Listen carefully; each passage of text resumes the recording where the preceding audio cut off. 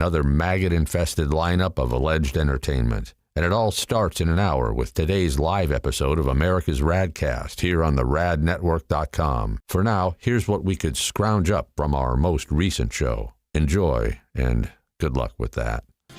So far, so good in Manhattan. The parade for the New York Knicks and their championship is underway, has been for almost an hour now as they work their way through to downtown. They'll get the key to the city. They'll do some speeches, and all of Manhattan will be drunk within another hour. That would be noon their time as they celebrate the New York Knicks winning the championship today. And we'll see what else happens in New York. Is Greg from Maptrition with us, Jeff?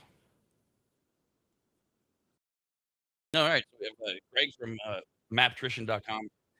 He's going to be joining us in mere moments. As promised, we said we'd have him on. You can email us to the Rad Network at, radcast at theradnetwork.com. And then Greg's going to be doing his health hacks with Maptrition at 10 a.m. So we're going to talk to him about what he has planned for that. Now, it is Thursday, so we do still have a food factor in there somewhere, Kyle. What do we have coming up today?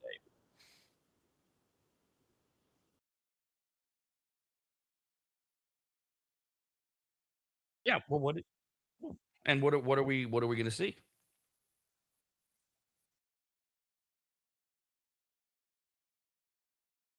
I have an excuse to use my barbecue, so I busted it out and grilled some wieners. And yeah, I didn't know this was even a thing. It's been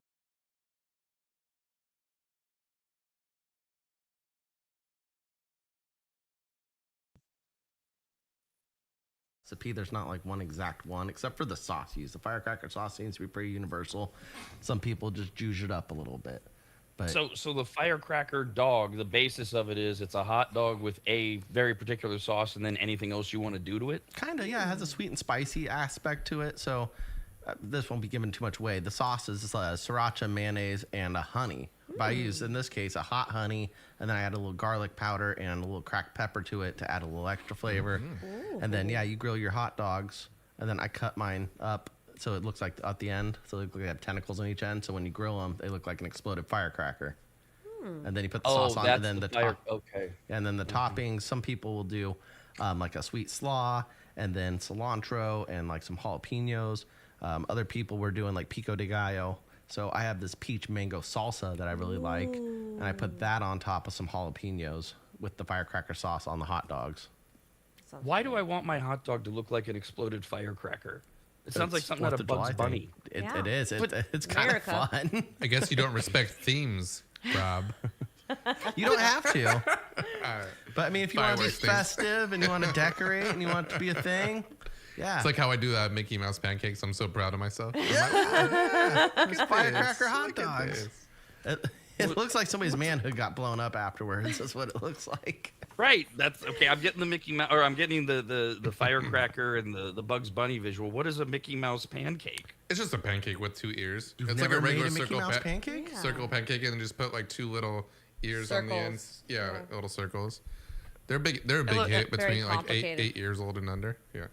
Right. And that's Kyle. The answer to the question of why have I never made Mickey? Why would I ever make Mickey Mouse I pancakes? didn't know that wasn't a thing in the 70s. Mickey Mouse pancakes weren't evolved then. Yeah, I didn't know that you didn't know that they existed. Yeah. Little chocolate No. chip face, a little whipped cream. Yeah. IHOP No. did a huge thing with them. Yeah.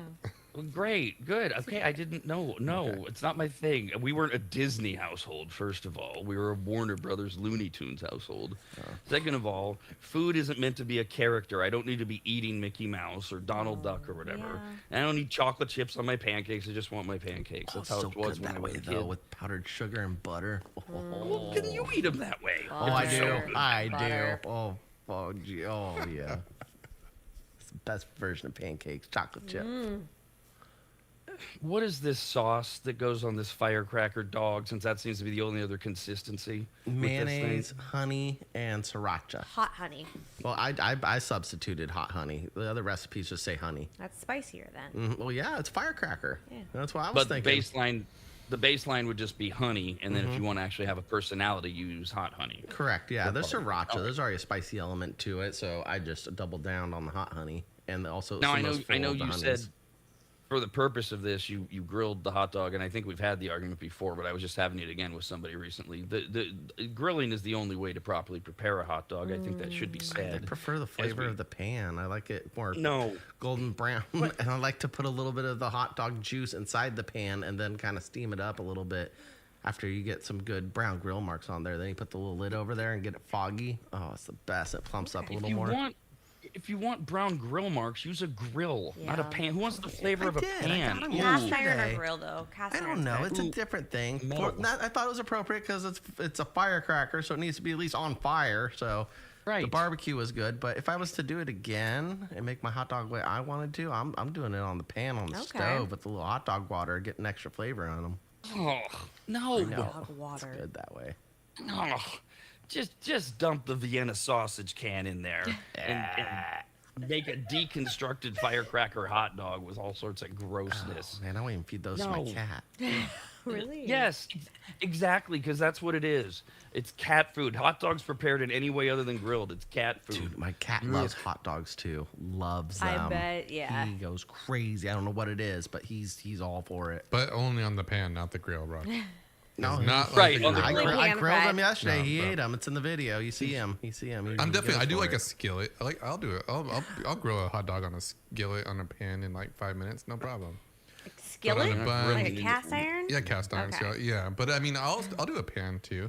Toast the bun, mustard, jalapenos, boom, onions if I have No. them. Crunchy. Yeah. No. Yuck.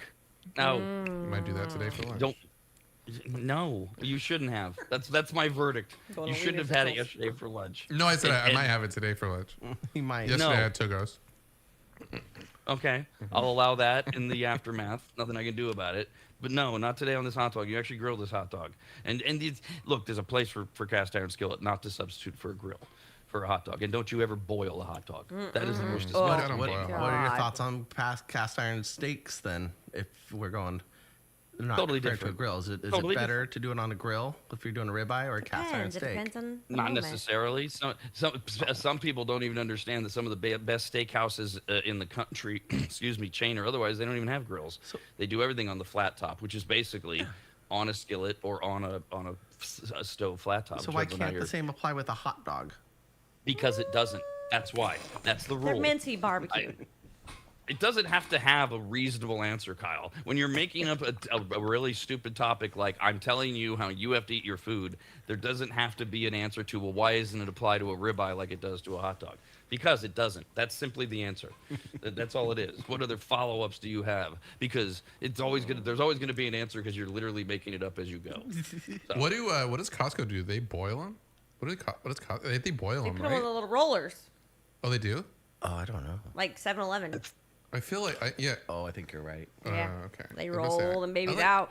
I like Costco's That's hot cool. dogs sometimes. well, but that's the the warehouse price, store though. version Yeah. of a grill. See, they're grilling it on their little brown Yep, things yep. because they're the warehouse store. That's Yeah, what I was gonna say that I need to get one of those for the house, $1.50. like a small one. You can't beat that. You just you got different meats rolling on. I got Dude, that would be cool. Yeah. I mean, like we have a rotisserie Hey. chicken thing. We have a Ronco oven. Why can't we have a little roller? Just bust that out for our hot dogs. You absolutely can. That would be great. America's RADcast, only on the RADnetwork.com. Discussing Kyle's Food Factor at radnetwork.com. That's the radnetwork.com with the firecracker hot dog at 10 a.m. today. The end of the live show, we're going to have health hacks with Maptrition from Greg and Greg at maptrition.com, who joins us now live in our Midtown studios. Good morning, Greg. How you doing, man? I'm always good. How are you guys? I'm good. Good. Yeah. I always like to, right before you come on, have a really in-depth, health-forward, conscious discussion. In this case, we decided to talk about hot dogs and the firecracker hot dog. And one of the things, Greg, that people have always loved about you is that you claim to let people have their thing. The example when we first started working together was bacon. Okay, you got to have bacon. I'll make you work. If you're like doing a meal plan for them, if you're guiding them or whatever. Do you personally, Greg, will you eat a hot dog on 4th of July? No.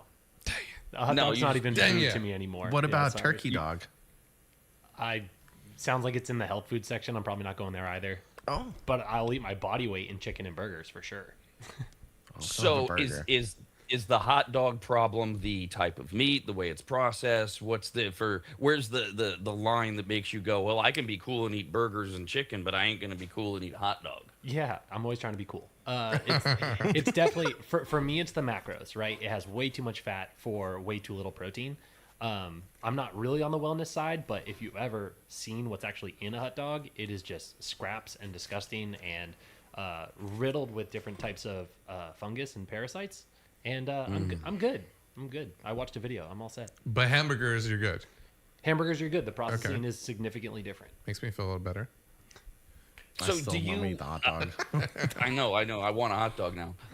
How do you guide people though, Greg, from having a viewpoint of I want to be well, I want to be healthy, but I don't want to obsess? Because you take what you're talking about, and the next step from that is you're the guy at the barbecue who's telling everybody what you just said to us. You ever seen what's inside one of those? You ever seen how that's made?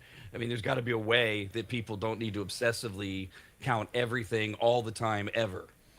Yeah, 100%. And in the last episode of Health Hacks, I went through, my top rules that I always follow that are just really easy to follow. And in the upcoming episode later today, I'm going to talk more about 4th of July specifically. But realistically, the concept I always go back to is, am I the type of person that, like, hey, I want to be really fit. So am I the type of person that eats a hot dog? No. And there's always second options there. So I have a choice. I'm just choosing the better or the worse. And that makes it really black and white for me and tends to work. Wait, what was the premise setting question? I want to be a fit person? Yeah, so I associate myself as being a fit person, which I think everyone should try to do. And then you just ask yourself, as a fit person, am I the type of person that A or B?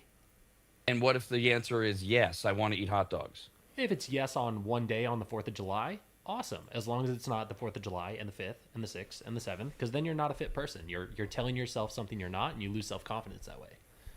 So one of the things that we've also talked about over the years is the moderation thing, but also the trends. And everybody gets broiled up in these trends.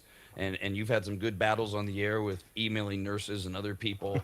and I can't quite tell where things now are trends versus lifestyles. But one of the ones that I hear people arguing over is this zero sugar thing that is obsessively taking over America.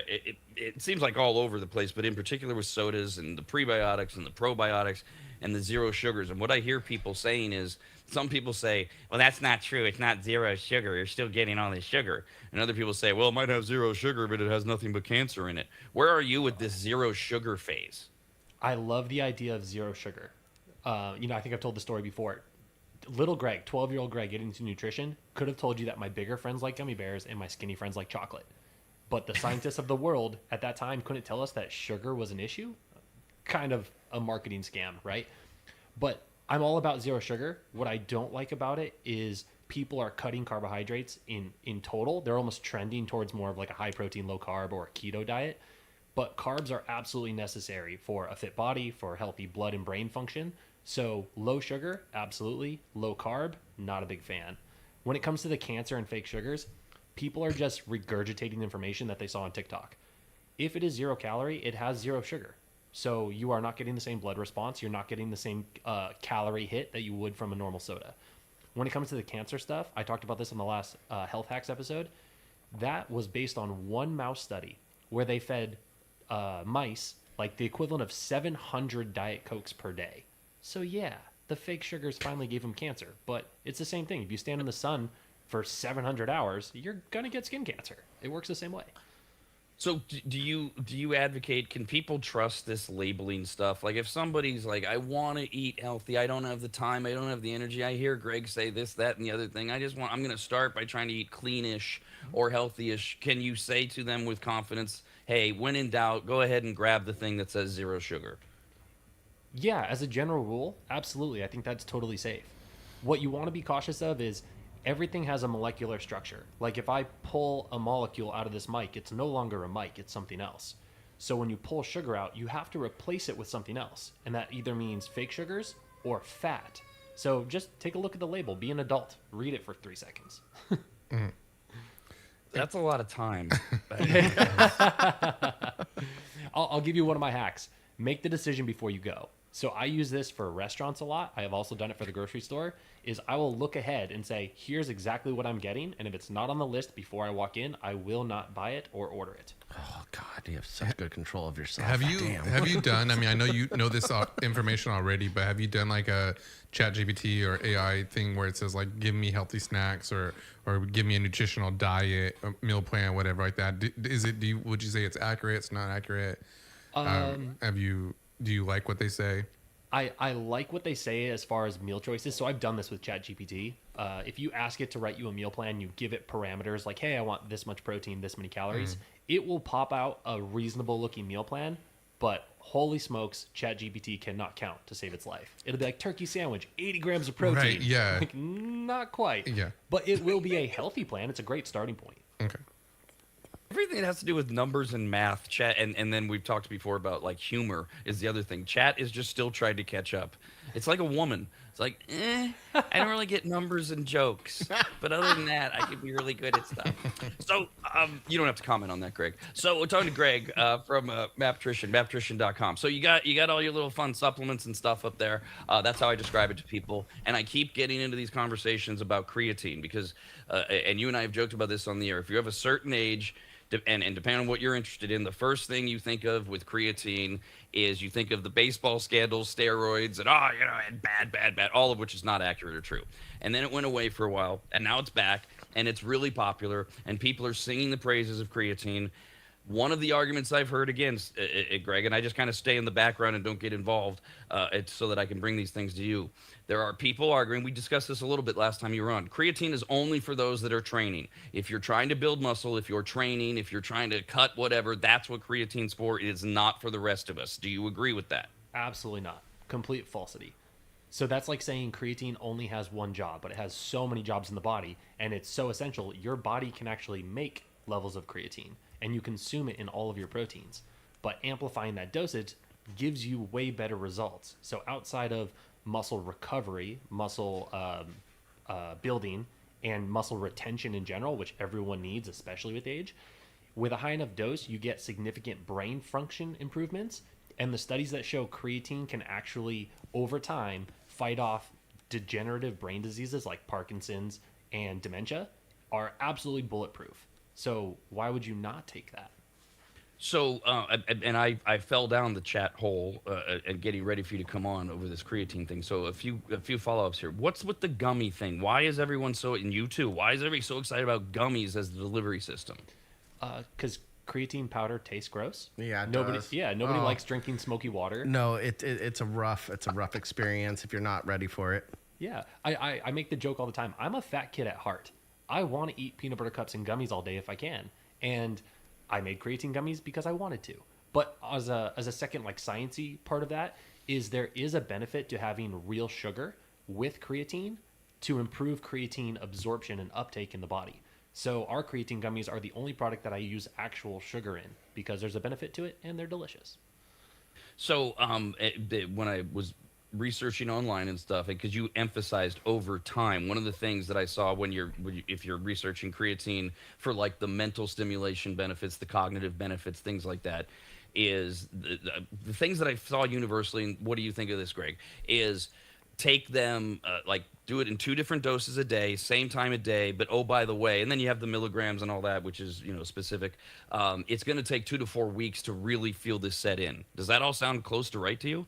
Yeah, that all sounds close to right. I think the only thing you may notice right away from taking creatine, and when I say right away, I mean within a few days, is if you are strength training, you may notice a small increase in like the pump effect, the little bulge of your muscles when you work out, because it is drawing in water to those muscles.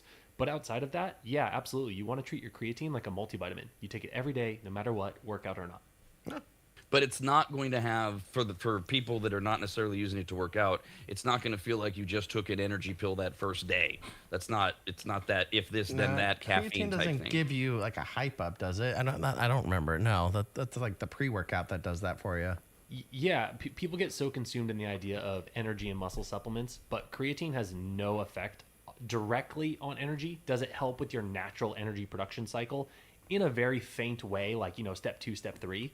But no, you're not going to get a burst. And it's the same thing. I make a caffeine-free pre-workout that everyone loves. good. But no matter how many times I tell them it's caffeine-free, they're like, oh, I'm getting energetic. I'm like, that is a placebo. There is nothing in there that's going to give you energy like What that. about the vitamin Bs? They got vitamin B all up in it, right? Yeah, and I mean, again, like stage 2, stage 3, vitamin B is a small part of the energy cycle. okay. Branched chain amino's small part of the natural energy cycle. So are you a little more clear? Sure. But is it going to make you crazy?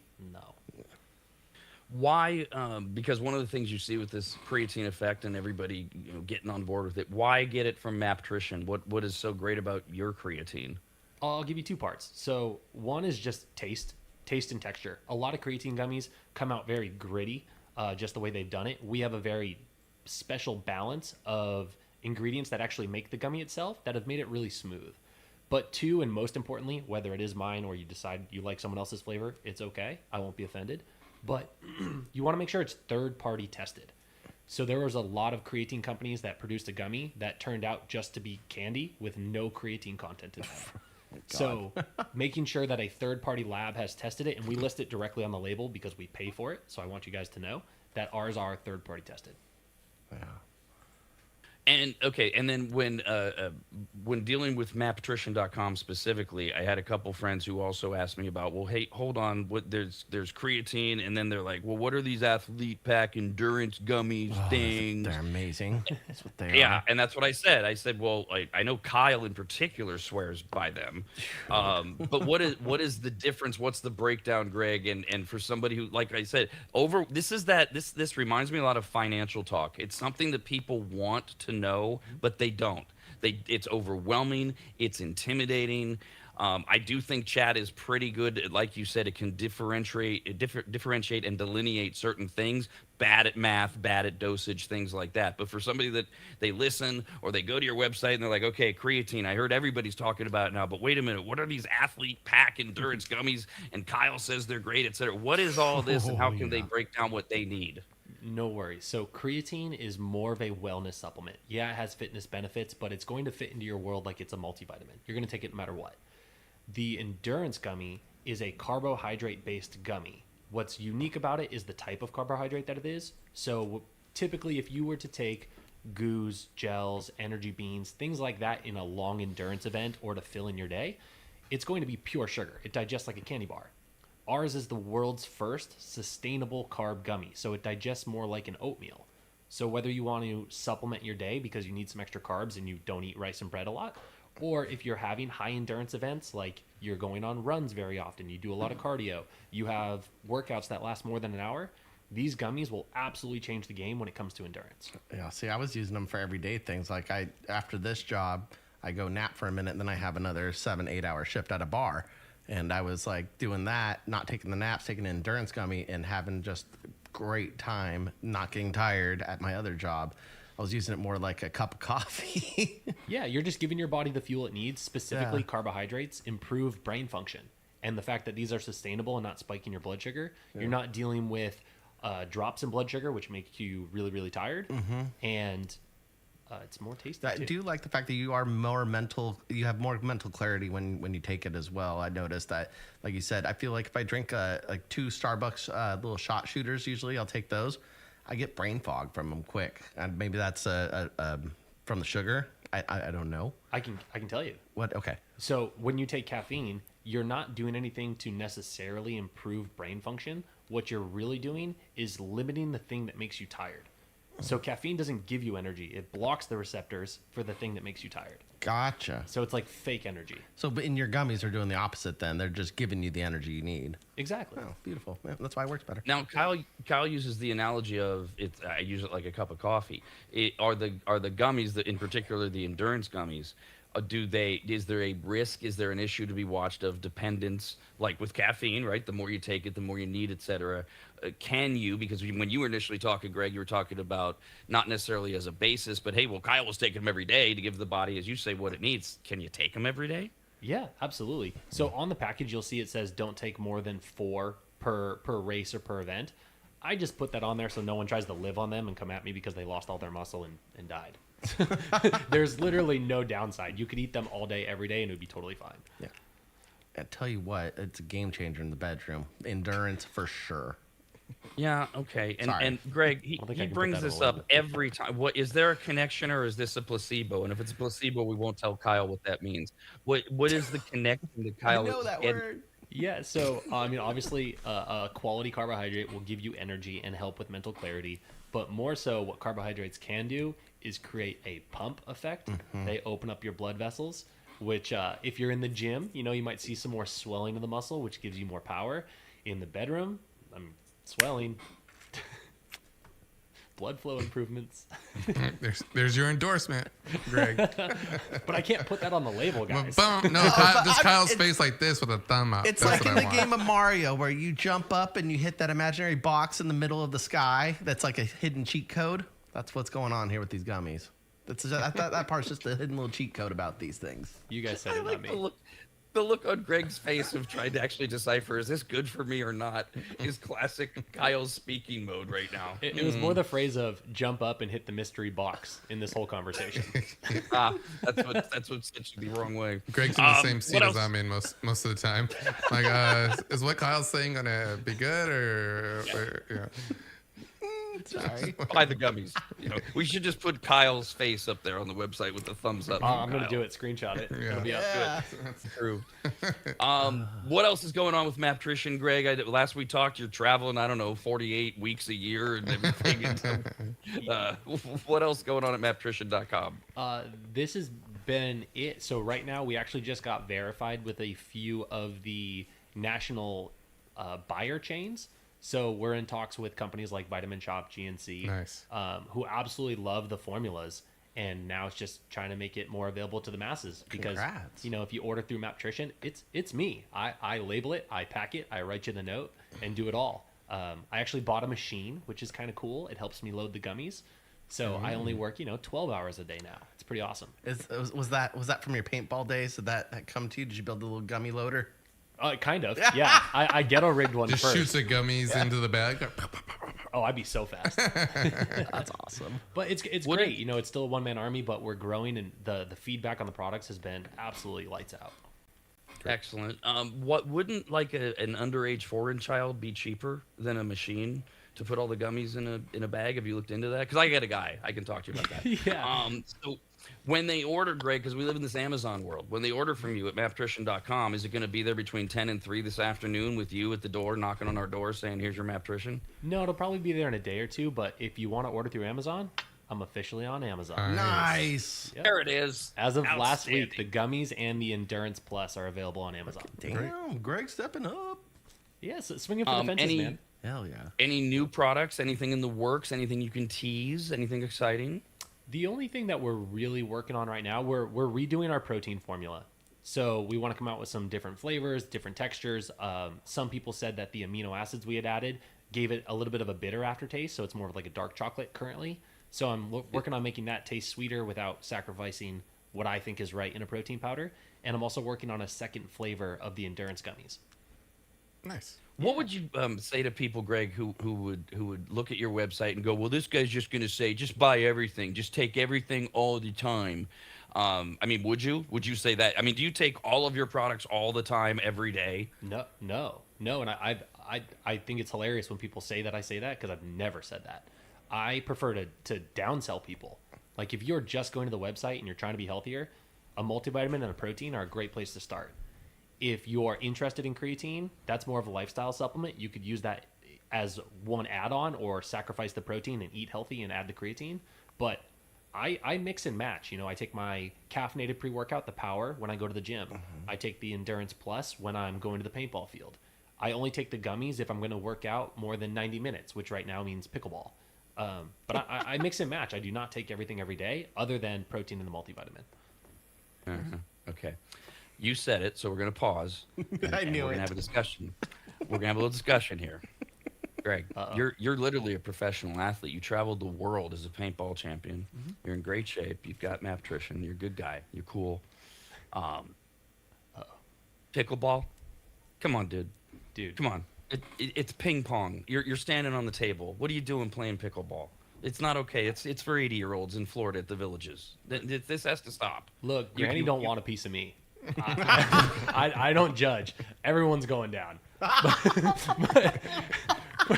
For what it's worth, when I compete in pickleball, I play a lot of singles, which is definitely like mini tennis. It's super fast paced. And it's one of the few sports that I've transitioned to that fills my competitive bucket. Like, it is very competitive, which is fun. And two, a lot of skill sets have transferred over from paintball. Predicting body movements, predicting shots, predicting people's strategies, fast hands at the net. I'm going to send you guys a video. You guys think I'm out there We're going to do like grannies. we're going to get a video of Greg in action. Yeah, I am the first one to Superman dive for a ball, so. See, that I like, because I'm picturing the Seinfeld episode of Kramer beating up all the kids in karate. Because here comes Greg. He's taking pickleball seriously, and for so many others, it's just a lovely morning. And here comes Greg. Yeah. We're all the same belt. We're all the same belt. It's just like Billy Madison, who walks in with the paddle, and now you're all Now in you're big, all- big trouble. Yeah, I don't judge, man. If you want a piece, come get some. Well, and actually, there was a serious side to that, in that movement is better than not, right? I mean, again, I talk to more and more people, and younger people, who are like overwhelmed kind of sort of with, I don't know where to start. I don't know what to do. So I just walk. And my response is, well, good. That's better than nothing. Or I'll even have people sometimes say, well, your buddy Greg would never approve of this. And I'm like, why? What do you do? And it's like, well, I only swim for 20 minutes a day. I'm like, well, you haven't met Greg, so you're being an ass. Yeah. And I think Greg would say that's better than 20 minutes playing a video game. Am I dispensing your message properly? You nailed it. And a quote that I really like is, the greats never say only or just. It's not only 20 minutes. It's not just practice. It all counts. It all adds up. And the only thing I give people a hard time for is, like, if Kyle comes to me and he goes, well, I didn't work out today, but I cleaned my house. I'm like, listen, bro, you're not 80. That doesn't count. But if he makes a designated opportunity to go, hey, I did a 30-minute walk because I didn't have time or energy to do something else. Yeah, cool. hey, I lifted a 15,000-pound desk into a studio. Let's go. That's called functional fitness. Okay, I do miss since working out with you, we man. did mention the desk, Kyle does think he could flat jump onto the top of this desk. Yeah, we used to do the jumps. Remember? Oh, yeah. Do you think I could do it? I think you can do it. Yep. He knows I can.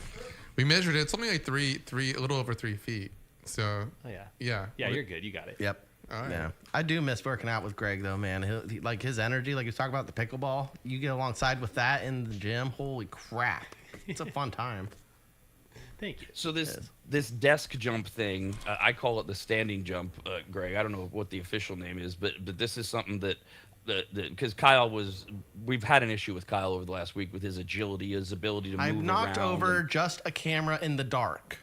and then And then- Jeff's I don't think you should Jeff's just say just uncomfortableness anything. Okay, and then with Kyle maybe falling or hurting himself, and so we got to the vertical jump onto the desk, which I saw my college teacher, engineer Bob, did this every day until he didn't because he missed, and I had to take him to the ER. So what is the purpose of the standing jump on the desk exercise thing?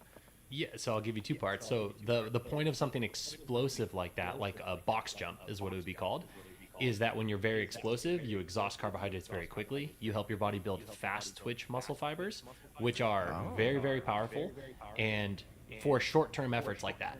But it increases your metabolism significantly. Like, look at a sprinter. They're always ripped because they're just filled with fast twitch muscle fibers. But what seems more important to me is not if Kyle can do it or not. It's if Jeff is strong enough to drag him out so no one gets in trouble. nope, he has a hernia. He can't lift anything. Well, we got to work on that. We have to get the girl D to do it.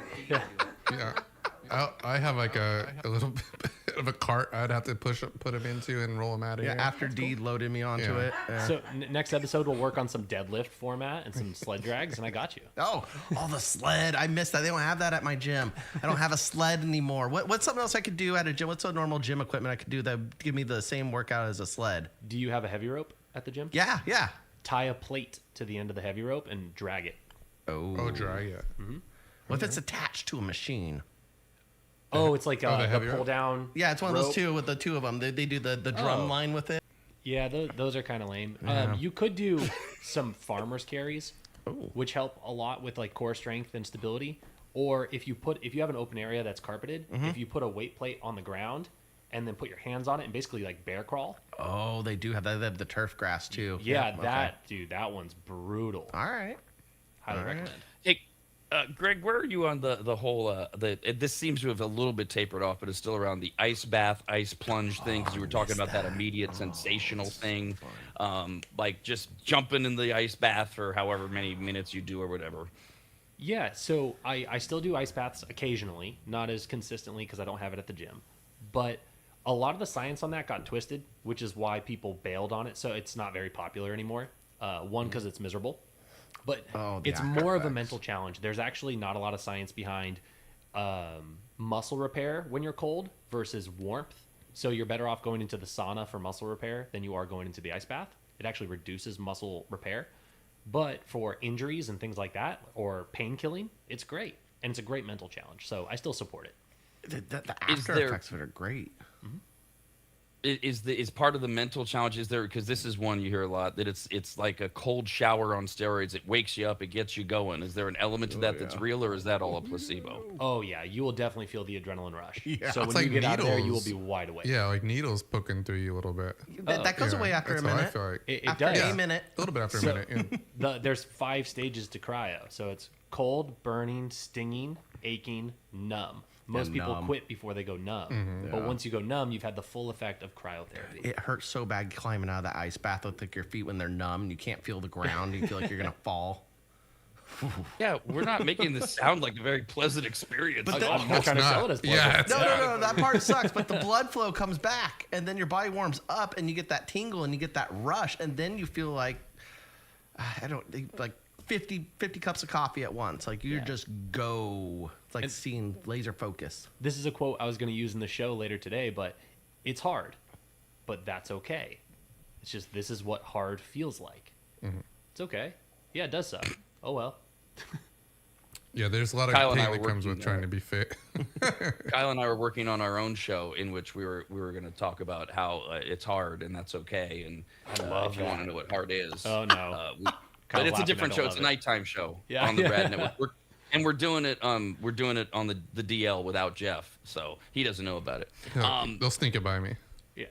Last thing, Greg. So you got your health hack show. We've alluded to a lot of it. It's coming up at 10 a.m. Overview of what people can expect. You can always email Greg radcast@theradnetwork.com. But what else is coming up today at 10 a.m.?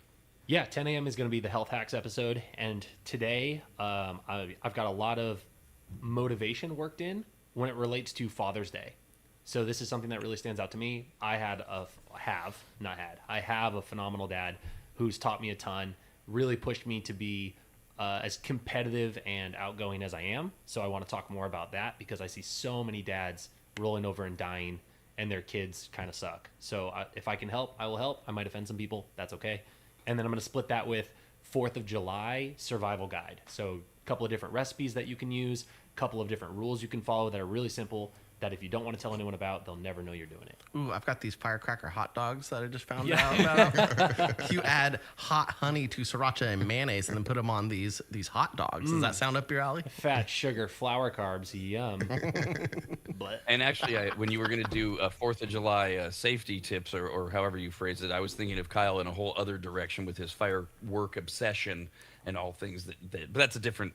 We need a fire marshal to come on and give those tips. That'd be nice. For, 4th Not of for July you. safety. I do know a guy Yeah, if you you would need a listen. guest. I need a firework permit is what I need.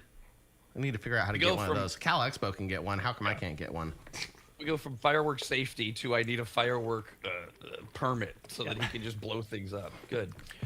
So Health Hacks with Greg from Maptrition comes up at 10 a.m. It's Greg from Maptrition.com. Great to see you, man. Thanks for joining us. Always, thank you.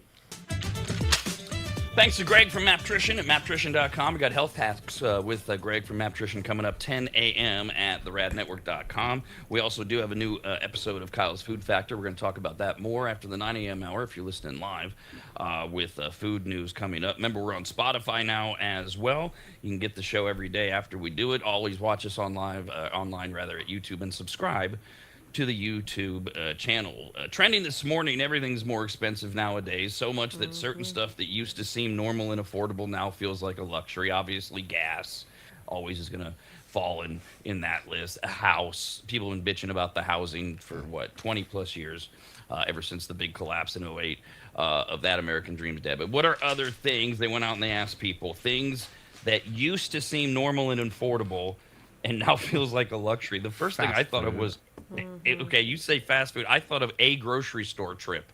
Like, Yeah. isn't it still sticker shock when you get there and you're like 8 items and it's $142? Yeah, it's sketch. I didn't get crab legs. What the hell? Yeah. But it's Even if I go you for said- just little things, man, it's $50 more, and like I go in for just a simple trip. Yeah, no more nugget for me. Mm-mm. really. Well, they're I mean- expensive. I like the cheese. Yeah, but they aren't. I mean, when you start singling out individual stores, then it all balances out in the end. You make whatever choices you want. I spend way more but there. well, that's got to be. They have a probably good one- variety of things, though. I mean, you're just tempted more there. That's my problem. Like Greg was And saying, the maybe last don't- subject, you're maybe- going with the list, you're fine. You Maybe don't individualize stores. Okay, we'll try. I'll try. That was for you, Jeff. So I get to say wiener one more time before 10 a.m. All right. I guess I wasn't paying attention close enough to that See? conversation. See? I thought Just I like was. we were talking I about. thought I was. I missed something about wieners. It was a big wiener. Alex, we threw grocery store trips in there. You had said initially, yeah, you've been bitching about this for months. Fast food trips. Yeah. It's like how did I get to $30 or whatever it is for what used to seem like it was half that or whatever. Vet care is Oh valid. gosh. I am new to this always- game, so it was. okay. I went in for he got a check and he got 2 medications and it was $300. That seems Right. appropriate. Standard. That's that a standard? Okay. That's what I'm wondering about part of this. And again, it's not scientific; it's online. Are we starting to get a group of people that are bitching about things that have always been? That's not a descriptive of what they say. Things that seem normal and affordable now seem like a luxury. Vet care people have always bitched about Yeah. how much it costs, how quickly it adds up, Yeah. and it's not normal and affordable. This is why we get these horrible stories of people giving up their cats or dogs because they need Oh. surgery and Yeah. they don't have the $1,200 or whatever they need. So I just don't buy that one is a result of we used to think of it as normal and now it's Well, I a think luxury. grooming also, like I groom my own dog's hair, so I cut his hair Sure. myself and then clip his nails. That can be quite pricey. Yeah, but He's a that's small not See, if dog, they- vet, though. but it's a good, Right. If they would have still. gone a notch below, I'm with Kyle. Go to pet care. Then I'm with you. Yeah, Because now doggy people. daycare. Yeah, doggy daycare. The fresh food. No. Yeah. No, you're going back to. Or you're going to make some type of maybe decisions there. Pet care is just like a necessity. Yeah. It's like, oh yeah, I don't know those ER trips. They sure seem like a luxury. It's not a luxury. Right. Everything's more expensive. So much certain stuff that used to seem normal and affordable now feels like a luxury. Also, on red meat, the rest of groceries are so much money that people have started cutting back on their protein too. And so a lot of people are are saying, well, is chicken cheaper than red meat? And what grade of red meat am I getting? And I've noticed this. I used to just buy standard tri-tips, no problem. They'd be like $20, 3 pounds, 2.5, 3 pounds, no problem. Now they're like $40, $50, and I have to go to those little tri-tip steaks where I'm like, I'm still spending $20, and you're getting a lesser amount. But they're still good, and thank God there's only 2 of us, so it's really not that big of a problem. But man, I find myself finding like the smaller tri-tips and snagging them up right away. That's where I'm at. Yeah. And there's that, and then there's also like really when you do decide to eat one, depending on the size of it, prepping out. Okay, how are we going to get every dollar out of this thing? What am I going to do? Tri-tip sandwiches tomorrow? Am I gonna, We're having tacos. those. Right. It's like I don't know that any of us ever encourage a wasteful society, but now more than ever, we're all going. Okay, how can anybody gonna eat leftover salad here? Anybody? No, salad, no. If it's not dressed, you can still eat it later. I know some will. My mom does. My Yeah. mom eats leftover salad. Keyword there if it's not dressed. Yes. Yeah. Soggy. Yeah. Even that yesterday, I little- left and I wanted ugh. to eat something. I was like, I'm gonna go get some food after I leave here, and I was like, I have leftovers. I need to eat those. See? Right. We are in that state. The other night, I was just like, I didn't even want to warm something up. I was that lazy and tired, but I knew I had to eat. And so in my mind, I think, oh, just DoorDash something and it'll just show up and it's ready. I can wait 20 minutes. And then I went, wait a minute. I've got leftovers and I don't want to throw them away, and my dog can't eat them. So, because you Yeah. just in your mind you think everything is going up, everything seems to be costing more, and so a lot of food related things have absolutely become luxuries. Whether it's red meat for you or something else, Pizza. red meat almost seems like a proxy for the whole thing. It does. Cost of maintenance on our house now feels like a luxury rather than some. Well, yeah, I mean, depending on what the maintenance is, how much do you need it? It ain't a luxury if your air goes out today. That's a necessity. But other things, no. Yeah, I don't know. I found this out being a homeowner. It's just expensive. Have a credit card nearby with a good limit on it, because stuff does go down. And it sucks when it does. It does. And the problem for a lot of people is that those credit cards have, less and less available on them because they've been using them for more and more things. And we're kind of back to the food thing. Like, my stupid, we have a lot of people, modern age, you have a refrigerator with a freezer and it makes your ice cubes and it dispenses your filtered water or whatever.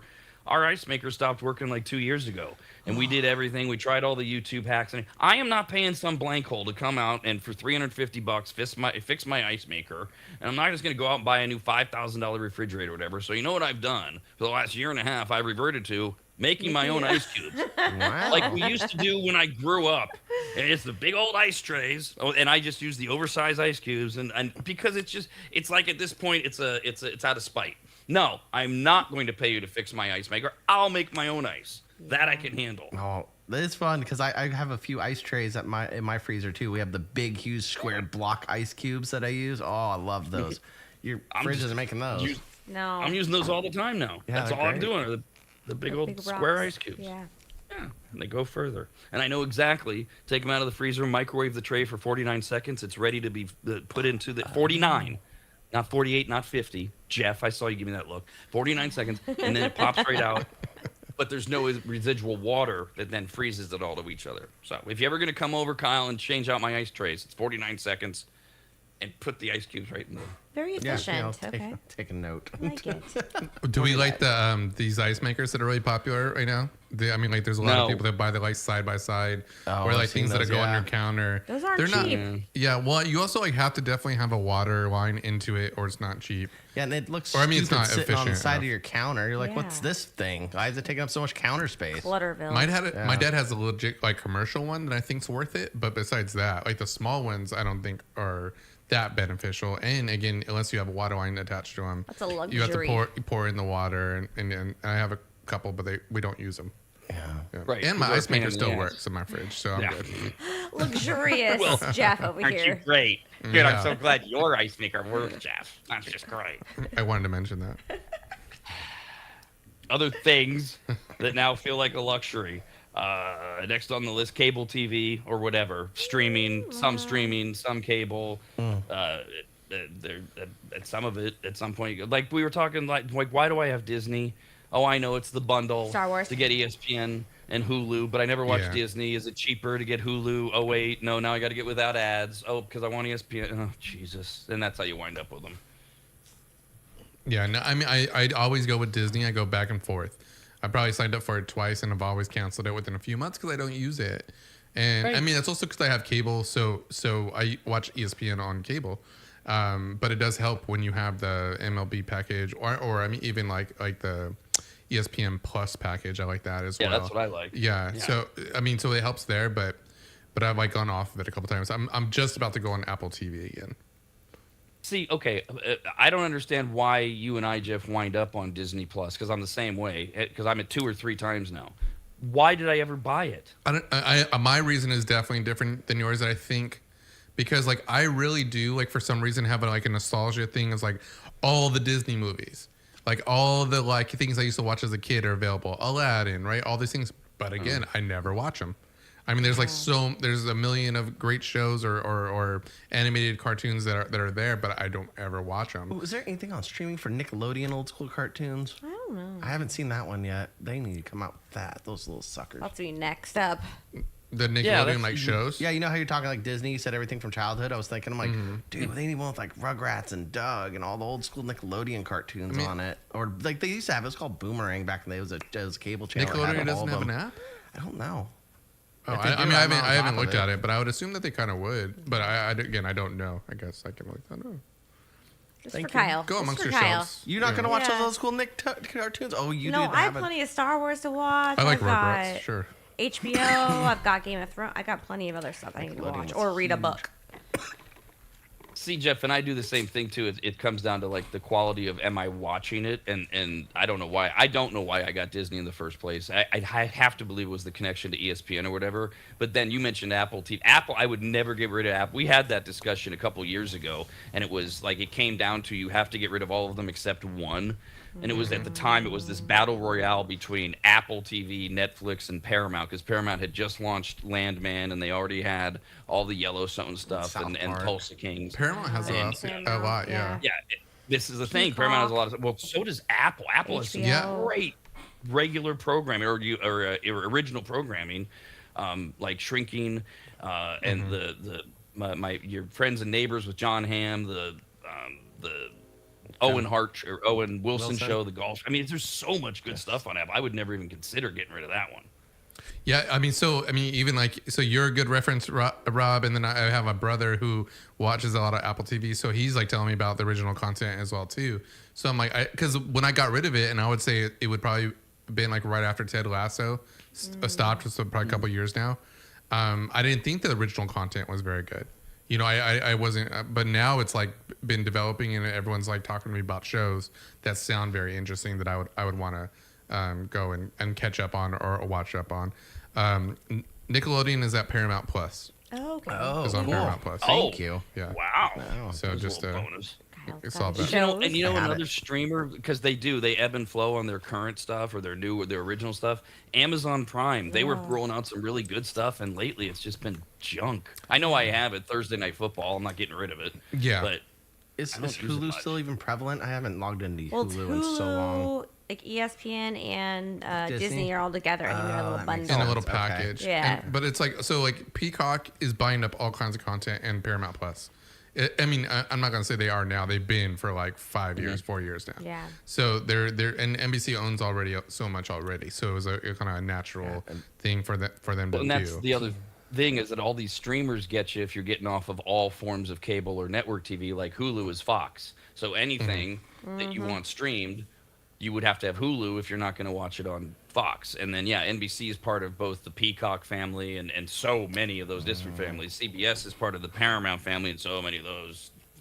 And it's not, by the way, necessarily where you saw it originally. It's who owns it. It gets very convoluted. Right. Yeah. And people are really buying comes more down to stuff. which of these networks do I need? Which ones am I going to There's absolutely? so many. Yeah, see, they need to do like an app bundle, like cable TV used to be. Just get them all on one. Just sell them as one big monthly package.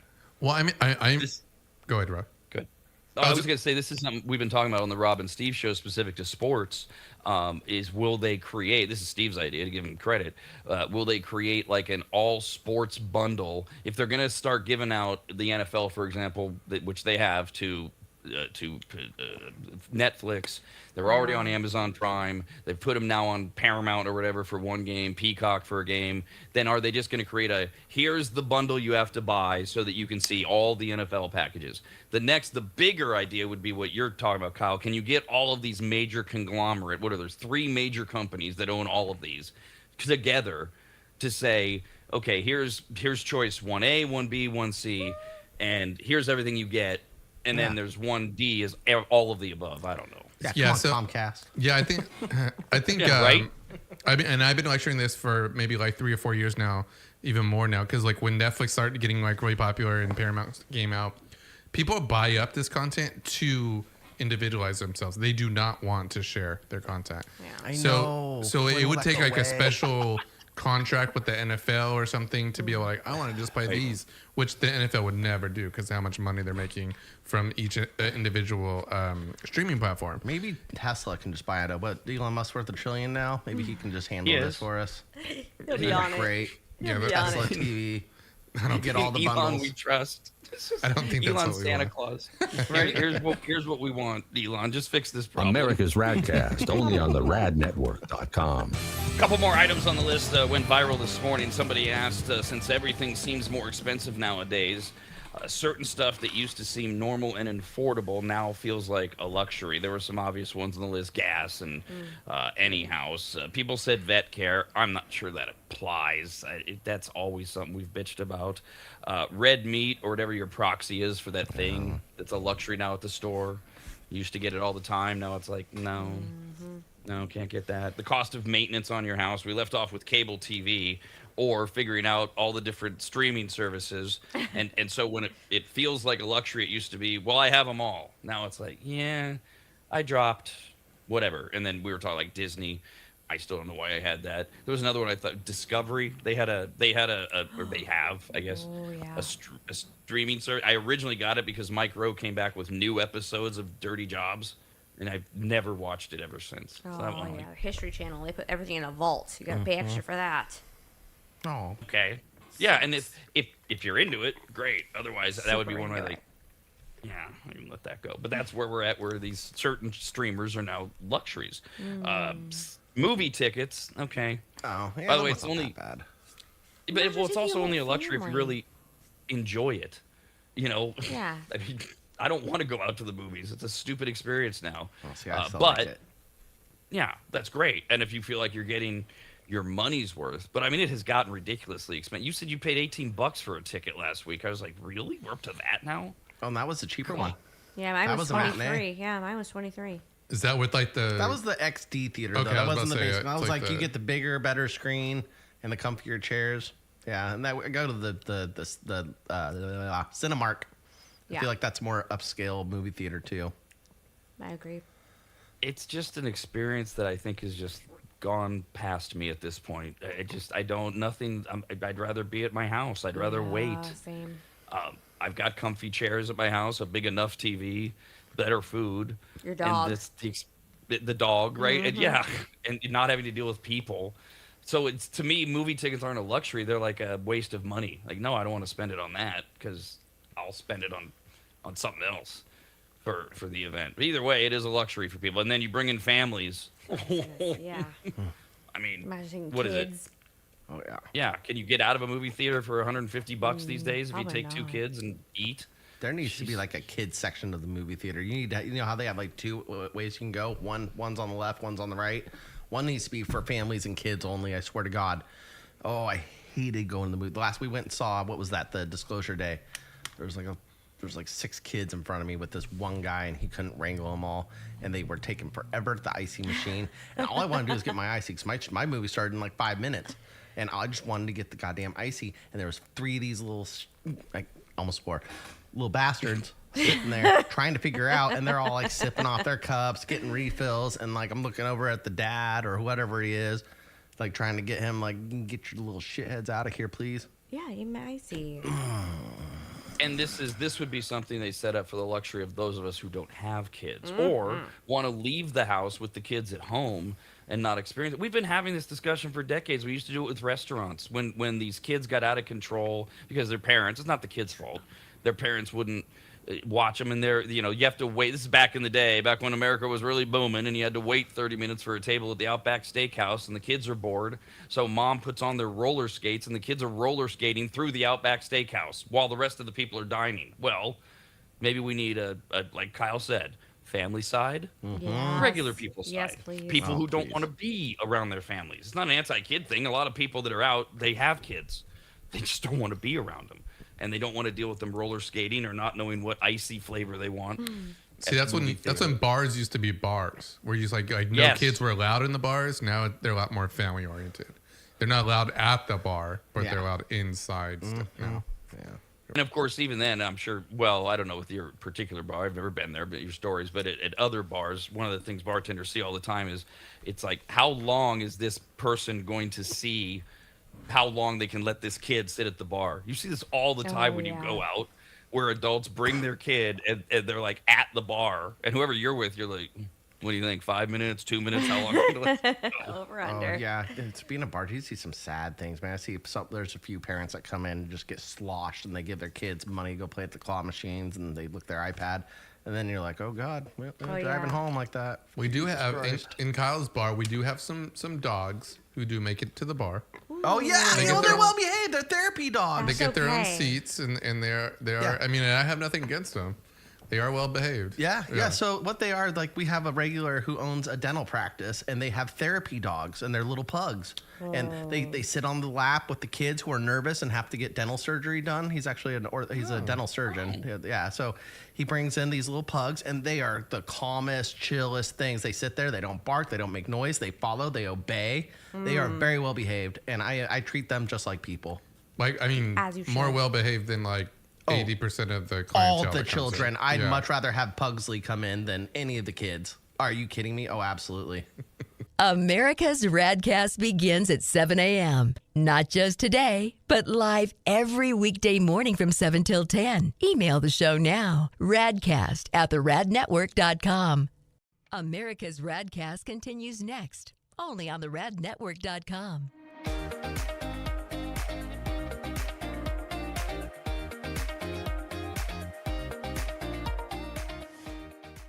Longtime advertiser Sue Berry, that's Berry with an A, is more important now than ever. Sue and her team have been serving Northern Nevada and the outlying areas for 30 years, and her experience in both commercial and residential lending is vital, as every day we're bombarded with news of interest rates, the market, the economy, and a bunch of other stuff that Sue can actually make sense of while everyone else's eyes glaze over. Now remember, it's Sue Berry with an A, B-A-R-R-Y, SueBerry.com. Most people think berry is spelled like a fruit or Halle Berry, but no, it's Sue Berry with an A, like soul singer Barry White's first name.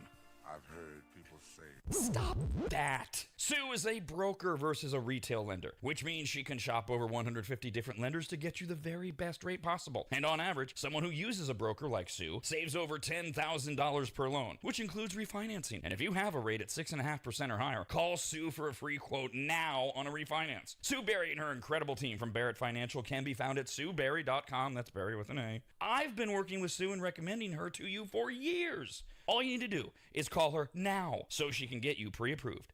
Just call your residential and commercial lending expert, Sue Berry, at 775-843-9983. Oh, Rob, stop. You're going too fast. What was the number again? 775-843-9983. Or just head to SueBerry.com. The number's right there. Berry is B-A-R-R-Y. Sue Berry with an A.com. That's Sue Berry, B-A-R-R-Y.com. SueBerry.com. Disclaimer, Sue Berry, NMLS number 366040. Barrett Financial Group, LLC, NMLS number 181106, Nevada 5091, Equal Housing Opportunity.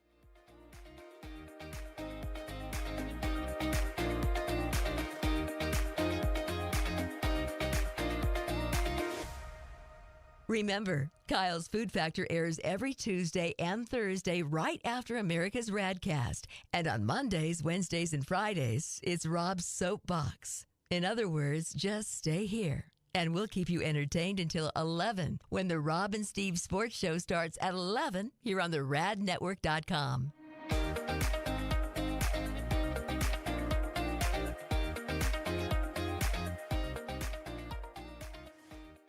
If you go to AdvantageSteam.com, which you should, at the top of the page, you'll see the Services tab. Click on it, and you'll see that Advantage Steam does carpet and upholstery cleaning. They protect fabric and fiber. They clean and seal tile and grout. They polish natural stone. They clean rugs, especially those really nice ones from foreign countries. And they treat urine damage. And not just urine, but vomit and feces. No. Yuck. I assume if you need that service, you either have children or pets or you live in a frat house. But either way, they'll take care of you. Of course, Advantage Steam also applies MicroSeal. And if you don't know what that is by now, then you just suck. Joel is the local small business owner of AdvantageSteam.com. He's a lifelong maggot, and he's treated, cleaned, protected, polished, and micro-sealed the homes of countless members of the RAD team over the years, various RAD studios, and of course, Williams Manor. And I hate admitting this, but he is a genuinely really great, nice guy. In fact, if you tell him I said that, you'll get 0% off all services. So go to AdvantageSteam.com. Click on Make an Appointment, enter in your available dates and any comments, like maybe type, Rob said you're a really great, nice guy. Please give me 0% off. And they will get you all set up. Just go to AdvantageSteam.com. That's AdvantageSteam.com.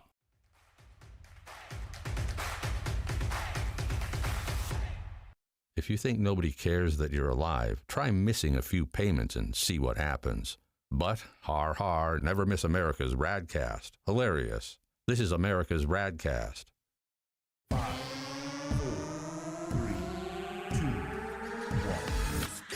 Rob, And that would be the old traditional Mr. Wee Wee into the gopher hole thing. Does that work, Jeff? The old Kyle, the light. Worst. I'm sorry. That's my fault. I didn't hit silent. At least I didn't break anything. America's RAD Cast.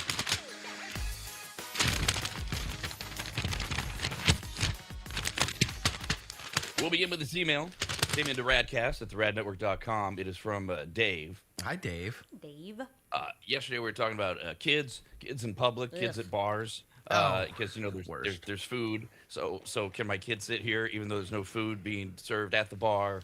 How long before the bartender, the mean bartender Kyle, tells me my kid can't sit here? What if I just tip Kyle an extra $20? No, Let my because kid if sit here? ABC or if health department comes in and sees that, I am fined and out of a Yep. job. Yep. If you're not a Californian, ABC is not the network. Oh, what is they're it now? Oh, It used to be. American Beverage Council, right? That's ABC. Yeah. Control. Yeah, but I guess it's They California. either way they regulate all the alcohol, and they are brutal in the state of California, especially They with the underage thing. But people don't care about that. Patrons don't care about that. They're like, I got my kid. Come on, let me just have my kids sit here. So we got this note from Dave as we were talking about where kids go, how they're out in public, how they're what do you do to entertain them? Are they disruptive, etc. Dave says, I run karaoke shows. Last week, this couple brought 3 of their kids to the bar from 8 to 11 p.m. But Not shocking. since they're not allowed in, the couple literally took turns going into the bar. One of them would have a drink while the other parent stayed outside of the bar on the sidewalk with the kids, who ranged in age from 6 to 10 years old. Who does this? Call CPS. Nightmare. No. Don't call CPS. Well. Did they drive home with the kids? Yeah. Oh, come on. No, they should find Wait a a minute. babysitter. No, they should find care. Okay, so I had some. Here's cool- one. I have a different phrase than find a babysitter. How about mind your own business? Well, take I your mean, kid you know, home. come on. Take your You're kid right. home. I'm going a little extreme because I actually didn't. Yesterday I had some cool parents. They had 3 little boys ranging from the age of 3 to 6, maybe. Very loud, very rambunctious. Cheese pizza and French fries. 3 kids split this. Dad and mom had a gourmet sandwich each. Dad ordered some doubles of Buffalo Trace whiskey with Coca-Cola, and the mom was having double vodka Red Bulls, and I gave them both 2 at dinner. So we're talking 4 shots each at dinner with these 3 kids, and then they were like they didn't finish their drinks, but they wanted to go, so I gave them to-go cups. I mean, I didn't. Yeah. not No, supposed you to didn't. do That's not ABC. Stop. I didn't say what Don't they did with harm the to-go yourself. cups. They took the kids' apple juice home. I gave them to-go cups for juice, and they tipped me a weed pen. They gave me one of those little vape pens, Hey, and a that's $20 nice. tip. That's nice. So, I've tipped with cannabis before. People seem to love it. yeah. So I wonder what. Sometimes. They seemed like really good parents, though. They just needed a break. There was 3 of them. They just wanted to catch a buzz and chill out. So maybe I should be a little less Stay harsh on home the and parents. Do that. Stay home. Well, and do it's that. just, it's just look. I understand the annoyance of the people to the employees in these various situations, Yes. but in and of itself, just these parents who are clearly, who knows? There's somewhere between, like Kyle said, they just need a break, and they couldn't find a babysitter. They've got no family, and they're trying in their own little way to be responsible of taking shifts. Who knows? Maybe they got a cooler of water out in the car. I don't friggin' know. There's somewhere between that, or they're the worst parents of all time. We don't know. You don't know by an incident, which is all Dave's describing this as. Okay. It's not good parenting. I will grant you that. It but- doesn't, in terms of the template. I don't know if it's bad parenting either, though. The But- question I had: what did you say they were outside? They Yeah, took the kids were turns. outside with Yeah. a parent. Like firefighters taking shifts. Yeah. One parent What were goes they in, doing one parent outside? goes out. Did you say? Did you Doesn't say say. that? I'm okay, going sorry. off. Kids weren't allowed the Going off an bar. email. No, I get it. Yeah. But yeah, I wasn't sure Yeah. if like they were actually doing something. They were literally just sitting outside. Probably like, playing with the gravel in the parking lot. Yep, Throwing at probably. each other. Yep. Are they in the car? I don't know. Right. Yeah, I don't know. Yeah, He maybe, just says I they're don't know. I don't they're like outside. yeah, maybe they had a bowl of food in the truck. Maybe. And a water bowl. Some kibble and some water. Got these feral kids. Right. We don't know. We do know that it's annoying to the bartenders. It's annoying to the other patrons if the kids were to be in it. Look, if I'm just a patron, I'm thrilled they're doing this. Not only am I not calling CPS, I'm going to buy them extra drinks so that their kids aren't bothering me and my night. Because their kids are their problem, and they'll work it out, I hope. But For those of us that are in the bar, thank you for not bringing them in. Yes. I'm not sure why you had to keep them outside, and it was so important to sing People karaoke get so that night. offended, though. They get very offended. It also They're could be like a bar where like you literally can't come. The even kids at my can't come in. restaurant Yeah, bar. no, If I'm like, no, I you know. can't have your kid here, and they're like, what? It's a family restaurant. I'm like, it's still a bar. It's still a bar top. Yeah. Legally, you still can't the have a law. child sit at a bar top. No one under the age of 21. Right. You can yeah. be 18. I did that when I was young. My dad would sit at the bar and I'd sit at the tabletop. No, That's not why the you are bar. the way you were. I'd have remember- to sit at the tabletop. Yeah, I remember being a kid. We went to my dad's wedding. My dad was getting married, so they did the dinner at some place in Lake Tahoe. But it was really fancy, and upstairs they had a cool little private bar. And I remember I got to go up to the private bar and have Shirley Temples, and I saw at the bar rail, and the bartender's like, you're lucky for doing this, right? And I was like, I feel so important. Another one, please. Sir. Grandiose. But you are right too, and I cannot stand people who just like argue against what is. So these parents who get offended when you try to tell them, no, literally the kid can't sit at the bar, my freaking and they job. use lines like, "What do you mean? It's a public establishment. I'm allowed in here." Just know the law, dude. Just like you don't have to argue over what is. Yeah. We went through this with smoking when smoking got banned in public Yeah. in the mid '90s. And people were like, whatever, it's legal to smoke. I'm going to smoke. They knew it was illegal to smoke indoors. But we had to go through this 6-month process. Same thing. This has just been a 40-year process of where you're waiting to see, will somebody say something about the kid at the bar? Will somebody say something about the guy in the diner who's smoking now that it's illegal to do so? Well, you should do something, D. You're the bartender. This is the other thing we have to deal with in public, is a lot of times the people that should be policing things don't. The Yeah. checker I don't never want tells to. the Yeah, Yeah, person you have to be a that- hard ass. I know. I don't like Look, it. the checker never tells the person they have 13 items. You have to do it. Excuse me, that's 3 items over. They Yeah. should have to do it. The bartender, you fine, you don't like it. A lot of things about my job I don't like. Don't be a bartender. You got to tell them. Don't make me do it. But I tell them they don't like it. They don't like it at all. No, and then No they one take it likes it. personally, dude. That's the thing. They're children in public themselves, man. People get so entitled to It's not like it's texting and driving. I'm sorry, dude. You come in here now. Now this bar shut down for a while, if not forever. Yeah. And that's your license. Like, you're not licensed. Yeah, but like your that's my ABC. livelihood. How about I come into your job and I threaten your job and get you $10,000 fine? You piece of Happens crap. to a lot of people. Probably the DMV, Sorry. honestly. Probably happens to There's a lot. plenty of reasons. There's plenty of reasons to be upset over it and a variety of This is other parental activating us. behaviors. This one makes a lot of sense for everything you guys just said. It threatens your livelihood. It threatens the bar's livelihood. It threatens dozens of people who have made this bar their home that night or all the time. This is a more egregious offense than something that your kid is doing that from across the street. Somebody might look at you and go, well, that's bad parenting. But it's not affecting anyone. This one is. It's affecting everyone. Everyone. All the other patrons who don't want to be around kids in bars, the bartenders, the bar owner, and anyone else in between. The kids. Can't imagine it's a great environment for the kids, no matter what they're. Dude, that's the other thing. Yeah, you watch these kids and they're like, it's not a good place for them. Like, no, they don't need to be learning what's going on here. Well, they're gonna go talk to this guy Richie, who does meth back by the dumpsters and orders 7 and 7s all night long and calls girls B words and C words. Yeah, Yeah. lovely, great. Yep. Not good parenting. Stay home. Sit in your lawn chair. God, I don't like Let them Richie. play in the My- kiddie pool. My first job was at a skating rink, like a roller skating rink, and parents would. It was like $6 during the summer. Different. No, it was $6 during the summer. Yeah, I'm telling the story. I haven't finished my story yet. You were at the right roller away. rink. It was a job in the summer. I'm listening. Yeah, thank you, Kyle. You're welcome. It's like $6. It was summer thing, so you could like their kids would stay there for 4.5 hours. So you had parents who would drop their kids off, and they would go to the bars, and they would get those kids would get in trouble. Like, call your parents, you're going home. Everybody's, no, they're at the bar. They're not coming to pick me up. You'd have to But walk they found home. babysitters. We didn't like it, but they still found babysitters. You had to walk home. That was the worst when like, you're like, go sit in timeout like for 5 minutes because they did, and they're like, my mom doesn't care. They're at the bar right now. Yep. They didn't drop me Oh, off. See, my mom didn't like me playing with my buddy Chris in the neighborhood. His mom was a drunk. Didn't know it as a kid, but she was drunk. And he was always the kid who got into bad stuff. He was the one who could stay out late. He's the one who could play in the creek. He could go, the bike jumps way down. I had to ask permission for those things. So every time I hung out with him, I always got in a little bit of trouble. Yeah, mischievous. And yeah. it's because he didn't have a good home life. You go home and his mom's trash, his dad's trash, the house is a mess. Idle hands. Oh, I felt bad for him when I got older. You triggered us. But he was fun to hang out with when you were little, though. I'll tell you what. No.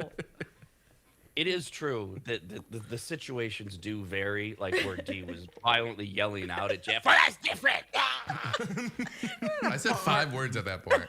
I already knew.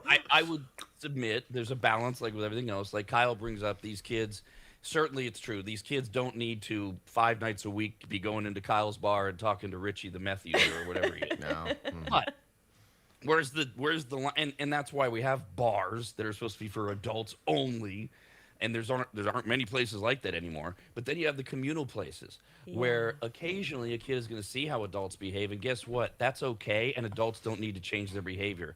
Boy, did this piss me off when this started with baseball games in the 90s, where the adults, you're going to an A's game or a Giants game, and the adults are told to change how they behave because there's a kid sitting around you. Can you watch your language? I have kids here.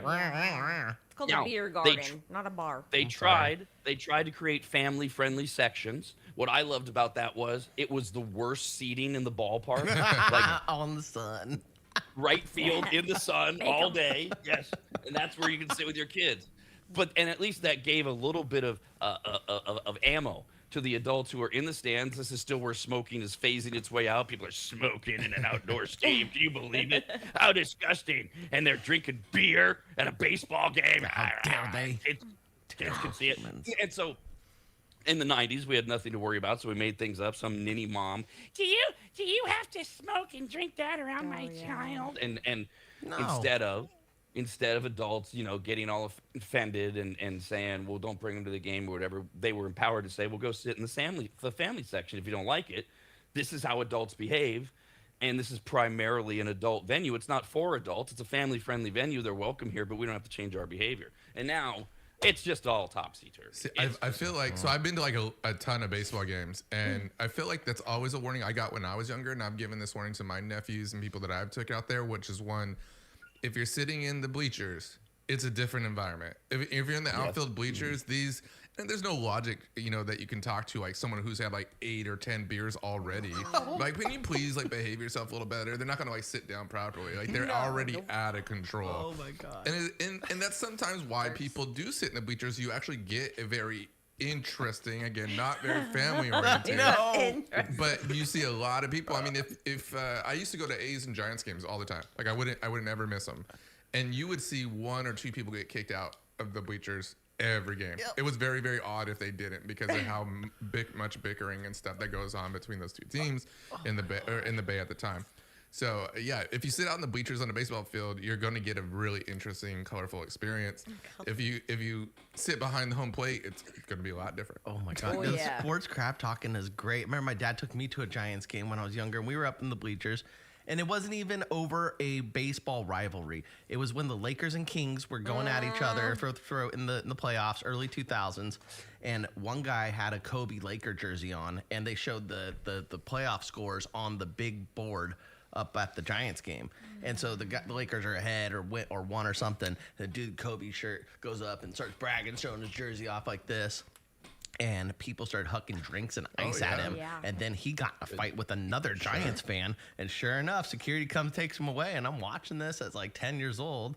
And my dad's just like trying to protect me from getting hit with ice. They deserve that. As young kids, when we used to go, we go, here we go. Yeah, it was fun. Here we go. Watch that guy. That guy gets getting kicked out. See, I don't remember anything else about the game. I remember that. Right. Dirty rats. Adults acting stupid is something that kids should see occasionally in controlled environments so that they know that it happens. It's going to happen either to them or around them. And hopefully it's all policed and metered and it doesn't turn into a Brian Stowe incident and a fan winds up in a coma. Oh, God, yeah. Because he's rooting for the wrong team. And that's the problem, is all this stuff has exponentially gotten worse going out into public and sporting events and things like that. And now Jeff says, oh, yeah, at least 1 or 2. Well, now it's like 2 or 3 dozen people get kicked out of every sporting event. I'm just talking about my section. Jeff's only that matters.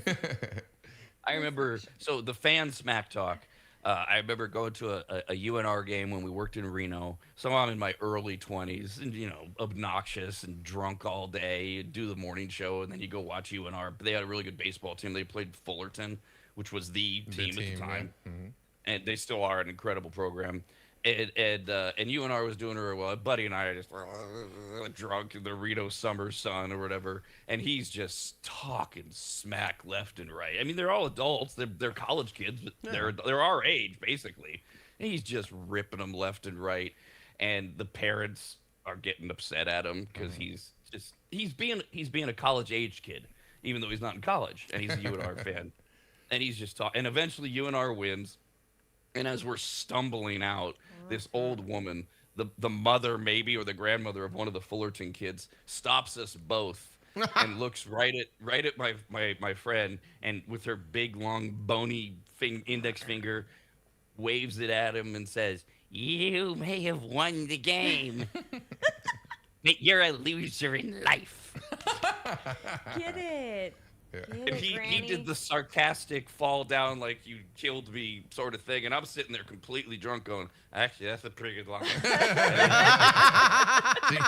she got you there. I guess do that. It's Father's Day Sunday, and we're talking about kids in public. A new Harris poll surveyed 2,300 people, adults, and a whopping 86% of American adults are bothered by kids in public spaces. Right. Almost 9 out of 10 adults, that would be the overwhelming majority of parents, are bothered by kids in public spaces because they either go out and they're like, well, my kids don't act this way, or they go out and they say, I went right left to get away from kids. And now these kids so 90% of all American adults are bothered by kids in public. The top 5 places where kids are the most unruly most often were in no particular order. They just gave us the top 5. Grocery stores. They're running up and down. Touching all They're the things. Yep. I don't like that. Poking holes in the meat. I the don't- plastic. I don't- Oh, that was so fun to do. Yeah, thanks, Kyle, for drying out all the meat and fish at the damn meat section. Well, if they didn't leave the fish eyeballs in there, I wouldn't be so intrigued to poke them. Oh, so it's the stove's fault for being hot. If No, it my wasn't mom. hot, you wouldn't have touched No, it. I got caught by my mom doing that, and I got smacked on the wrist, and I got pulled aside and was held by the grocery cart very, very closely. So I had to be sneaky about it. Right. See, we've done this story before. How many years had you been doing it before you were caught, and or how many years did you continue doing it after being caught? Sometimes I still want to do it, Rob. I Sometimes was I about look to say. at it. I was about and to say that. I was so about to say Do that. you guys all don't have that instinct? You know it's wrong Did to you do have it, but a- you want to do it. Kyle, did you have a backpack leash as a child? A backpack leash? I No, could my see mom you didn't with one treat of me those. like a dog. No, I could see you with one of those little. No, she understood. She knew how to go. Bad Kyle, come here. She knew how to do that. Okay. The dog whisper thing. No, that clear plastic wrap over the lobster tail or the steak. Yes, you just Yeah. want to take your finger and just. Yep. Now, I don't get the the only poke in the that's eye changed- thing. It's a boy but- thing. Yeah, I don't know. See, the only thing that's changed as an adult is I only want to do it to food I don't like now. So like fish that I don't like salmon. I'll just pop them all open. Wow. Don't touch the New York steak. You leave That's the New York evil. steak. That didn't do anything wrong. That didn't hurt anybody. I've never thrown up New York steak when it's still hot, like I have salmon. So New York steak's fine. That's But yes, like Kyle. It reminds me of me and my friends when we were younger. We'd go to fast food, and that was the biggest insult that we could do to each other. We talked a lot of crap to each other, but you get your finger to stick it in their burger, just like they're eating their burger. Mine is right in the middle. That's what it reminds me of. It's like the best. Did Like, you ever- Yeah, look. see, it's the best. No. So it's a good feeling. Did you ever progress to the yawn violation? So somebody, anybody about at your it. table is yawning, and you take your index finger and stick it right in their mouth. No, I'd probably try to God. throw stuff in their mouth, probably. That's little Or things they like vomit. That. That's Yeah, You right. know, they gag. Yeah, there's all sorts of fun things. that you can- And if you have the time, you don't even use your index finger. You grab something else, like the blunt end of a knife, and you just handle it, and you put it Goodness in gracious. their mouth. It's It's the the blunt blunt end. end. Good lord. God. Like No. like when you tell someone to blow those what do they call those little flowers that blow away? Dandelions? Is that what they are? Dandelions?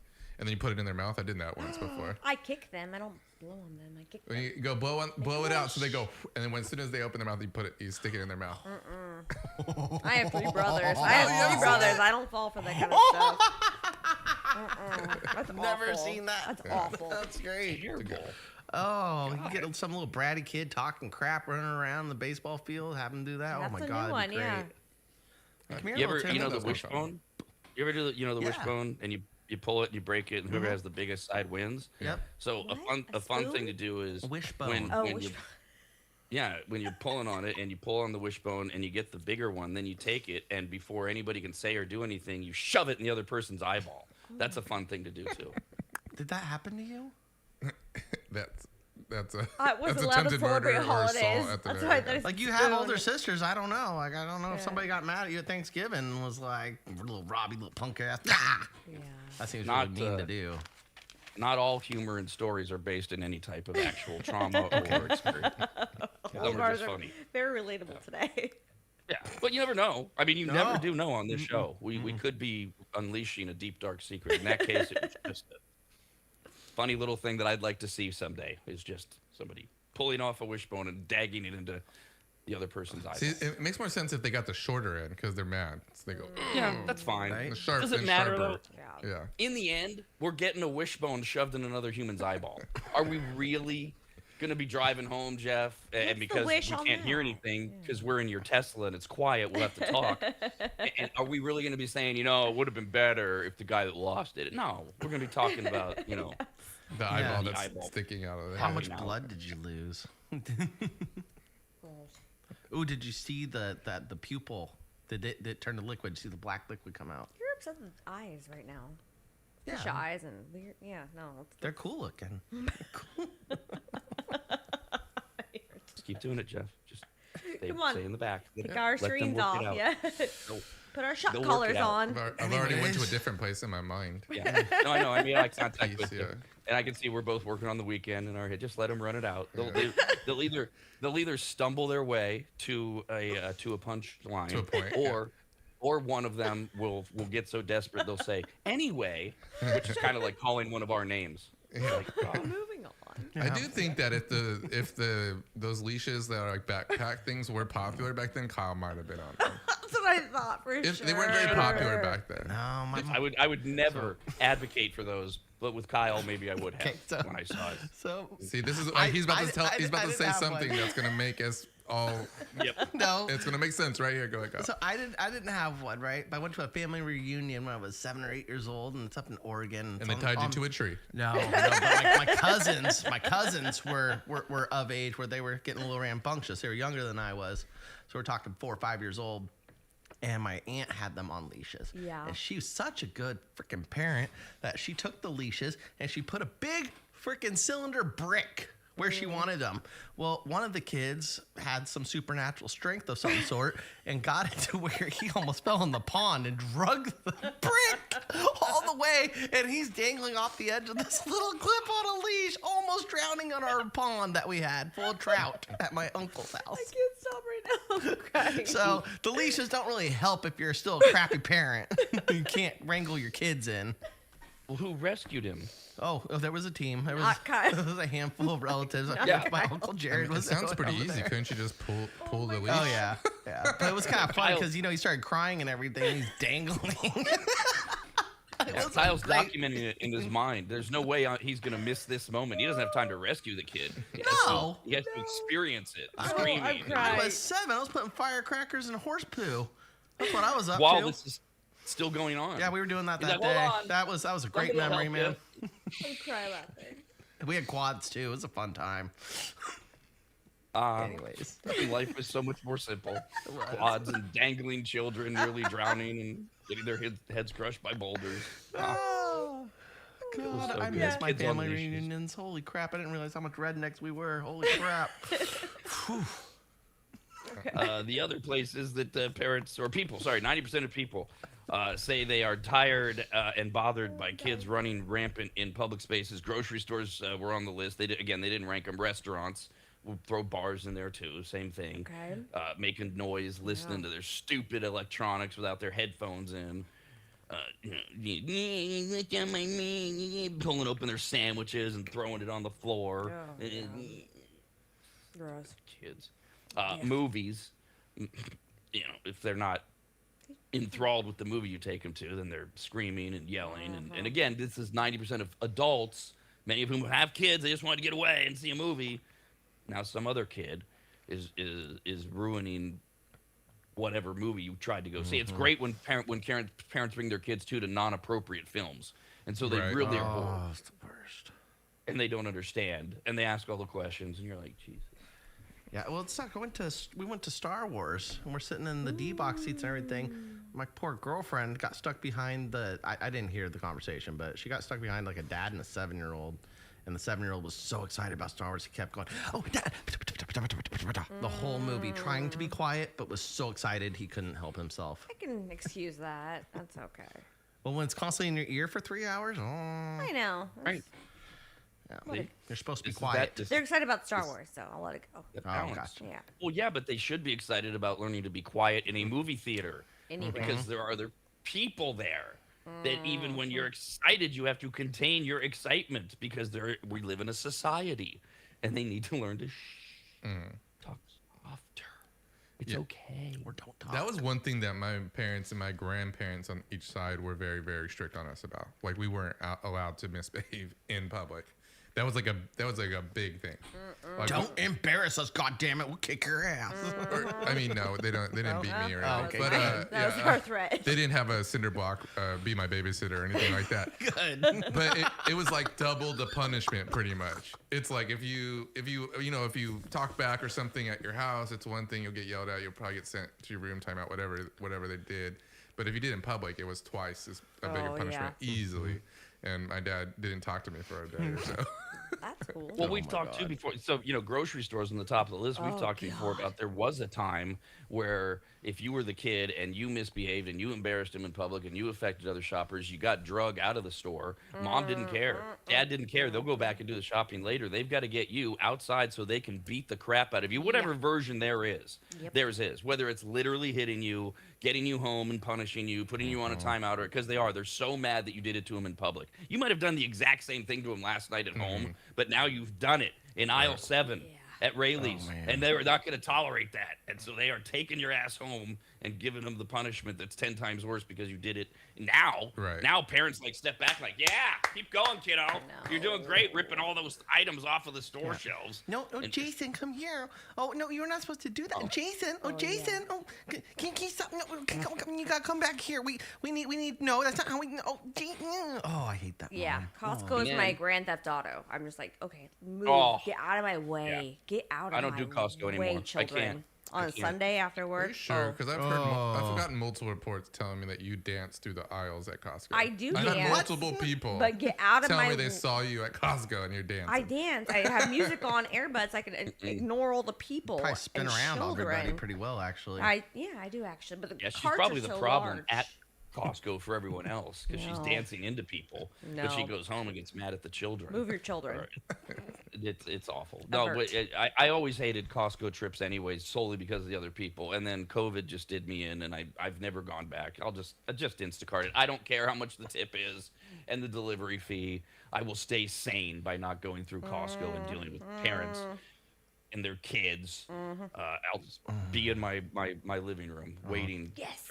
See, they have this thing called a awesome. food court that makes me want to go. I don't care. Ugh. I'll survive the Hey, you know children what? and everything as long as I get pizza at the end. Message your driver. They'll do it for you. Tell them if there's an extra 20 for it in you. They'll bring you a hot dog? Absolutely. Yes. Oh, I had no clue. I mean, I've never had one say no. But I do always say, whether it's a hot dog or a pizza, whatever, I do always say, in addition to what I've already tipped you, I will hand you cash when you get here, and I tell them how much. They're like, beautiful. That's why they're doing the job. Yep, you get me to do it. We work in a tip industry environment. Hell yeah, tips speak volume. We And will what's get the stuff worst done. thing that's going to happen? I'm screwing with him. He can see that I've ordered $1,000 at Costco, but I'm going to stiff him on a hot dog. Well, hey, he got the hot dog. I mean, why wouldn't you? It's all right there. So, It's like, grab me a hot dog, take a couple bites yourself, no problem. That's the problem. Yeah. That's your, And send me the pictures of you putting in your mouth too. Jerry the hot dog. Ooh, he takes every bite and he spits it back into the bag for you. There you go. Here's your bird-like hot dog. Yeah, I call it the baby bird. Baby bird dog. Grocery stores, restaurants, movies are 3 of the 5 things that American adults are bothered by kids and the way they behave in public. Church made the list. as did airplanes. I Those were couldn't the 5 even- that were mentioned. I couldn't even fart in church. My grandma whooped me. Right? I mean, I couldn't twirl or Of all dance the to the things- hymns. Yeah, I couldn't. No, you'll get your ear pulled. God, You will go yeah, in the back. I remember I let a silent one out in church, and my grandma smelled it, and I got pulled aside. It was given a strict talking to about if I need to go to the bathroom, I better let her know. Yeah, I call it a church pinch. It's a church pinch. It's a twist and a. Don't cry I either. just feel like I have such a good vision of Kyle as a child. Like, I mean, like all the stories are just rounding out the whole thing. Yeah, my parents amazing. were young, man. Oh my gosh, Same. I think that's part of it. They Yeah. were teenagers raising children. Yes, same guy. It was quite an experience, this- Jeff. This is what we get. Yes, this is our, somehow Kyle and his parents are all alive and thriving. It's Yeah. really Doing well. very It's all the church anti-intellectual. pinches. America's RADcast, only on the radnetwork.com.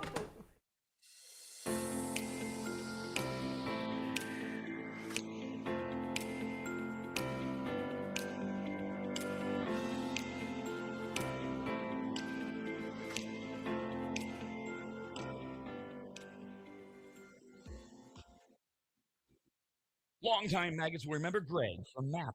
MAP, as in Maximum Athletic Performance, which guides you to better output through better ingredients, also known as nutrition. Greg has been on the RAD show many times and will be again, as he simplifies nutrition and helps us all understand what actually works when it comes to fueling our bodies, almost all of which can be found at maptrition.com. Every product is formulated with clinical precision and backed by science and purpose, and maptrition.com has something for every fitness level, even those of us who barely have a fitness level.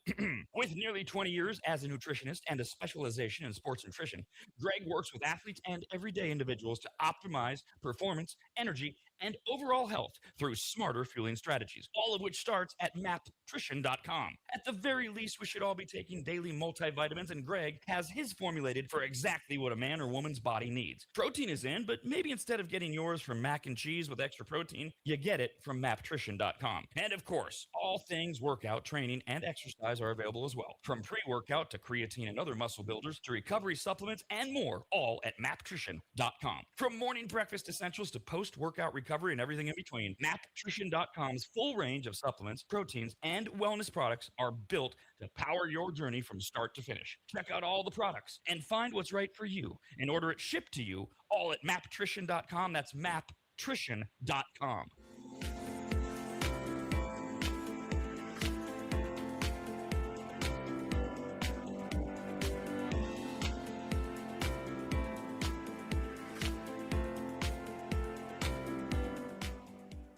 Longtime advertiser Sue Berry, that's Berry with an A, is more important now than ever. Sue and her team have been serving Northern Nevada and the outlying areas for 30 years, and her experience in both commercial and residential lending is vital, as every day we're bombarded with news of interest rates, the market, the economy, and a bunch of other stuff that Sue can actually make sense of while everyone else's eyes glaze over. Now remember, it's Sue Berry with an A, B-A-R-R-Y, SueBerry.com. Most people think berry is spelled like a fruit or Halle Berry, but no, it's Sue Berry with an A, like soul singer Barry White's first name.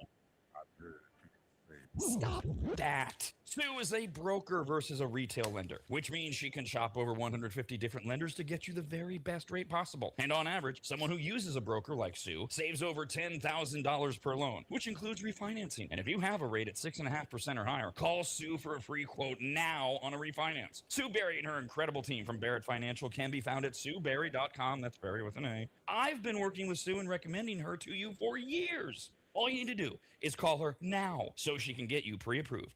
Just call your residential and commercial lending expert, Sue Berry, at 775-843-9983. Oh, Rob, stop. You're going too fast. What was the number again? 775-843-9983. Or just head to SueBerry.com. The number's right there.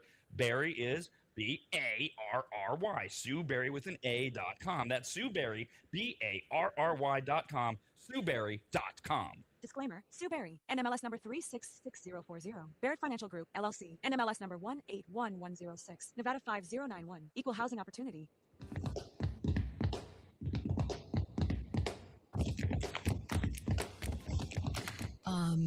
Okay, I guess I'll take over here.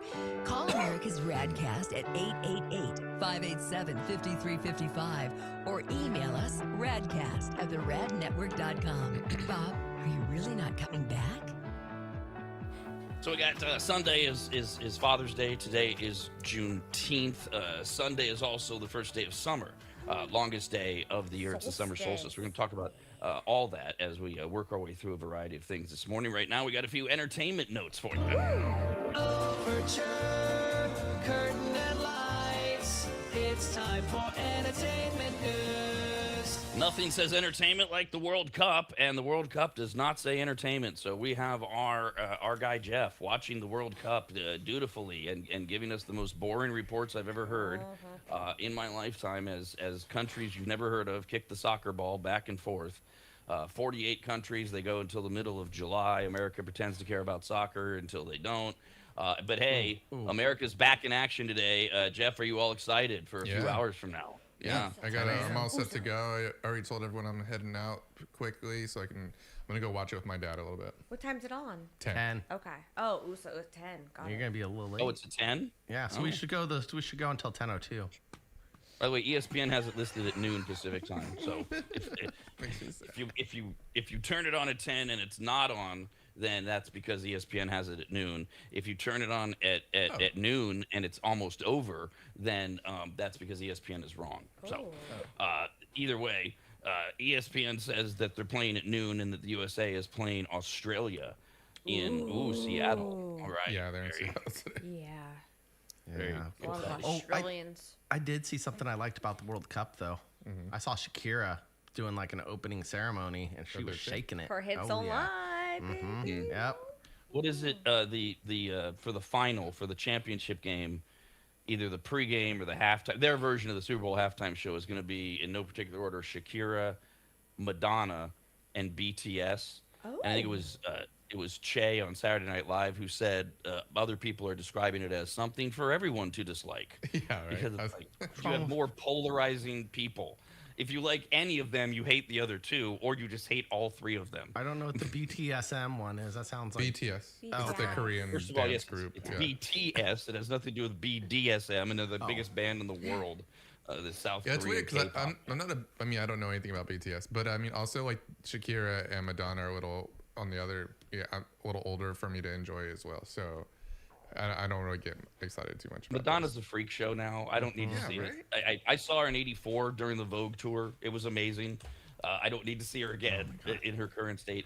I've never gotten how Shakira is a headliner to begin with, other than great. I get it. She's good looking. She can move around. She has 2 hits. She's limber. Why is this person just?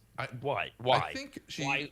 If I had to like just make a guess, because I had the same kind of question you do, Rob, and it's like I think that one, she's still really fit for what I don't know how old she is, so I think people are giving a lot of credit for that, and then she's just out on tour again. Does she have new music? I don't even know if she has new music. Yeah, I think so. Okay. nobody's listening to it. Yeah, I mean, it's like, you know, everybody's listening to Hips Don't Lie still. It's like, Yep, it's a good song.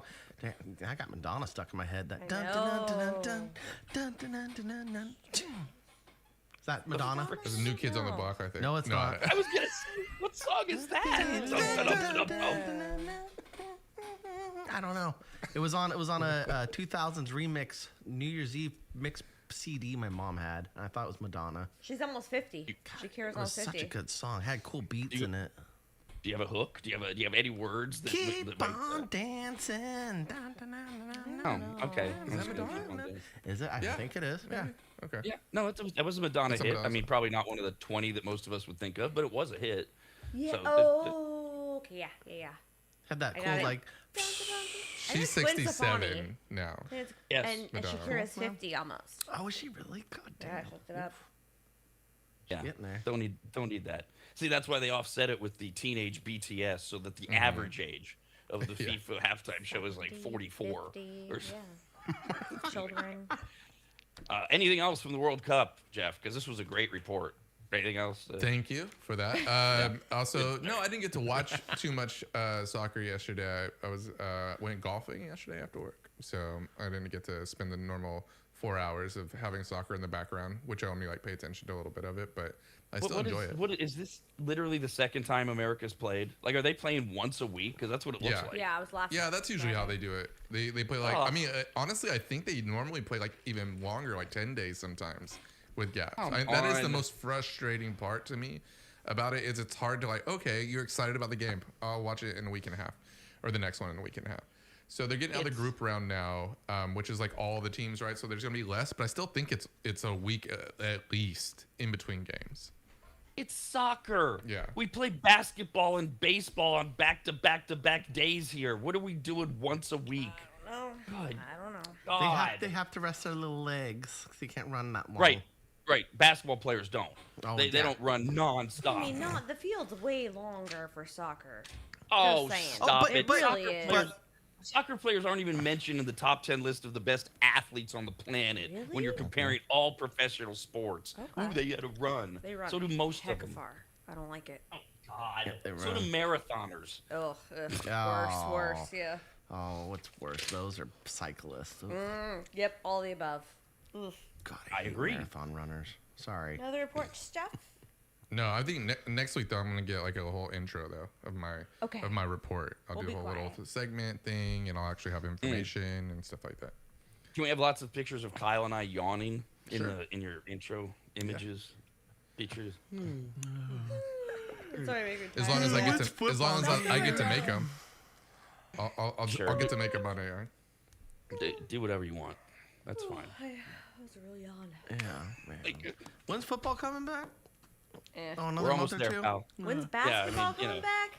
Oh. Basketball I know. started. I know. I get sad this time. This is my sad time. We're down to what? We're down to 80 days until football starts, something like that, right after Labor Day. Which means we're 100 days before basketball starts again because it's the longest That's season. too long. Elsewhere in the entertainment world, Toy Story 5 is out this weekend. Opened up last night for what looks like a franchise record premiere night. The best preview of 2026 had been Project Hail Mary and Mandalorian and Goo Goo.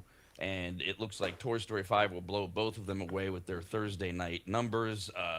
Project Hail Mary and Goo Goo both got 12 million each. Toy Story 5 looks like it's going to get $15 million for its opening night tonight. This is the one with the plot as follows. A cargo ship is filled with a unit of high-tech edition Buzz Lightyear toys that crash lands on a deserted island. Stuck in demo mode, the shipwrecked Buzzes, because there's lots of them, escape the island and follow the North Star to return to Star Command. A now 8-year-old Bonnie receives a frog-themed tablet named Lilypad, Lily, from her parents in hopes of helping her socialize with children of her age. Oh, good. Political commentary. Yep, got to put it in there. Oh, never mind. Sorry. Bonnie soon becomes, political commentary, addicted to Lily the Lily Pad, the tablet, and begins to neglect her toys. Jessie, having been appointed as the new sheriff of Bonnie's room since Woody's departure, reaches out to Woody via a walkie-talkie for advice. The walkie-talkie is just a toy. It doesn't really exist. Woody is now helping Bo Peep find homes for abandoned toys, but he decides to return to Bonnie's, believing that Jessie needs help and they save the toy world. Yet again. Did I always like the Toy Story movies. Pad? Yeah, I find I them less doubt it. intriguing. What happened to the Buzz Lightyears on the island? Is that just like a little side story? I think you have to Dude. watch the movie. Yeah, for the that plot part. goes on forever. I mean, I could have gotten into it, but I was already bored just reading that. So, Yeah, I'm assuming that's the main part, right? I mean, main part of the whatever thing they're figuring out or saving the world from is a island. I full think of it sounds Buzz to me like Lightyears. they're saving the world from technology boring and addicting our children to death by showing that real toys, just toys, not high-tech toys like the evil Buzz Lightyears, are the way that kids will return to being great kids or something like that. I don't know. All right, I'll give it a shot. It's Toy Story, right? Either give it a shot or you don't. And try to look past whatever they're trying to shove down your throat about your kids are using too much electronics. I don't know. The plot goes on for 2 pages. Oh, I Lord. mean, it's That's a a lot. kid's movie. The Buzz Lightyears didn't get stuck on the Jeffrey Epstein Island, did they? Oh, I don't know what island they were on. Yeah, Who knows? That'd be a nice twist. then it really would be political. It's like, what's this island? let's go talk to Uncle Jeffrey.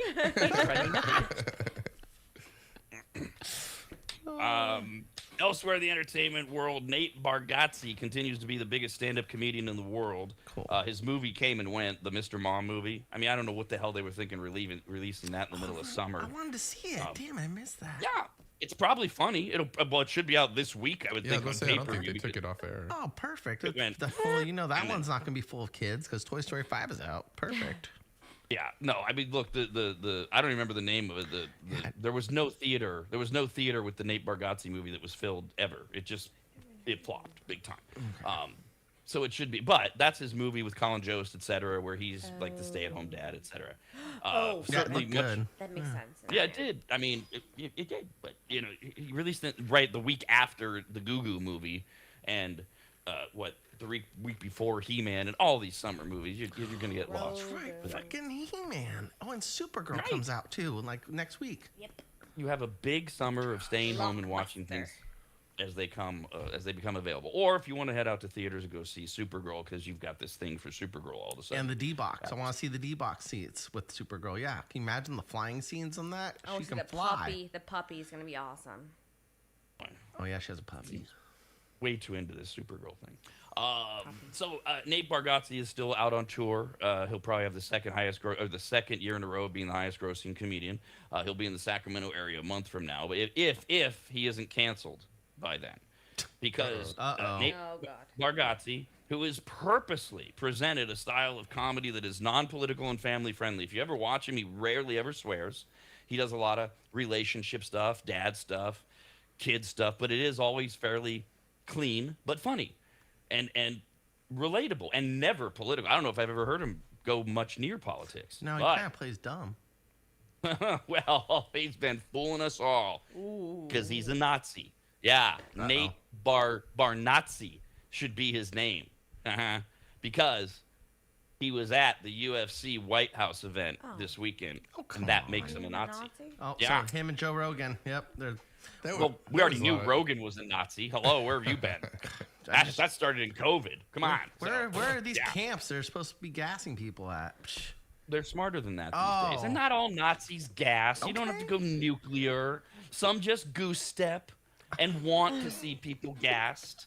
Don't paint with your broad brush. Not every racist is hanging people.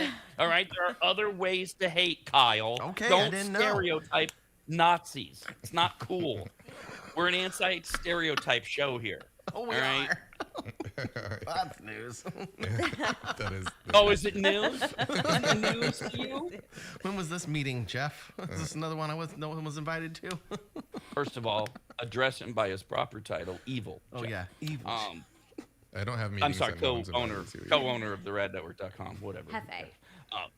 Nate Bargatze is receiving pushback over his attendance at the White House-hosted UFC Freedom 250 fight. Social media, of course, is going nuts over the photos that have circulated of him having the audacity to pose with people like former White House press secretary and current governor of Alabama, Sarah Huckabee Sanders, Joe Rogan, fellow scumbag Nazi, country singer Luke Bryan, clearly an Aryan, and Speaker of the House, Mike Johnson. I mean, he is a weenie, but whatever. Yeah, he's the a Speaker big of the House. weenie. He's third in line to be president. If I can take a picture with him or her, Christ, if I could have taken a picture with Nancy Pelosi, I would have. She's a nut. She's still Speaker of the House, as close as I'm getting. Third in line. Did you do any But gestures? we don't have respect Was for there the any Oscars. gestures? Yeah. sorry, Did he say, hey, the lawn should be about this high? Yeah. Did he do any gestures? Because I don't know why taking a picture with someone's not gonna be a big deal. No, he didn't. He didn't do the Elon, thing with his. He didn't in his poses do the AOK thing, which is now White Pride Circle. He didn't do that. There's nothing other than he was there. He had the audacity to be at an event that was endorsed not by the president of the United States but by Donald Trump, because we don't respect the office anymore. It's all about the person. So the historic event, which took place on the White House lawn and coincided with Trump's 80th birthday, never mind it was also Flag Day and it's the America 250 thing, has drawn criticism from everything from using public property, this is the UFC fight, for a private and for-profit event, to its lack of congressional approval and anything else that we can bitch about when we do anything in this country on either side of the political aisle. Other critics lamented the White House hosting a sporting event amid the Iran war and many Americans facing an affordability crisis. Right. George W. Bush was wrong 25 years ago after 9/11 when he said, go out and live your life. Don't do that. That's a terrible message. You're upset over the war in Iran. You're upset because you can't afford things. Stay home, cry, watch reruns. There's nothing going on. We're going to cancel life because we're all having it rough. I swear to God, the way people get upset at everything, is that really American? Should we really cancel every form of what somebody thinks is fun because people are hurting? I No. talk about memos I missed. I missed that one. No, then I think it's ridiculous that the side's calling Nate Bargatze a Nazi. And the whole idea of calling anybody on that side a Nazi is ridiculous because we're celebrating the 250th birthday of the country that defeated the Nazis. How does that logic freaking work? It doesn't. Well, I mean, you could do a couple things there. First of all, there are some people on that side, the far right side, I would have no problem calling a Nazi. Not because they're celebrating 250, but because they clearly hold Nazi-like white nationalist views. Stephen Miller would be at the top of that list. Google him. He's a treat. Second of all, 250 doesn't celebrate anything to do with Nazis. It celebrates defeating the British and becoming our own independent country. Yes, we went on to help win World War II and defeat the Nazis. That doesn't necessarily mean that the United States of America then was right, or that there's a lot of people who are like, man, remember, oh God, what was her name? The owner of the Red, Marge Schott. Marge Schott, she owned the Cincinnati Reds, and she got in trouble in the early 90s because she said that Hitler was off to a good start.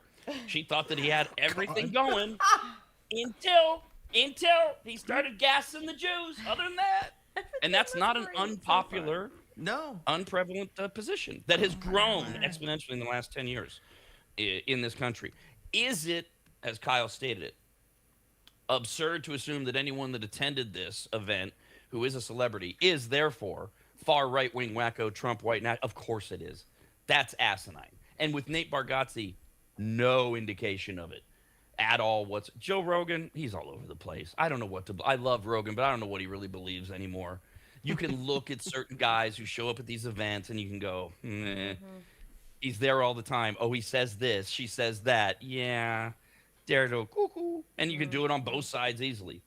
Right now, at this time, Nate Bargatze, because he's there, it's just. Yeah, I don't think there's any issue with any of the people going to the fights. You could definitely see when they were putting them on TV, there was like some standoffish ness of them going like, oh, like they didn't really want to be like publicized that they were there, I think. Yeah, they're like, dude, I'm having a good time. I don't want to work right now. Get me out of here. Come on. But so I think there's obviously that, I mean, and it's at the White House, so there's obviously going to be some kind of, political draw to it, but it's an event that I think people can enjoy still.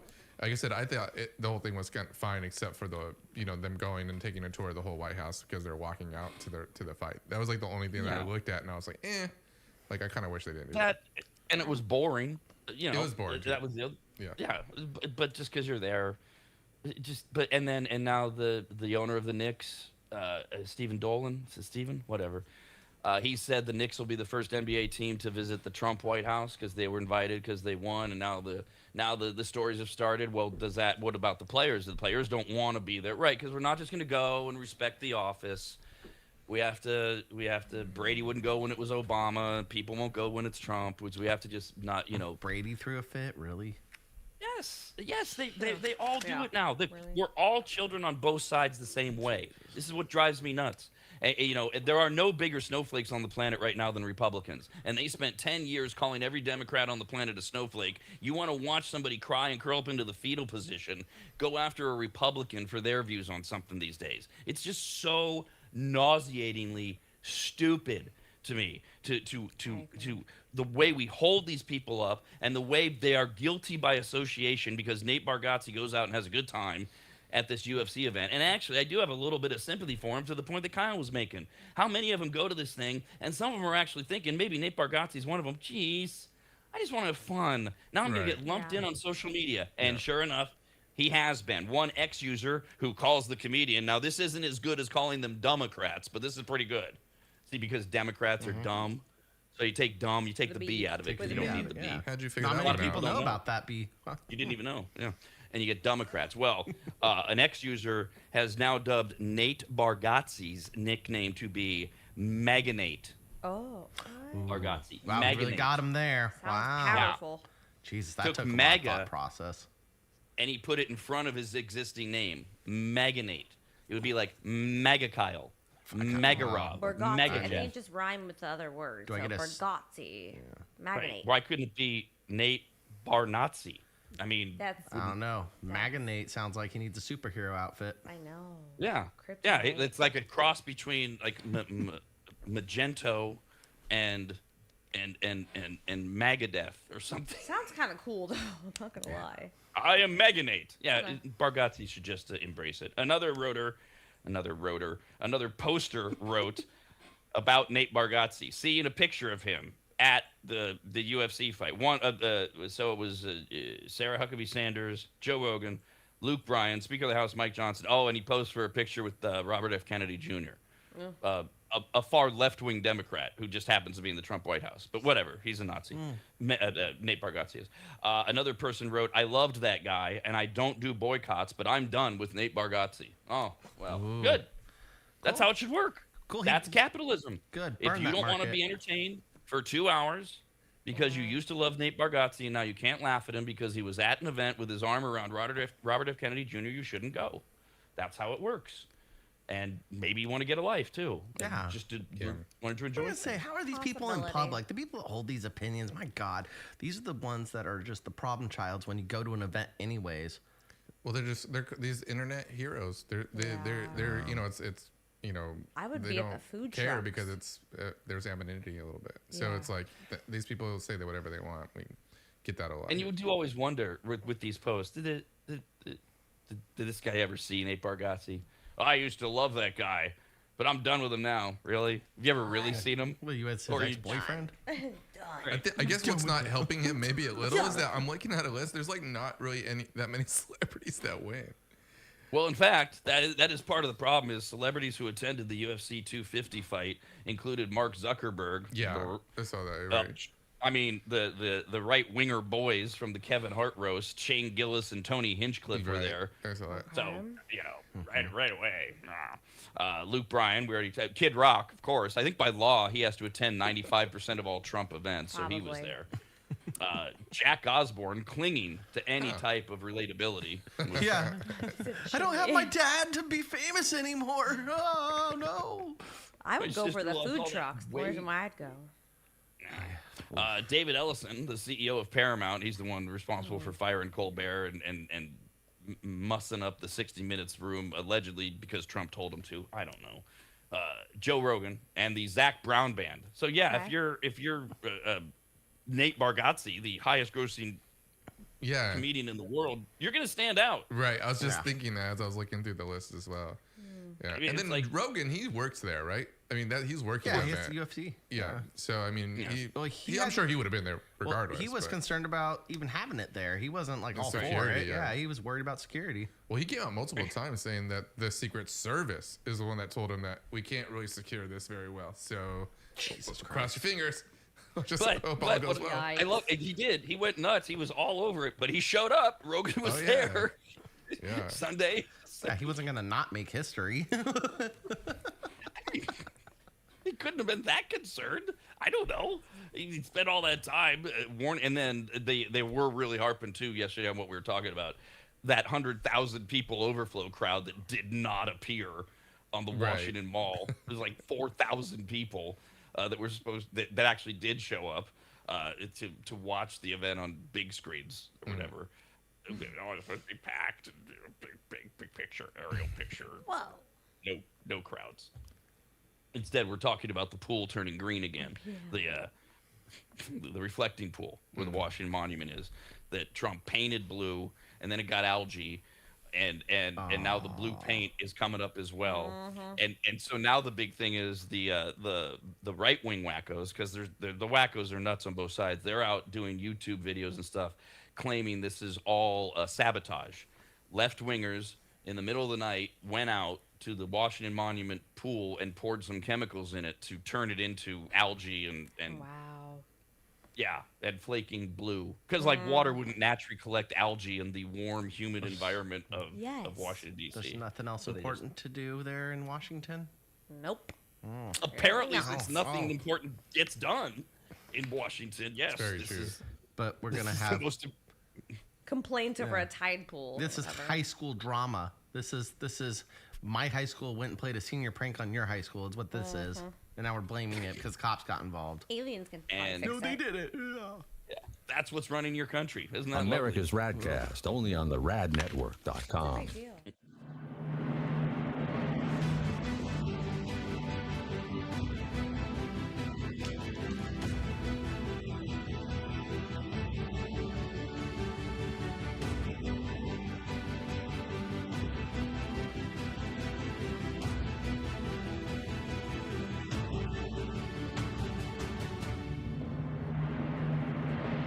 The first time Corey walked into my home, I came around the corner, extended my right hand to shake it, and said to him, "Wow, you're big." And that would be Corey from quickdumpsters.com. Quick is spelled wrong intentionally. Quick, Q-U-I-K dumpsters.com. That's quickdumpsters.com. Corey's yet another maggot launching his own locally owned and operated business, and boy, did I need him, and really we all do.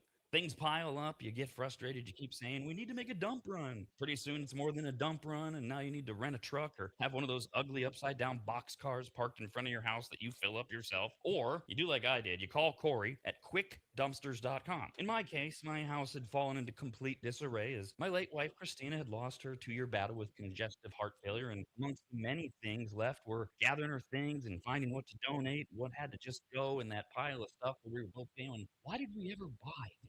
And it all could have been so overwhelming had Corey not just walked in, taken charge, and removed dozens of boxes of total junk, unusable dog kennels, desks that were falling apart, a worthless old smoker that couldn't be fixed, bag after bag of crap, and I can't remember what else. He was quick, spelled wrong, Q-U-I-K, quiet and clean. Well, he wasn't clean. I mean, he was. But I'm not commenting on his hygiene. I meant that his work was clean. He swept everything when he was done, and the house looked like he'd never even been there. Corey's the real deal, and I couldn't be more proud and happy to call him a brand new advertiser. His story's incredible, his dedication unmatched, and his motivation to succeed larger than he is, and that's saying something. Quotes are free. You don't even have to have them over to your house. Just send him some pics or videos, and you'll get your price, schedule your day and time, and watch someone else get that junk out of your house. Go to quickdumpsters.com. Quick, Q-U-I-K, dumpsters.com. Quick, Q-U-I-K, dumpsters.com.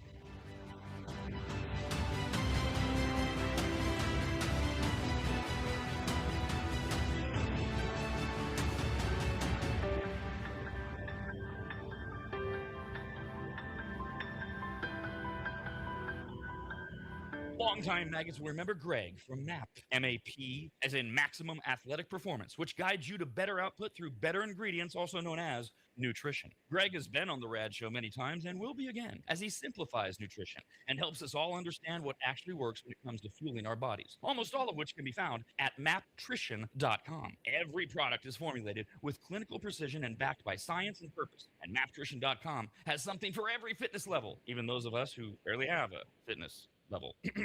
With nearly 20 years as a nutritionist and a specialization in sports nutrition, Greg works with athletes and everyday individuals to optimize performance, energy, and overall health through smarter fueling strategies, all of which starts at maptrition.com. At the very least, we should all be taking daily multivitamins, and Greg has his formulated for exactly what a man or woman's body needs. Protein is in, but maybe instead of getting yours from mac and cheese with extra protein, you get it from maptrition.com. And of course, all things workout, training, and exercise are available as well. From pre-workout to creatine and other muscle builders to recovery supplements and more, all at maptrition.com. From morning breakfast essentials to post-workout recovery and everything in between, maptrition.com's full range of supplements, proteins, and wellness products are built to power your journey from start to finish. Check out all the products and find what's right for you and order it shipped to you all at maptrition.com. That's maptrition.com.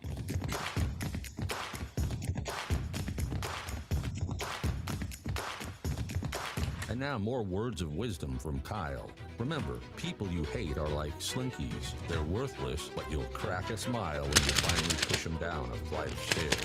Ah yes, I love the smell of felony assault in the morning. And the best place to get it is right here on America's RAD Cast on the radnetwork.com. We got this email, radcast at theradnetwork.com. It is from Brent. Hi, Brent. We're doing entertainment news, and Brent writes, I wanted to write and both praise and criticize Rob over his choice of Jeff as World Cup soccer correspondent. First of all, you would think the guy who is your correspondent would have the information right. That's where the criticizing comes in, Rob. Why did you give Jeff this job when he doesn't know, like you did, that the USA plays today at noon, not at 10 a.m.? I don't know. I thought it was 10. The On coverage my does- cable, it says 10 a.m. On your cable. Yes, the coverage begins on Fox at 10 a.m., but the game starts at noon. So you're going to get, that's Pacific time. You get 2 hours. Countdown to the USA. Thank you, letter writer. That's going to help me actually with Brent. with the schedule. Brent, yeah. Also, that was not a job that I signed up for, by the way. By the way, News Oh, correspondent so for that the makes so World he Cup. doesn't have to get information right because he didn't want that Yeah. job. Correct. yeah, there's that. And maybe a thank you, Rob, would have sufficed because I had the information completely correct that it was at noon. And I didn't need the letter writer. Thank you, Rob, from the writer or from me? Was that From you. Oh, From you. sorry. Thank you, told- Rob. I said. Yeah. No. I reject. I reject your thank you now. Good. You should have said it before. Ooh, I bid you When I good brought it up. day, sir. Let us do some food news instead. yeah. Something Hell Kyle yeah. enjoys. Yeah. Kyle's my favorite. Sharing a meal, sharing a laugh, raise a glass. It's a simple pleasure we all have. Food, oh glorious food, it nourishes my soul and mood. Here now, serving food news. Food news is news about food. We will start with one of Kyle's favorite places, although it's a very hot and cold relationship with Kyle when it comes to Taco Bell. Oh yeah. Oh, it's abusive relationships. What it is. It is. It's like sometimes we go out and we have a great time and we're like so deep in love with each other, and then other times, Taco Bell hits me in the bedroom when I'm sleeping, and I wake up and have bruises on me. And That's part of it. They say they'll never do it again. Yeah. And then a few Yeah. months later, they do. And all this while, they continue to keep you isolated from your favorite friend, the lava sauce. Oh, which they is- did, yeah. Oh, yeah, they took me away from lava sauce, and they're like, no, we're going to keep this away from you, but you have a problem with when you and lava sauce get together, it's an issue. We're just going to make sure you can only have Chipotle sauce. That's what's appropriate for you right now, Kyle. Taco Bell's very controlling like that, They and are. so it No can lava. lead to these endlessly long abusive relationships like Kyle is in with Taco Bell. But he does keep going back. I mean, he is very loyal. You gotta give it to him. Now Taco Bell has officially brought back yet again its beloved enchilada. This is the first time in 3 years. yes. This is the Taco Bell order of my youth. A beef, refried bean, and diced onion filled burrito that's topped with red sauce and melted cheese. They brought it back in 2023. It was not the same. It was not the same, No. kids. What were those Customers love the saucy burrito so much they had found ways to hack Taco Bell's permanent menu. Yeah, I know. I heard it for years. How you can order a whatever it is. You order a bean burrito with beef. Oh, and I want the reds. It's the problem is they don't have the right ingredients anymore, or they've changed them, or our taste buds have advanced. Although Classic. I still taste plenty of other taco. It is a classic when they used to make it right. You know what? I'm slowly starting to see Del Taco on the side.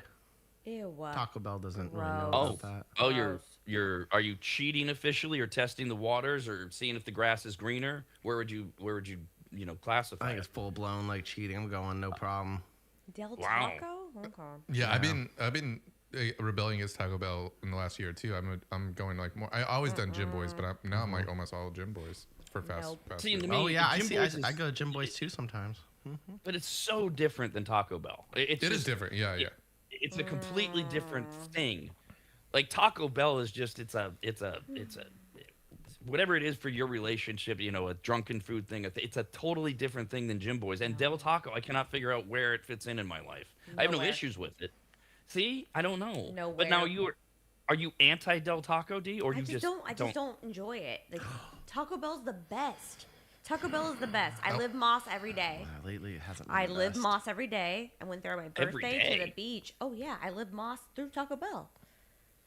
Tell them your Halloween outfit. Oh, yeah. last Halloween. Yeah, so I was So that people can understand. I was Taco Bella. So I was Belle from Beauty and the Beast, but I put Taco Bell packets. I squeezed them out. I glued them on my dress. I had a taco hat. I was Taco Bella. I wanted just people to know your obsession / I'm dedication. obsessed. I'm obsessed. Well, Yeah. Is this because you weren't allowed to celebrate Halloween as a kid, so you go Yes. over exactly? Okay. Oh yeah. Oh definitely. That's the roots of it all. Childhood trauma. That's like 50% of what she does today is based off of her rebellion of what she didn't get to do as a child. Getting it all back, recreating it. Okay. Taco Bell. She wasn't allowed to watch Now- Star Wars. now- Now she loves Star I Wars. was allowed to watch that. I was. Not Yeah, magic. yeah, just shut up, Jeff. Not Stop trying to be magic. funny. You couldn't watch Harry Potter, but Star Wars. Not magic. Yeah, no. there was technology behind the lightsabers. Yeah, no But God magic. forbid you have a wand where you say a spell. Ooh. No magic.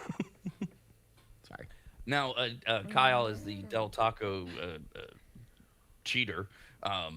Do they have anything remotely similar to, say, an enchilada at Taco Bell? Oh, I don't know because I stay pretty basic bitch to my menu at Del Taco, you mean? I don't Yeah. even go outside my parameters with it. Okay. So I get what I like to order, and I kind of glance at what they do with their fries because the fries are pretty good. They make nacho fries similar to Taco Bell where they'll put a bunch of ingredients on them, and I look at that. But couldn't tell you what's on their burgers. I've never even had their burger. I know they have it, but no, I stick with the chicken soft tacos, the chicken soft burrito with it's basically the same thing as tacos rather than the burrito. Bean cheese burritos, cheesecake bites. Wow. Basic. Basic. Got Oh, it's so good. You don't need anything else. Like In-N-Out, they could just sell that, and I'd continue to go. Well, so as a person who doesn't go to In-N-Out because they do need to sell a lot more, allow me to ask some follow-up questions. Then, what makes the basic bitch chicken soft taco at Del Taco so much better than Taco Bell to this lifelong Taco Bell fan? Oh, it's the sauce. It's the sauce and it's the amount of cheese. It's the ratio of The sauce white to chicken. creamy sauce. You like the white creamy sauce? Oh, Yeah. and their hot sauce is better. Their packet, the Del Scorcho, they're medium. Oh, it's so good. Put a white creamy sauce? Yeah, they on put it? white creamy sauce in their soft taco. It's like a ranch cream sauce. Gross. It's just a little bit. Sometimes they give you extra and it's nice, but yeah, it goes really well with their grilled chicken. And By the way, if you're Grilled chicken. a fan of the original enchilada back in the 70s and 80s, I did figure out how to make it at home. It's in one of our cookbooks. I don't remember which For one. real? But yeah, and it's great. It's perfect. It's just like the original enchilada with the super diced onions, the black olives, the right kind of sauce from when Taco Bell made it right. The problem is it's not, it's a labor of love. You got to make it. And everything's out of cans. I'm not even making the damn sauce from scratch because it's Taco Bell. You're trying to recreate Taco Bell. These people who try to do copycat recipes and then make them everything from scratch, well, now you're making gourmet Taco Bell. That's not what we want. We want it to taste like Taco Bell. But the problem is you got to spend the time to do it. Whereas sometimes the whole point of fast food is I want it now. I just want it now. I want my enchilada now. But the enchilada sucks. But it's back at Taco Bell. And it probably still sucks. They have also added new cinnamon sugar churros to their value menu at Taco Bell. No. I said, here we go. I'm excited. Here we go. I'm all right. Yeah. They had birthday It's cake Here churros. we go. It's a 3-pack dessert priced at $1.99, and it features mini cinnamon sugar dusted churros filled with sweet cream. They were in the little bag there on the side of your image. I wonder if they're going to be Give me that. as good as Jack in the Boxes. Probably better. It's I like hope about- so. Back to the box churros? They did. I used to get them for breakfast when I went to bowling class because we had a Jack in the Box right next to it. They also Churros have, with like- root beer for breakfast. But Taco Bell also has a Cinnabon, little donuts. root beer? With, they're cream filled. So yeah. And they're I good can't though wait. at Jack in the Box. They're good. Yeah, they're hella and so good. and so are egg rolls at Jack in the Oh Box. God, Yeah. stop! Yeah, I love those. I A love those. churro's just a Mexican dessert egg roll. Look at it. It That's looks all it fire. is. Yep. So they should be able to make those just fine. Is there a and you dipping can order them sauce, that way. Rob? Is Yeah, there is a there? dippy? Yeah, is there icing to dip in? They Well, it's don't already mention- cream they didn't- filled. Yeah, it's cream filled. I was about to I say. don't care. I want So? caramel. I want chocolate. Yeah, I was thinking the Well, same thing. ask- Deed was reading my mind. Okay, ask for some. If you're reading each other's minds and you could bring some caramel sauce Oh, with okay. you. All right, some straw. I want some Cinnabon. I want the icing with extra cinnamon sugar sprinkled inside of that, and then I want to dip it. Well, then go to an entirely different Yeah. location. Of And I want restaurants. gold. That's I want gold sprinkled on top. I've too. got Oh, you gold want gold? dust. Yeah. I got gold dust. If we're gonna just jump to another whole I have gold company, sprinkles. Right. I'd like to have a threesome with African There we supermodels. go. I mean, you know, That was a how better far are one. we going to randomly throw these things out here? We can I all mean, have dreams. America's RADcast, only on the RADnetwork.com.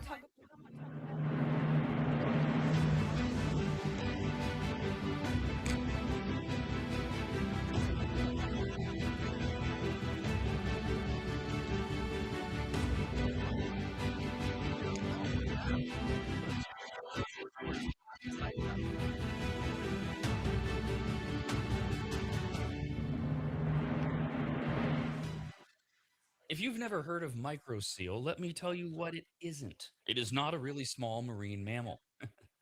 Get it? A micro seal? Oh, fine. Just ask AI.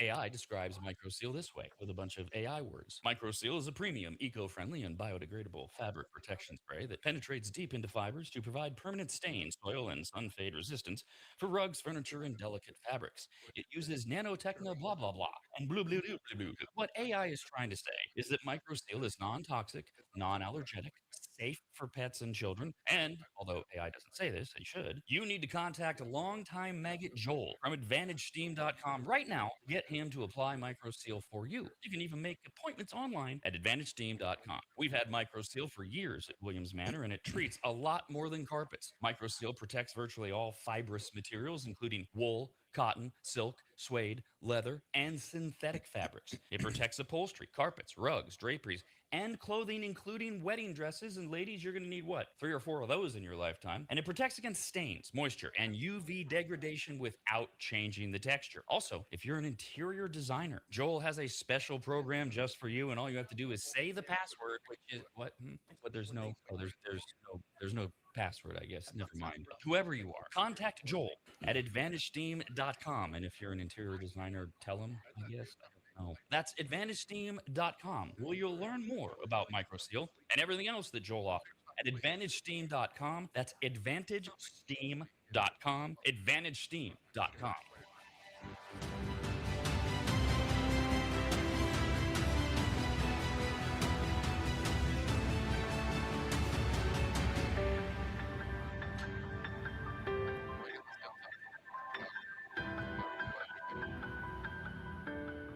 Longtime advertiser Sue Berry, that's Berry with an A, is more important now than ever. Sue and her team have been serving Northern Nevada and the outlying areas for 30 years, and her experience in both commercial and residential lending is vital, as every day we're bombarded with news of interest rates, the market, the economy, and a bunch of other stuff that Sue can actually make sense of while everyone else's eyes glaze over. Now remember, it's Sue Berry with an A, B-A-R-R-Y, SueBerry.com. Most people think berry is spelled like a fruit or Halle Berry, but no, it's Sue Berry with an A, like soul singer Barry White's first name.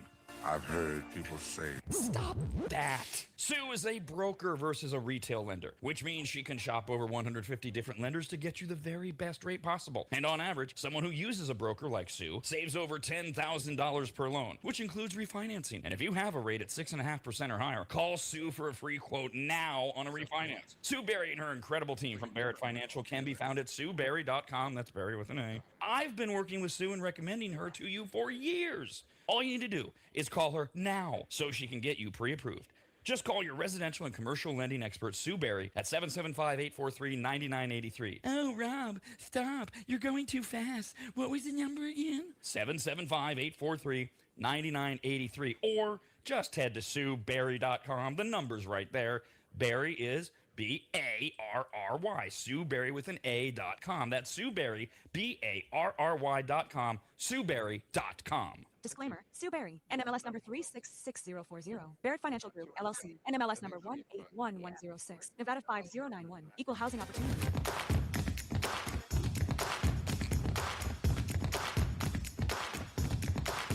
Confucius says that he who stands on the toilet is high on pot.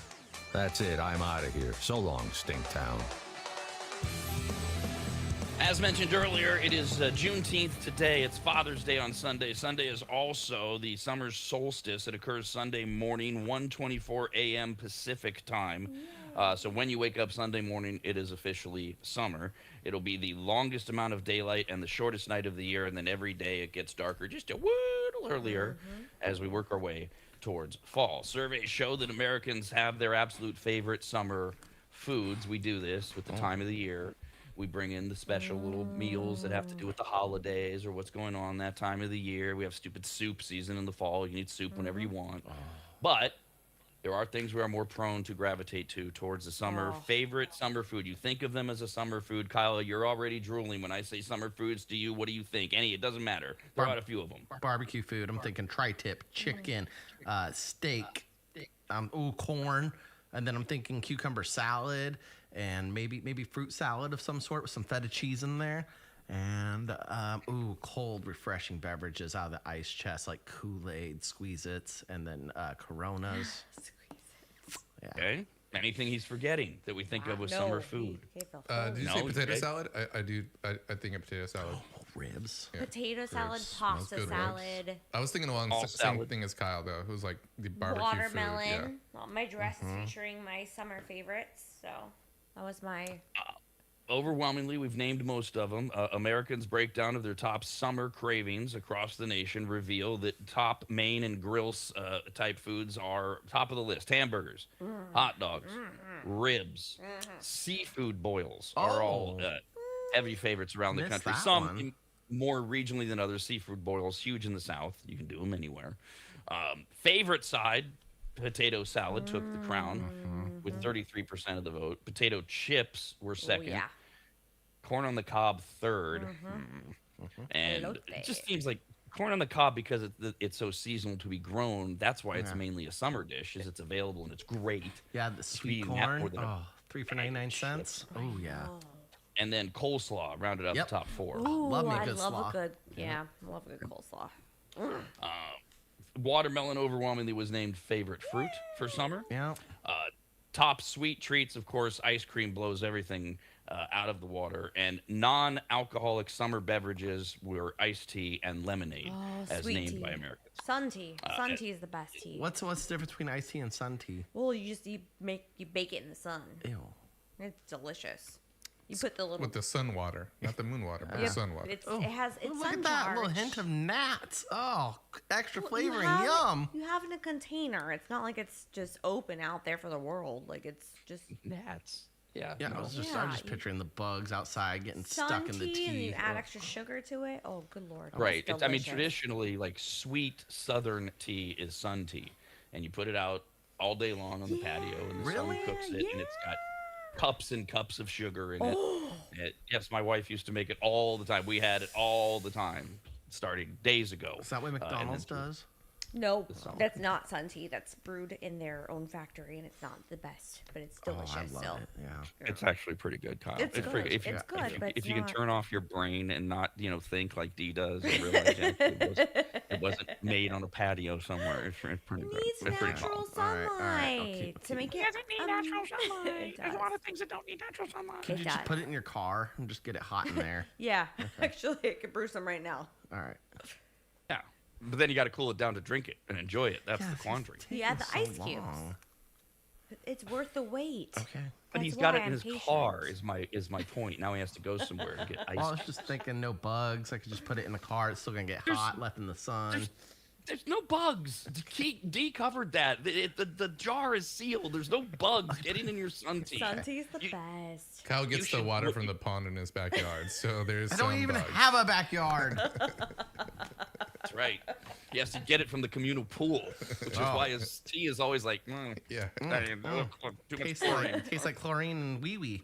Lovely. Oh, it's the best. Kyle, if you want to make sun tea, you just have to know where the sun hits your patio or whatever most times. And before you leave in the morning, just put your jar out. It'll be ready when you get home. Just like moon water. Sun tea and moon I'm water. going to go to McDonald's. Except sun tea is a thing. It's a real thing. Yeah. All right. Learned something new today. Sun tea. Now, this is completely unfair, but we have to play the game. Yes. It's not summer yet; it's spring. So, a new online survey has gone viral. I haven't taken it because I didn't want to ruin it. I don't know what the results matter or what they mean, but basically, they're going to give you or give us a summer food and a fall food Oh, okay. because it's spring, Easy. and you have to Okay. choose one. And your answer can't be it depends because it doesn't depend. You have to choose it now. You have to choose it later. This- you have to choose it Okay. all the time. This is what you we can't want. say, well, We have to want it right if now. it's cold. You want it all the time. Okay. You're So okay. this is just which one You know you the whole like thing more, is- no matter what. Exactly. Okay. Exactly. Prepare yourself, All right. Kyle. And I guess we'll just vote as a group. I guess I'm not gonna do this. Should for you every say one of us. no You gotta do it bugs on- in some of these? Yeah. Just- We're there's no gonna bugs in assume there's it. no bugs. Yeah. We're gonna assume no Perfect. bugs. Thank God. But we'll have a person go first each time, so we're not yelling all over each other. D, we'll start with you. You want D? Do you want iced coffee or pumpkin spice latte? Iced coffee. All right, very good. PSL's overrated. I would do the same. Yeah. Iced coffee. Iced coffee. Yeah. Got it right That'd be here. my choice. 75% of us, if I had to choose, I would choose that too. I don't like either one of these things, but 75% of us choose iced coffee. 25% send PSLs. It's on the way out, kids. Okay, I know it's going to take a decade for all you white bitches to age out of the PSL thing, but it's over. It's had its run. We're now all making fun of you. Let it go. Okay, move on. There's plenty of other things. What are these the things, Kyle, that you like? They have the exploding things Boba. inside of them. The There refreshing you go. bobas. Get a boba thing, whatever. I don't care. That's not an iced coffee or it's not pumpkin PSL. spice boba. No, gross. Oh, with Ew. vanilla. If you do it with like a vanilla shake, like a frappuccino, and it's vanilla based, Don't and then ruin you have the boba pumpkin for spice me. boba. Don't ruin It's not boba. ruining it. It's just It giving is. it another addition. I mean, that is true as long as he's not taking something away from you, D. He's not Yeah, ruining you it. can still get your ruining it. strawberry and mango and passion fruit, and you're fine. Seasonal favorites. For you. Oh, hey, what are those frozen things we talked about? Fruit, crap. Popsicle. We talked about them. They're Gushers? huge with Gen Z, and they're frozen, and they're sour. They're super sour, and they're they frozen? just teamed up with SpongeBob or whatever to make a pineapple flavor. But every The Gen Dole Zer Whip? knows. Pineapple Kool-Aid things that we're talking about? No, they're No. they're named fruit something. They come in a bag. There's like 10 of them, and they're frozen. I'm And- lost. And you Otter bite them. Pops? Yeah, I thought I was thinking No. popsicles. Otter Pops. I have no idea. Jeff has to go to Google Cave. Rocket Pops. SpongeBob No. Gen Z fruit dessert. Frozen. And fruit is in Dole the name Whip. of these things.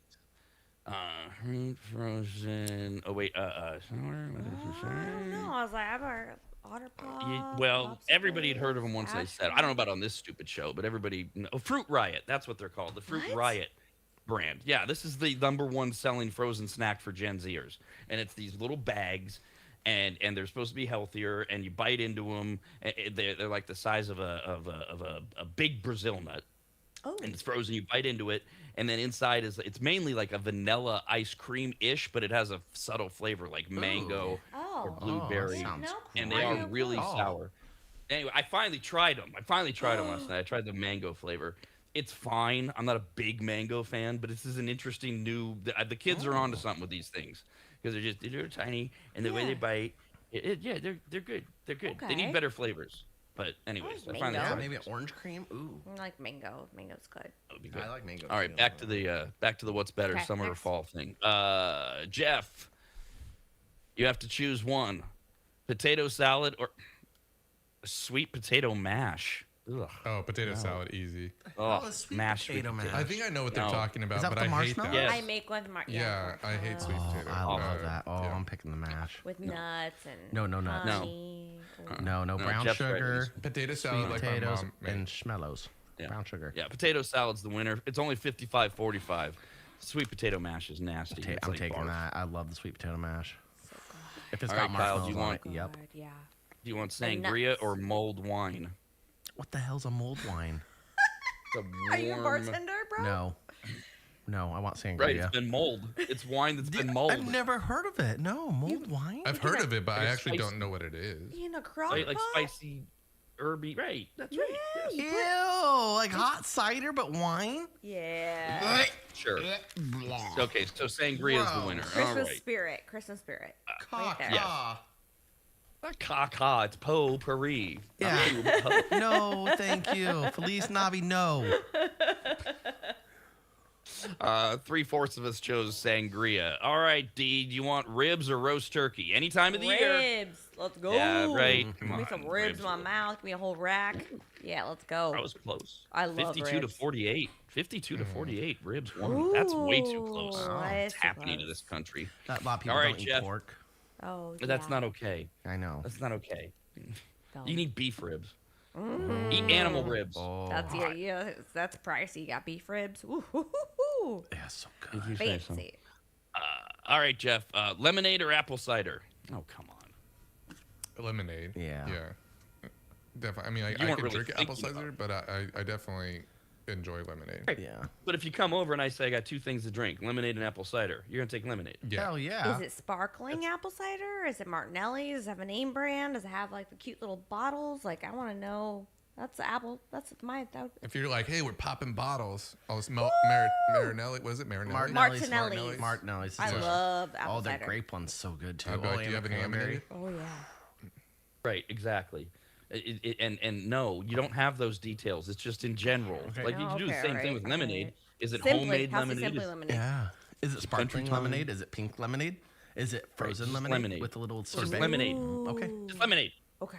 It's just lemonade So or hard. apple cider, and you're getting goddamn lemonade because 70% of us said lemonade. All right. Apple cider. Got it. But if you have the Martinelli's apple cider with the grape, I will choose that over the lemonade.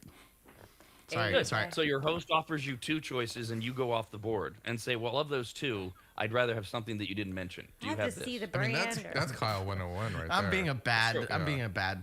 What's it called? I don't put up with these people either at the restaurant. They're like, "Oh, he'll have an apple juice." I'm like, "No, we have orange juice, mango, or cranberry." Oh, he checked. I'm like, "No, we don't have it. Shut up." Yep. Yeah, Yep. you're right. I'm being that person right now. I'll stop. Can you I'm check? sorry. Yeah. Kyle, Yeah, hi. coleslaw. We were just talking about it. Yeah, that's Do you already want gonna that win. all the time, anytime, or do you want butternut squash soup? Ew, God, no. Oh, I hate butternut squash. Okay, once the raviolis are fine. I'll eat those. Okay. But no, anything butternut squash. Anybody want the soup over the coleslaw? No. Better not. Jeff? Well, America does. 55% of Americans went with butternut squash soup. Only 45% coleslaw. Yeah, either you like slaw or you hate it. It's very polarizing for people. Oh, I love it. By the way, there are people who are just like meh on it. I don't love it or hate it. Really? Oh. I'm that way too. I'll eat Really? it, but I don't like coleslaw. I love Yeah. it. It has to be very specific. Yeah. But where are you at on butternut squash No thanks. soup? Yeah. I would take the coleslaw of these 2, but I'm not apparently like a normal American because most are taking the butternut squash soup. All right, D, do you want watermelon? You were watermelon, or a caramel apple? Watermelon. What? With tahine, with anything. It's just watermelon's delicious. You make watermelon Yeah, pops. My dog can have watermelon. Watermelon all day. I'm high on the watermelon. I'm definitely going caramel apple on this. You add caramel to any I apple. know. Oh yeah. I know. Nope. I do like a watermelon though. I love it. It's delicious, but caramel apples. Oh, that's another level of deliciousness. It is. They're It's delicious. like a step above, for sure. Maybe This 2. This is another one. I hate both of these. I don't want either one of these. Oh, I know I you don't want How do you watermelon. not like caramel apples? I The know. hell? Caramel apples are stupid. Wrong I just with want an you? apple. You want candy I apple? just want an apple. Why I wouldn't you don't enhance it like with caramel? And Oh, you don't like apple marshmallows. pie. Because if I want something enhanced with caramel, it will be a bowl of whipped cream. Just Ooh, psh, yeah, and then caramel that's good, sauce that's on good it. I'm not too. ruining an apple. And then throw apples in there. Because if I want an apple, I don't want it to be covered in caramel and sweetness and goo. I want to be an apple. I want all of it. Watermelon won overwhelmingly by a 2-to-1 margin. 64% chose watermelon. Only 36% went with Kyle and his stupid caramel apple. Oh my God! Yeah, give me all your caramel apples. You don't want them? I'll take them. Jeff, do you want an ice cream sandwich or an apple pie? Ice cream sandwich. Good. Good boy. Good boy. I Apple think- pie's not even American. Although apple pie won 52 to 48%. Ew. I'm Shouldn't having be a that hard close. time. Can I have an ice cream sandwich with the apple pie? Like both, one on each side. No, I'm gonna scrape up the apple pie goo with the ice cream sandwich. no. There is Only no play apple with pie it. goo if you choose an ice cream sandwich. The apple pie goo doesn't good. exist. Oh. Who's up? Kai. I think B. Kai. Am I up again? Kai. I just did the coleslaw. Well, who just chose the apple pie or the ice cream sandwich? Oh, Jeff. What are you? It is Kyle then. All right, Kyle, do you want strawberry shortcake or pumpkin pie? That's a. Who's pumpkin pie? Strawberry shortcake. No, just in general. Okay, Just- pumpkin pie. Lame. Oh, you haven't. Strawberry no, shortcake. My woman makes a good pumpkin pie. I I'll eat make that whenever. amazing Oh my God, the crust pies. is so good it melts in your mouth. Strawberry shortcake all Jesus day. Christ. Yeah, strawberry. just don't think Strawberry. I want- You said shortcake, not cheesecake, right? Right, strawberry shortcake. Okay, yeah. Yeah, it's You can basic. use It's the good. different sponge cake. You can make Bisquick, strawberry shortcakes like with like biscuits. Or I could have pumpkin pie. All right, get it. I just don't think I want pumpkin pie that much throughout the year that I'm No. always choosing pumpkin pie. Whereas strawberry shortcake anytime, anywhere. Really? Yeah. Yeah. Cream, chantilly. Oh God, It's yeah. good, but man, I've had a pumpkin pie. I don't want to turn. I'll eat it as like a side, like like a sweet potato pie. Like I love that stuff. Oh, Where did It that could be a come side dish from? Sweet with potato dinner. pie is a side dish? it can be. Dear yeah. Lord, okay. Pumpkin pie. It's like a vegetable. I Yeah, make my you own have whipped cream, so I do my own Steak, strawberry. potatoes, asparagus, a piece of pumpkin pie. That's a great dinner. You said All sweet at potato. once. Oh hell yeah! Okay, And then you figure out Dairy Queen afterwards for dessert. get it. In the strawberry shortcake or pumpkin pie feud, it was 58% chose strawberry shortcake. Wow. All right, one more, D. Do you want grilled? What? Okay, this is a throwaway one. Well, it's not really. You still have to Okay. play because it's summer food or fall food. Which is better, grilled corn or candy corn? Grilled corn every day.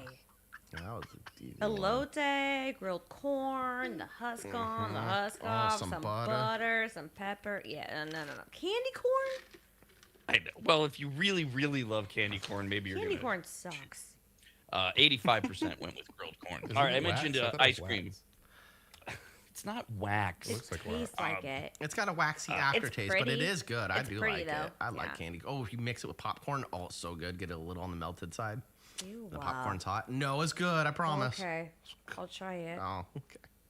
He promises. As I mentioned, ice cream overwhelmingly the top treat for summer, and now a new report claims that there's a scientific study about about how people's personalities match up to their favorite ice cream flavors. Now, you do have to choose one of the 10 most studied flavors. So if yours is one of these off the beaten path flavor, like if you're gonna say my favorite flavor, like I would say butter brickle, which no one has, that's not gonna be on the list. So Okay. ultimately you would have to choose of the top 10 if your favorite one isn't. I think Jeff's favorite one is already on the list, but I'm not sure. I might be Chip. confusing with a Is that what you couple. Your favorite, if I said your favorite, Jeff, ice cream flavor, it is Cookies and cream. cookies and cream. Okay, so that's not on the list. You're gonna have to choose one of the other What? 10. Well, hey, I didn't do the scientific study. All right. Well, then All right, this Kyle, isn't very what would you- scientific. This seems like a one-sided survey or study. It's scientific because there's 148 different ice cream flavors and they can't test all of them. Cookies So and they had to cream narrow should it- definitely make the top 10. What are the other 10? There's got to I'm be some going that to- need to be taken out. That I don't believe If this. you don't mind, I'm going to get to that, but I'm going to sorry. do it in my Sorry, way. I'm sorry. So I I'm will sorry. do it. First thing I wanted to do was see, so we know Jeff says cookies and cream without any choices. You say, Kyle, without any choices, your favorite ice cream flavor is what? Cake batter. Okay. Also not in the top 10. And that would probably be one of my answers. I don't know if I can narrow it down to a favorite after butter brickle, like cake batter and the sprinkles thing. And I'm so into that right now. And D, your favorite would be? Spumoni. Oh. You get pistachio and cherry and chocolate. You get all the good things. God, now I Yeah, want that's old it. spaghetti. I'm going to Old Spaghetti know. Factory for dinner. I okay, want- that's the plan tonight. Old Spaghetti Factory. I'm texting the girl. That's one of my favorites. Over Spumoni? That's what did it for you? I Yeah. love Simone. Kyle's very easily sidetracked. I don't think we need to talk. We don't need They to. have good It's butter like the and bread meerkat. too. It's like the meerkat. My second would be butter pecan. Second butter pecan. That was my second one. Simone first, Okay, well butter not, pecan. that's also not in the 10 that were studied. So God. the idea is this: you walk into the worst ice cream shop in the world, and they only have 10 flavors, and you have to choose one of these 10. Okay. Here are your choices: vanilla, chocolate, Basic. strawberry, Basic. mint chocolate chip, chocolate chip cookie dough, Yeah. Ugh, pralines and cream, good. coffee, No. Good. chocolate chip, rainbow sherbet, and Rocky Road. Rocky One Road. of those 10. Rocky Oh, Road. Oh, that was easy. All right, so Kyle knew right away. Shout out Rocky Road for Kyle. See, for all of these, I got to go with chocolate chip cookie dough for Yeah, me. I think that would have been mine too. Yeah, that was a close second. That's yours. Yeah. Really? All right, and then D. Out of those, Praline. You want the praline? I love and nuts. Pralines cream. and cream I are love in there, but nuts. not cookies and cream. I That's love very nuts. interesting. Yeah. Yeah. Anything with No. caramel or nutty flavor. Oh, let's go. The ones that we didn't choose. If you like vanilla, people associate vanilla ice cream with boring people, but the study found the opposite. If vanilla is your favorite, you're more likely to be impulsive, easily suggestible, and idealistic. I do like a good French vanilla. Basic. Yeah, you're living a basic life with ice cream, which is why you want to be impulsive and you want to be easily suggestible and idealistic in every other area of your life. Oh, it's kind of like the quiet church girl at school. It's like, she's a freak in the sheets, but she's very simple and polite out in public and doesn't let anybody know that she's a dirty little girl. A Madonna in public, a whore in the bedroom. Say, not Madonna the artist, but the same thing. Chocolate. Again, none of us chose this. This is a stereotype one. The chocolate lovers are the naughty folks. Charming, flirtatious, seductive. And you're more gullible if you like chocolate ice cream.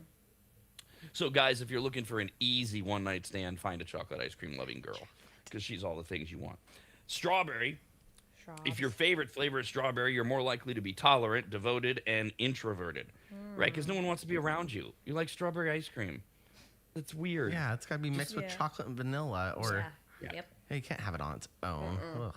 Stay home. We invite you out for an ice cream party or whatever, and you're the one that orders strawberry, you're not getting invited again. That's just weird. Oh my God, Kyle, Janice ordered strawberry. Straw whore. Yeah, no. Janice probably has a warrant out for her arrest and bodies under her house. Oh boy. Let's call. Maybe there's a reward. Yeah, we should. If you chose mint chocolate chip, which I thought that was going to be your second one, Jeff. Don't you like mint chocolate You chip? said that. I said that when I was a child, I liked mint chocolate chip. I eat it a lot. I think it's because my grandma bought it, would buy it all the time. Oh. So Okay, I but did you have would still- yeah, cookie dough is you would definitely better than mint chocolate chip, in my opinion. Okay. If you're a mint chocolate chip fan, these people tend to be argumentative, just like Jeff, but also frugal and cautious, cheap, just like Jeff. Which sounds like an awful combination. Unlike ice cream, chocolate and mint is delicious. Yeah, sure it is. Whatever. I didn't need that added in. Coffee ice cream. People who eat coffee flavored ice cream are the ones who with a stick up their butts. Oh, this is a very scientific study. Scrupulous and conscientious with a side of moral perfectionism. That's what the study says. Great. So they look down at you. Oh, now you're having cookies and cream. Some Jamocha almond fudge though is fire. Mocha almond fudge. I'm just having coffee ice cream. No, that's Affogato. Oh, affogato. Well, that's not bad if you're in Italy. When in Rome. What's an affogato? We talked about Oh boy. Is that ice cream or is that espresso over ice cream? That's not a level of singing. It's real coffee ice cream. Level of singing. I hit the affogato. What's the it's word that called? thing in the back of your throat. Alto. It's the affogato. It's what's the dangles in your throat. Chocolate chip. If you pick chocolate chip, it's a good favorite flavor to have. These people are generous and competent, and they also tend to be go-getters. Woohoo! Okay. Rainbow sherbet. You should probably be an economist. You are analytic, decisive, and pessimistic. Oh, there's a fun person to be Or around. a child. Yeah. Yeah, none of this counts if you're under 8. And Rocky Road, which was chosen by Kyle, because we're down to the final 3 here. Kyle, if you like Rocky Road, you are more likely to be aggressive and engaging, but you're a good listener. And the good news is, you're the life of the party. Bad news is, you're getting stuck with the girl who just got dumped. Well, she's hot. Why? What's wrong with that? I don't know Sounds like. I don't know what the time. time I thought you were going to say, but it's a sad party. You're the life of the party, but it's a sad party. Yeah, I'm life of the party. I make her not cry anymore. It's a very sad party. Pralines and cream was chosen by D and criticized by Jeff that they would study pralines and cream but not cookies and cream. Pralines and creams, this group is loving and supportive and prefers to stay out of the spotlight. So it sounds like your best bet in life is to be the wife of a politician. I mean, Really? not far Because you're off. supportive and you don't want to be in the spotlight. I am supportive. And then chocolate chip cookie dough, which Jeff and I chose. Oh, these are the entrepreneurs. They are ambitious, competitive, and visionary.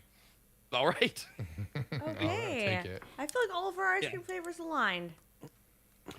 Yeah, I mean, although within this group, being called the entrepreneur and being ambitious, competitive, and visionary, I don't know how much of a compliment that really is for Jeff and I. Kyle's working on his how many days can I go without breaking something. Oh, we should make that a daily list. Yeah, but we're supposed to get daily a update. whiteboard. Yeah. We're doing it. We're doing it. We'll get on the next How break. I many think it's in the days? other room.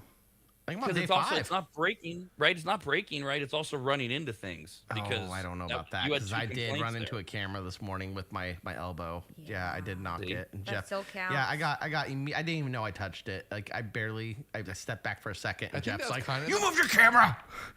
Yeah. I think that's kind of the problem because he elbowed it, but yet he didn't feel it or he didn't know that he was doing it. So I think maybe we're getting closer to the issues at hand. Right, but yeah. I agree with Dee. That has to make our list. It can't just It be counts. days without an accident. It has to be days without an accident / averted accident. Smack your headphones, anything. Oh Yeah, yeah, he smacks that. that's He right. bumps My the eye camera. still That doesn't feel could have great. been a dead camera. So it's 0 day. We're working today on 0 days of a Scheiße. Kyle-related incident. And it's Friday. And Saturdays and Sundays don't count. That's right. So on Monday we'll still be at 0 days. Can I have half a With day? No. with a If I come no. in and we You start don't- the show, can we put You don't get another credit. a 0.5? No, you don't get No. credit. No. No. Lame. You gotta make it So I have to through go a whole day. a full day. Jesus, it's gonna Yes, be 0. You one guys are full gonna be day saying- without a Kyle-related incident gets you a 1, and then you do it again. Bubble wrap It's just them. gonna stay a 0. You guys are gonna have to do something fun with it, like make it into a smiley face. I'll get Yeah. creative. Sounds like a full-time job. I'll keeping get track of all creative, that. I promise. And a very entertaining feature too. Let's see, is it a smiley face? America's today? Radcast, only on the radnetwork.com.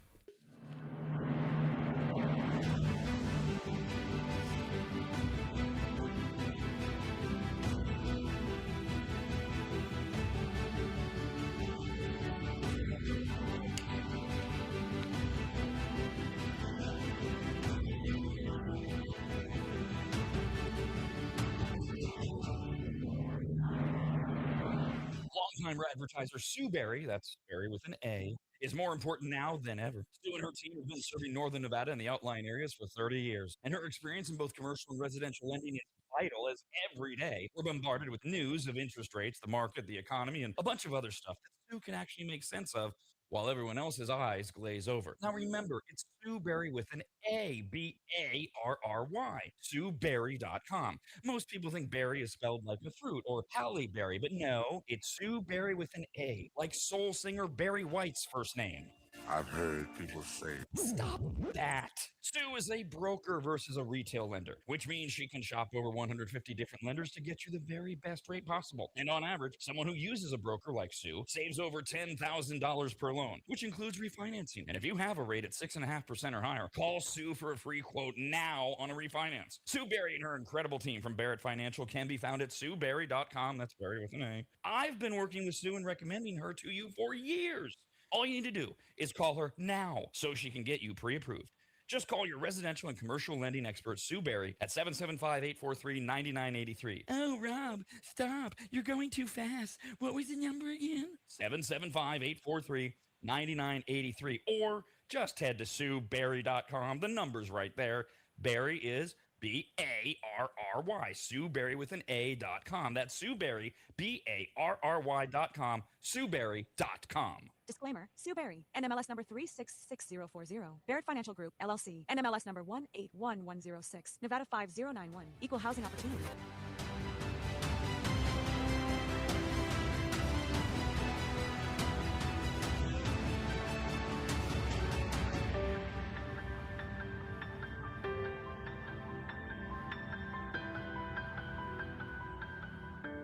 If you've never heard of microseal, let me tell you what it isn't. It is not a really small marine mammal. Get it? A micro seal? Oh, fine. Just ask AI. AI describes microseal this way with a bunch of AI words. Microseal is a premium, eco-friendly, and biodegradable fabric protection spray that penetrates deep into fibers to provide permanent stain, soil, and sun fade resistance for rugs, furniture, and delicate fabrics. It uses nanotechno blah blah blah and blue blue blue blue blue. What AI is trying to say is that microseal is non-toxic, non-allergenic, safe for pets and children, and although AI doesn't say this, it should, you need to contact a longtime maggot Joel from AdvantageSteam.com right now to get him to apply microseal for you. You can even make appointments online at AdvantageSteam.com. We've had microseal for years at and it treats a lot more than carpets. MicroSeal protects virtually all fibrous materials, including wool, cotton, silk, suede, leather, and synthetic fabrics. It protects upholstery, carpets, rugs, draperies, and clothing, including wedding dresses. And ladies, you're going to need what? 3 or 4 of those in your lifetime. And it protects against stains, moisture, and UV degradation without changing the texture. Also, if you're an interior designer, Joel has a special program just for you, and all you have to do is say the password, which is what? What? There's no password, I guess. Never mind. Whoever you are, contact Joel at AdvantageSteam.com. And if you're an interior designer, tell him, I guess. I don't know. That's AdvantageSteam.com, where you'll learn more about MicroSeal and everything else that Joel offers. At AdvantageSteam.com, that's AdvantageSteam.com, AdvantageSteam.com.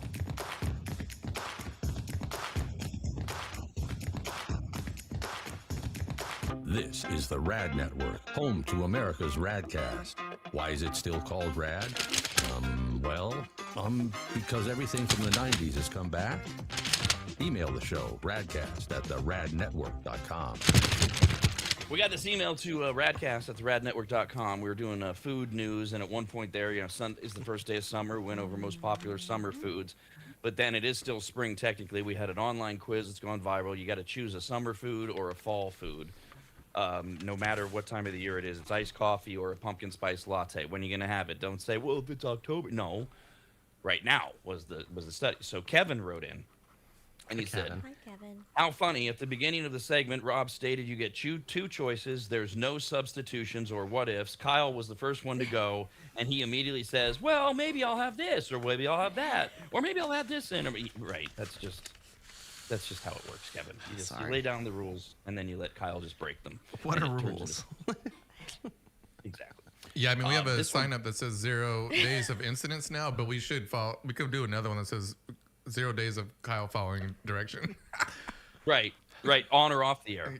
Which that one you can have that 0 just branded into the wall. Actually, you guys don't have to follow the rules either. You can break them if you want. It's Off a lot air. more fun.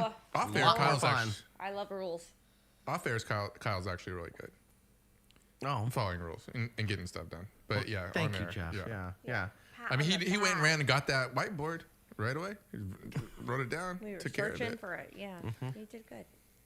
Yeah. Oh, Good job, yeah, Ryan. there Get a it gold is on star? Kyle's desk. Yes. It's been 0 days since it's cut off on the bottom. Last accident. Couldn't it be an incident? Wait, is that Incident. accident? I said accident. He wrote it. I didn't write it. Accident. It does say accident. Okay. Yeah, I was just making sure you Incident. didn't spell Incident. accent. But Yeah, I just need to move But it should everything be back incident. on here. Kyle's gonna go. yeah, it should be an incident instead of an Okay. accident. Oh, Jeff's gonna Because- fix this for us. Oh, Why he's well, not this in the is- shot. Can I put This this is back great over live here? broadcasting. Hey guys. Jeff's getting the camera right, and then he's also going to fix the sign, or Yeah, This yeah. is So riveting. see, now you can see the sign fully, yeah. and we hid Logan Incident, Couture and my new display. Anyways, Yeah. The last change we need to make is accident to incident. Because accident, first of all, it doesn't have to be like Kyle bumping into the camera, nothing happened, but it was an incident this morning. Plus, accident could also indicate he pooped his pants. Yeah, it's possible. so I need to change it to incident. Yes. Yes, please. You didn't ask about it. Incident. And I put IN in front of this, and that should be incident. Now it's incandid. What? Incident. Incident. Incendiary. Incident. Is it EN or IN? Good luck, Kai. Incident. All right. Is that how you do it? There we go. Hopefully that's right. Yep, you can't got see it. it. There we Okay, go. perfect. It's been 0 days since Kyle. Now, the only other change we need to make, and we don't have to do it immediately, the number should be in a different color pen so that it pops, it stands out. Needs to be bigger, yeah. Oh, okay. Yeah. Well, That's hot. And it's We'll going to be figure a it out. 0 most of the time, I so don't it have can be red. Sharpies, It's so- good right now. yeah. Okay. Well, it's gonna stay at 0 anyways, so might We'll as well figure be a it out. Sharpie. Yeah, We'll figure we need trips on his You way just out write the it door. permanent ink. Now, this story just came. This kind of combines food news and our riveting World Cup update from our World Cup correspondent, Jeff, who informed us that the USA is playing today at the wrong time. Fortunately, I was here to let you know that the USA plays Australia at noon, and then USA doesn't play again until next Thursday as we live through this painfully long soccer thing going on in America through the middle of July. You combine that with food news, and the Transportation Security Administration is asking World Cup travelers to be conscious of their condiments when packing for their next flight. In a post shared this morning, the TSA advised newfound fans on the proper way to transport ranch dressing, a quintessential American flavor that soccer fans are experiencing for the first time and are trying to take home in droves. That's amazing. Oh my God. America. Let's go. Ranch. You said it wrong. Somebody on the TSA thread says that your carry-on isn't actually made for 4 bottles of ranch. And brought up the story of a TSA person who went through earlier this week and literally chugged 4 bottles of ranch that were too big. So all of the bottles were bigger than 3.4 ounces. So he at least 16 ounces of ranch he just drank. What does that rather look than like? throw them out. Delicious. No. Drinking ranch? I love ranch, yeah. Drinking it? Drink it. No, Oh, God. no, Get I'm it. not sipping it. No, I'll dip it, but I'm not sipping. The Or point of chugging. this post by the TSA is put it in your checked bag on the way home, because otherwise, if you get to TSA, your checked bag's gone, and now you're going to be told, okay, you're trying to carry this on, we're going to take this ranch away from you, or you can do like this guy and goes, no, I'll drink it, and you just drink at least 16 ounces, at least a pint. Get And then it. you miss your flight 'cause you're in the bathroom. No, you take my ranch. Nope. You just get the ranch packet seasonings. And, like, they probably got mayonnaise in Well, those then- countries. They can just make it there. There's been a lot of viral videos of like people like in America saying how like big our portions are, how much of the ranch, the sauce. So there's been Well, been a I mean, big I've been uproar. watching the games, and they're whatever, they're so. But I mean, the my favorite so far has been watching people like that are traveling here trying our food for the first time on Yeah. social media. Those are good. hilarious. And the people that are traveling from different cities, like the Scottish people in Boston and stuff like that. It's been entertaining to me. Yeah. Oh, yeah, I did watch that. Scottish guy was trying taquitos. His mind was blown. Yeah. Well, they went to a Red Sox game too, and they were like super loud. Like, I mean, not like absurdly, but like really loud and singing their soccer songs and stuff like that. It was actually kind of entertaining. Their soccer song. Suckers. You So guys. did they refuse? Did they refuse to sing "Sweet Caroline" at the Red Sox game? Because that's what you do in the 8th inning. No, yeah, they sing it. They sing that because that's a big pop. That's a popular song over in like Everywhere? Scottish Ireland. Yeah, right. It's like a very folky song, but they sing it like in every bar, like every karaoke place. Like it's Yeah. very, very, very common. But That's fine. yeah, I just want to make sure they're doing it at Boston, because at Boston they always do it in the 8th inning in Boston. So Yeah. you don't get to sing your soccer song then. You have to go along with what we're doing. yes, no, they didn't do that. They sing along with the crowd. Great. I love that to Kyle's point, they're all falling in love with ranch dressing, and rather than just realizing how easy it is to make ranch dressing, they actually take ours home with them in these oversized packets. Obviously, like the whole bottles or whatever, Yeah. they're getting at the grocery The store. powder stuff would do great. It could survive the It cabin is. pressure of the airplane, and Yes. it won't make a mess. Yes. And as Kyle informed us, in most of the 48 countries that are participating in the World Cup, they quote probably have mayo, Probably. which is what you need to make. So Kyle has deduced that those 48 countries that have traveled to America to play on the World Cup soccer team, they probably have mayonnaise as Maybe well. some buttermilk, maybe some goat's milk. Some Ew. goat. better, Oh, yes. goat That's mayo. the proper Oh. buttermilk ranch is the proper ranch. So I'm saying if they make it at home, they can use some goat milk. They can substitute some other animal milk. That's a bad idea. America's RADcast, That's a only shame. on the radnetwork.com.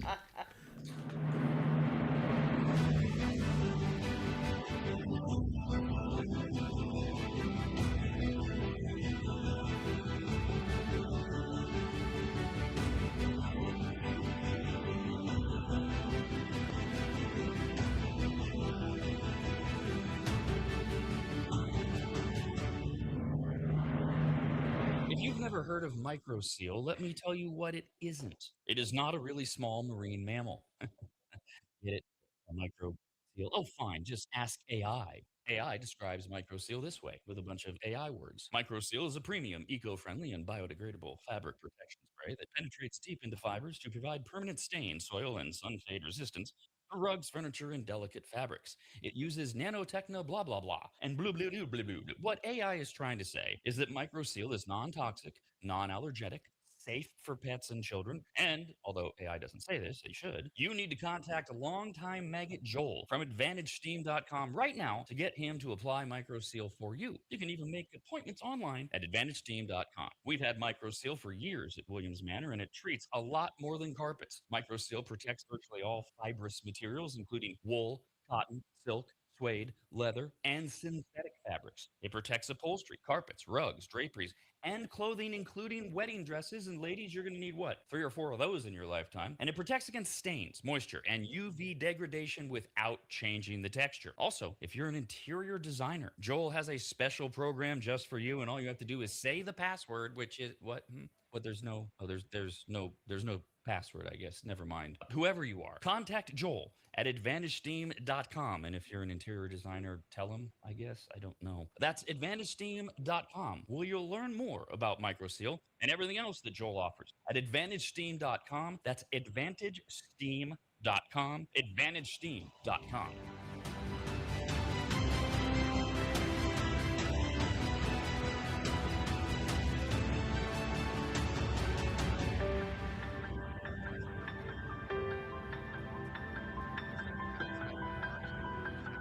Longtime advertiser Sue Berry, that's Berry with an A, is more important now than ever. Sue and her team have been serving Northern Nevada and the outlying areas for 30 years, and her experience in both commercial and residential lending is vital, as every day we're bombarded with news of interest rates, the market, the economy, and a bunch of other stuff that Sue can actually make sense of while everyone else's eyes glaze over. Now remember, it's Sue Berry with an A, B-A-R-R-Y, SueBerry.com. Most people think berry is spelled like a fruit or Halle Berry, but no, it's Sue Berry with an A, like soul singer Barry White's first name.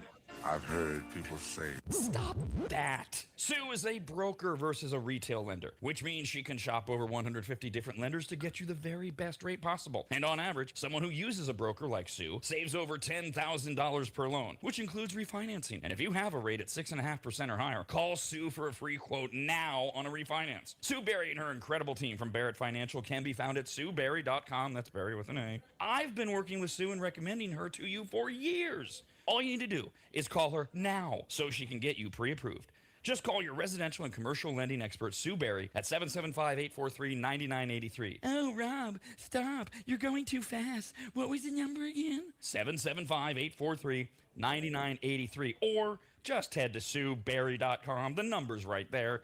Berry is B-A-R-R-Y. Sue Berry with an A.com. That's Sue Berry, B-A-R-R-Y.com. SueBerry.com. Disclaimer. Sue Berry, NMLS number 366040. Barrett Financial Group, LLC. NMLS number 181106. Nevada 5091. Equal housing opportunity.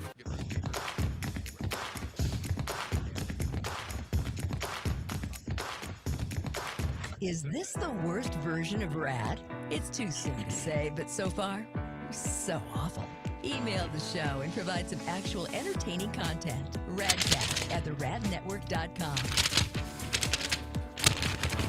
We got this email to RADcast at theradnetwork.com. It is from Rachel. Hi, Rachel. Says, simple question, is Rob wearing a Father's Day sweatshirt? Yes. It says dad on it, and then in each of the D and the A and the D are pictures of at the time our Labradors, Sarge and Scout. Sarge is the only one left. And it says that I don't know what else it says. It says something about what a great dog Their dad I am on doges, there. their names. Oh, Scout. I saw Scout, I think, on there. Oh, I noticed Scout that. and Sarge. First off, I was enthralled by it. Yeah. Oh, it's. I can't it's see blue. it from back It's here. I saw it. No, it's gorgeous. It looks like you're wearing a blue smiley face, like a weird smiley face from He's where a I'm dog sitting. dad. I can't even see the pictures on his shirt because my screen's far out. Yeah. Like it's just No, I very know. difficult Yeah. to see. I love it. That's why too. That the background pictures I have up today are all dogs because I'm a dog dad, and this is the you're last a sweatshirt. Miss dog Christina dad. gave me this sweatshirt a couple years ago on Father's Day. I so saw it it's first thing, and I was enthralled. awesome. That means it's a good time for the holiday pile.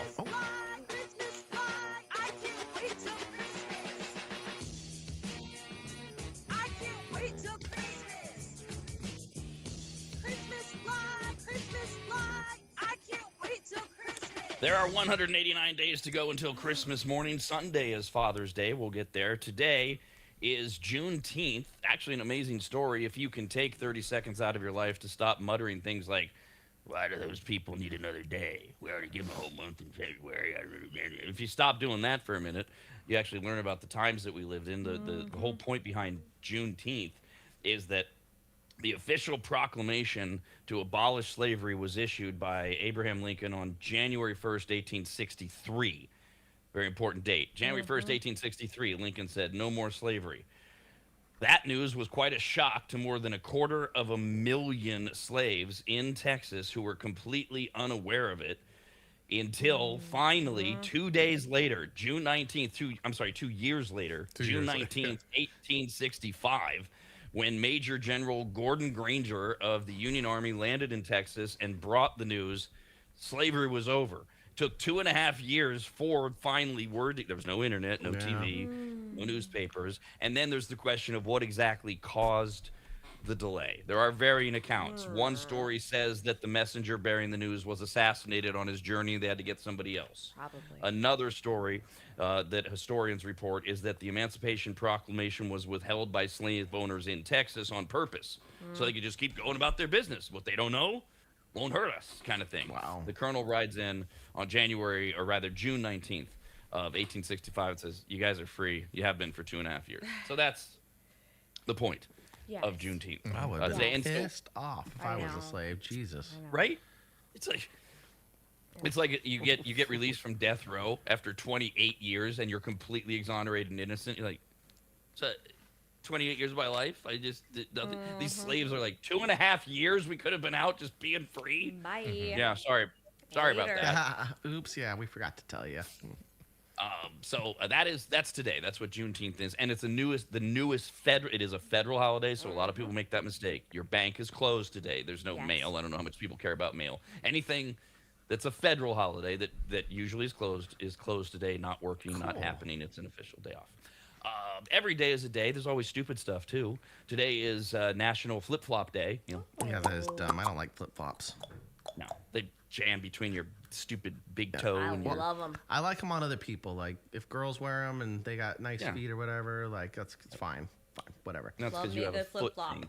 So Chancla, a weapon, could be whatever you want it to be. I have to It's wear the amazing. sandals. Are these brand names? No. Chancla? A chancla. Chancla is a weapon you use as a flip flop. Yeah, It's a term like in Mexican culture that women, they take off their sandals to hit their kids, which is very, very common. And they call it the chancla. Yeah. Watch out for the It's a chancla. big deal. Yeah. There's the chancla, and then my mom had what was called the paka paka, which was a big wooden spoon. Yeah, that's the more common one. It's the spatula or Right. the wooden spoon. No. Yeah, Spatula and wooden spoon, those are different. right. A paka is what Kyle calls them. Yeah. We've done this on the show. It makes no goddamn sense, but it's still the paka But spoon. it's mostly made out of paka wood, we found out. So I had a little bit of weird woo going on when I was a kid. Wooden spoon. Jeff with his Crocs. Today is also National Garfield the Cat Day. There we fat go. Now Yeah. we're talking. I know. I got over his shtick after a while. I used to love Garfield, but the whole lasagna I was thing like, and I the want lasagna. beating up on Odie and Nermal. Garfield's just a Mean. bully. He's a bull. Yeah. You yeah. loved it like the cartoon or the comic strip? The comic strip. Oh, I Got it. love the Well, comic if strip. his dad wasn't a little pushover bitch and was. Opie wasn't so stupid, maybe he wouldn't have to have an attitude like that. Garfield's the boss. That's very, very. The cat's the runs boss. stuff. I want lasagna. Yeah, if he was around competent owners and other pets, he wouldn't be such a grouchy asshole. I've seen Chad. Just Yeah. to let you know, like Chad's a little Kyle's bit of an Chad. asshole. Just a little bit. Oh yeah, he so- is. Little Yeah, bit. no, he is very Would you much say so. that is Fat Chad, Kyle's cat, is he a relative of Garfield's? Somewhere? very well Probably. could have been. Yeah. Probably. Yeah. He likes the lasagna. By the way, Dude, he likes I'm hot dogs literally- even more. I'm freehanding a Garfield right now. I used to draw Garfield all the time as a loved kid. Garfield. Oh, this is Why- so retarded. He was an This is asshole. so awful. Why should your cat know what a hot dog tastes Dude, like? I made him one time and I sat down and he came running up. Yeah. And I was like, no way. Cats I are crazy. Gave him a little piece. Oh, he devoured it. He sits there and like I make corn dogs sometimes, get the frozen ones just as a snack. As soon as they come out of the toaster oven, he is on Yeah. my heels, just meow. My meow. dogs wrote I think tis. that's animals in Yeah, general. no, my dogs wrote But tis. you know, he doesn't care about other things. I can come home with like Taco Bell or like we can make steak and then give a crap. He wants the damn hot dogs. Gutter. So here is my on the fly Garfield the cat. I did it while we were talking. There it is. Oh, it's pretty good. I mean, come on. It's a Yeah, I mean, I vibe. realize he's Yeah, got a tumor going on back here. You Why know, we're does- gonna have to get yeah. this lanced. Why does he I look don't know like what the that is. Pringles guy? I don't know. Pringles. He does. He That does. might make the fridge. I like it. Let's laminate that. We'll put that in the shop. We'll sell that Put in it the on shop. Let's do a picture of Chad. No, we're selling that. We're gonna laminate that and put in the shop. You want me to do my Starship Enterprise too? I could draw that. Yeah. Well, I don't think it's Draw me National a Enterprise Death Day. Star, and I will. Can't do that. That's Star Wars. I'm a very- Star Trek guy. It's a very fine cat, Rob. I can't draw Garfield that good. I'll stop talking crap. Oh, This is that's what you're good. talking about? That's good. Yeah. That's what you're talking about? He Yeah. gave Pringles vibes. Garfield has a mustache like that. It looks like. If you zoom in on his Rob's mouth. Garfield, you It's can a see the smile. comparison. Yeah, It's just The Garfield circle. smiling. Oh, okay. It It's looks not like he has a mustache. I like it though. Honestly, Well, good thank you. effort. Good effort. I He looks like a it. French Garfield. Maybe he should have a cigarette. Wee wee. Maybe it's a And wee he's wee missing- in his mouth. He's missing 2 legs, and he's got that torpedo-shaped tumor coming out of his He's butt. But other than cute. that, He looks very it's just high like as Garfield. well. He's got lasagna to kill. He's got to get the munchies. Today is not only National Garfield Day, it's National Martini Day. Excellent. Let's go. Tomorrow, right in the middle, is National Dog Dad Day. Yay! Also, tomorrow is National Hike with a Geek Day. See what some of these days are so Yeah, stupid. these I don't want to hike, but I'll go. I'm a geek, so I'll go. Have a coffee with them then. Tomorrow's National Ice Cream Soda Day, National Vanilla Milkshake Day tomorrow. It's also World Juggling Day. I can't juggle. No. Oh my God. How You many do it? lame Anybody- little anybody events juggle? are out there? Well, it's National Juggling Day. We're gonna have a little juggle on the beach day. There's gonna be food vendors and stuff like that. Probably. Oh. Sounds amazing. That's all okay. I mean, and if you're lucky, you get the guy who's juggling the chainsaws and chops off a hand. That can always be an interesting day. Yeah, light something on fire and juggle it. That's always fun. Oh, okay. World Juggling Day. What could you juggle that's on fire? Tennis balls. Balls. Yeah. So how do you keep them on fire? marshmallows. You soak them in lighter fluid and then light them, and then that's how you're Let's juggling go. them. Get it. Can't the oxygen make them get more flamed though, and more difficult to? You know, I'm if not they're sure. on- I guess on we'd have to fire. test the theory. Give that a try. When you do Yeah. another Kyle's Corner, try that out. Oh, try I was gonna see if Jeff juggling- wanted to test it out. Jeff tests the I'm sure- equipment. He should be testing the balls. Oh yeah, I'm not testing. I'll throw those. like I'll tell you guys to run, and I'll throw fireballs at you guys. What relays for us? It sounds a Okay, lot more that's fun. kind of Hunger Sticker Games chart. esque. I kind of like it. Do we get gold stickers if we Oh, yeah. avoid them? Yeah, we should have a sticker chart. Yeah, they're hounding me about getting stickers for their good deeds. Where are you, Jeff? This is going out There right you now, are. so we'll Hi, just Jeff. we'll yap. They're hounding. They want stickers like Yes. their children from you when they do a good job or Yep. something. Yes. Oh yeah, I prefer snacks, but stickers will do. I bring snacks. Oh yeah. I mean, they're I both throw better little than- like sardines to Kyle like this, Good. like Good. wow. And yeah, he gobbles them up. Good. I mean, they're better than money, so go with that. We can figure out a way. Oh to- no, I'll take money. Stickers. Yes, Money's better. stickers. There is no money, but there are stickers and sardines. Those we can get you on trade or something. Sunday is what's called National Cookie Dough Day. Not cookie dough ice cream, just cookie dough day is Sunday. It's also National Peaches and Cream Day, Selfie Day, because we need more of those. Smoothie Day, and Sunday is also World Giraffe Day to celebrate. I love giraffes. How do you so know that? Gangly and awkward.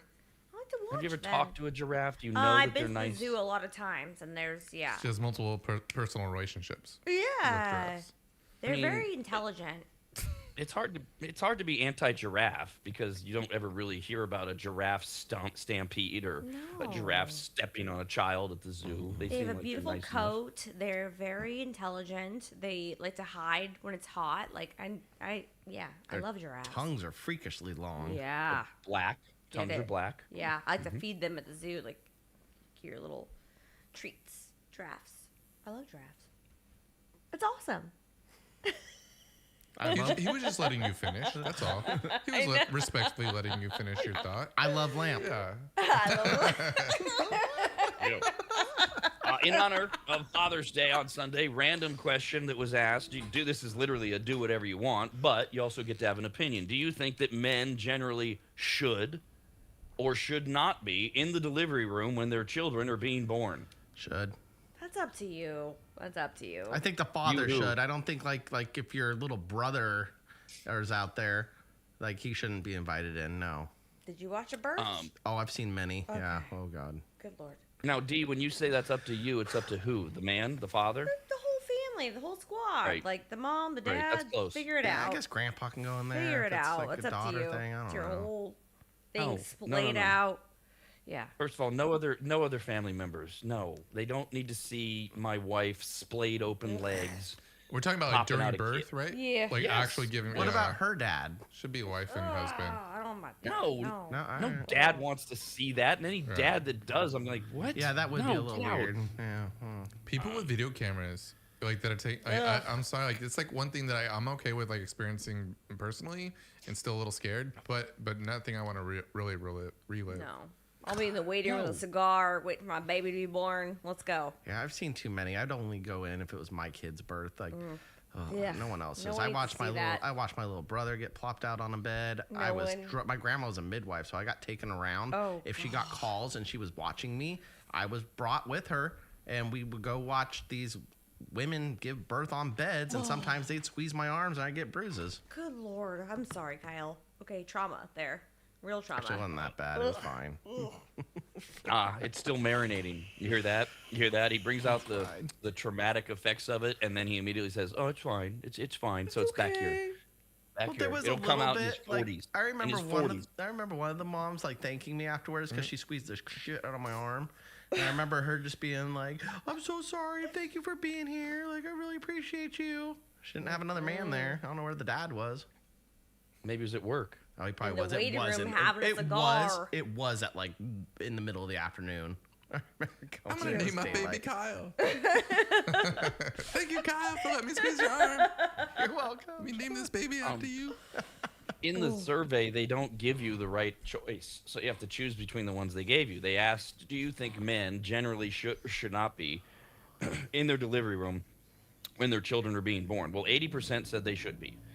5% that said they shouldn't be, and 16% said they're not sure. I don't know how you can't just formulate an opinion on the fly. But the correct answer is whatever mom wants. There we go. That's it. It's if she wants you there because you're a calming presence, or she thinks Yeah. it's important to the kid, then you're there. If she's like, "You're too dramatic, you're gonna freak me out, I know you don't care, it's not important to me," then you're not there. Yeah. Who cares? Yeah, the waiting It's room's not, fun. there's no bonding moment there. This whole overstating the bonding thing, whether or not dad is there to catch the baby as he comes out with his Yeah. catcher's mitt. If he all doesn't ready to faint. go. Right. That's the woman that says to her, "Yeah, honey, you might be better off just hanging out at the yogurt No, shop yeah. with Yeah, the waiting room's your fine too. friends. They have snacks. Usually, there's a vending machine. There's other relatives to talk crap about the other Yes. relatives that didn't come.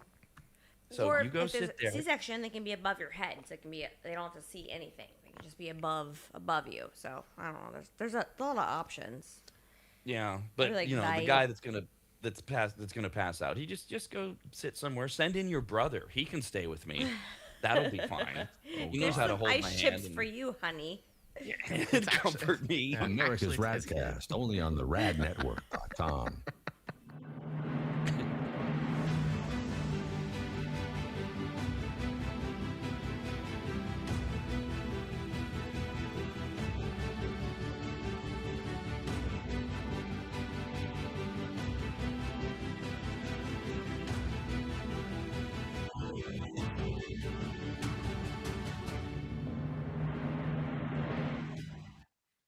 Longtime advertiser Sue Berry, that's Berry with an A, is more important now than ever. Sue and her team have been serving Northern Nevada and the outlying areas for 30 years, and her experience in both commercial and residential lending is vital as every day we're bombarded with news of interest rates, the market, the economy, and a bunch of other stuff that Sue can actually make sense of while everyone else's eyes glaze over. Now remember, it's Sue Berry with an A, B-A-R-R-Y, SueBerry.com. Most people think berry is spelled like a fruit or Halle Berry, but no, it's Sue Berry with an A, like soul singer Barry White's first name. I've heard people say Stop that. Sue is a broker versus a retail lender, which means she can shop over 150 different lenders to get you the very best rate possible. And on average, someone who uses a broker like Sue saves over $10,000 per loan, which includes refinancing. And if you have a rate at 6.5% or higher, call Sue for a free quote now on a refinance. Sue Berry and her incredible team from Barrett Financial can be found at SueBerry.com. That's Barry with an A. I've been working with Sue and recommending her to you for years. All you need to do is call her now so she can get you pre-approved. Just call your residential and commercial lending expert, Sue Berry, at 775-843-9983. Oh, Rob, stop. You're going too fast. What was the number again? 775-843-9983. Or just head to SueBerry.com. The number's right there. Berry is B-A-R-R-Y. Sue Berry with an A.com. That's Sue Berry, B-A-R-R-Y.com. SueBerry.com. Disclaimer. Sue Berry, NMLS number 366040. Barrett Financial Group, LLC. NMLS number 181106. Nevada 5091. Equal housing opportunity.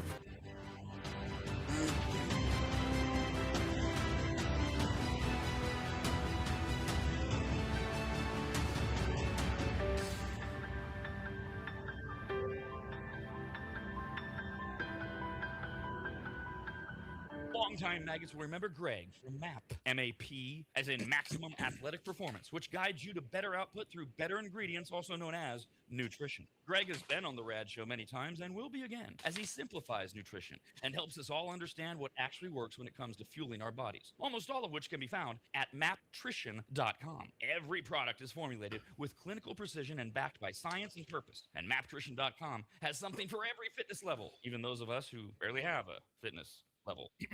With nearly 20 years as a nutritionist and a specialization in sports nutrition, Greg works with athletes and everyday individuals to optimize performance, energy, and overall health through smarter fueling strategies, all of which starts at maptrition.com. At the very least, we should all be taking daily multivitamins, and Greg has his formulated for exactly what a man or woman's body needs. Protein is in, but maybe instead of getting yours from mac and cheese with extra protein, you get it from maptrition.com. And of course, all things workout, training, and exercise are available as well. From pre-workout to creatine and other muscle builders to recovery supplements and more, all at maptrition.com. From morning breakfast essentials to post-workout recovery and everything in between, maptrition.com's full range of supplements, proteins, and wellness products are built to power your journey from start to finish. Check out all the products and find what's right for you and order it shipped to you all at maptrition.com. That's maptrition.com.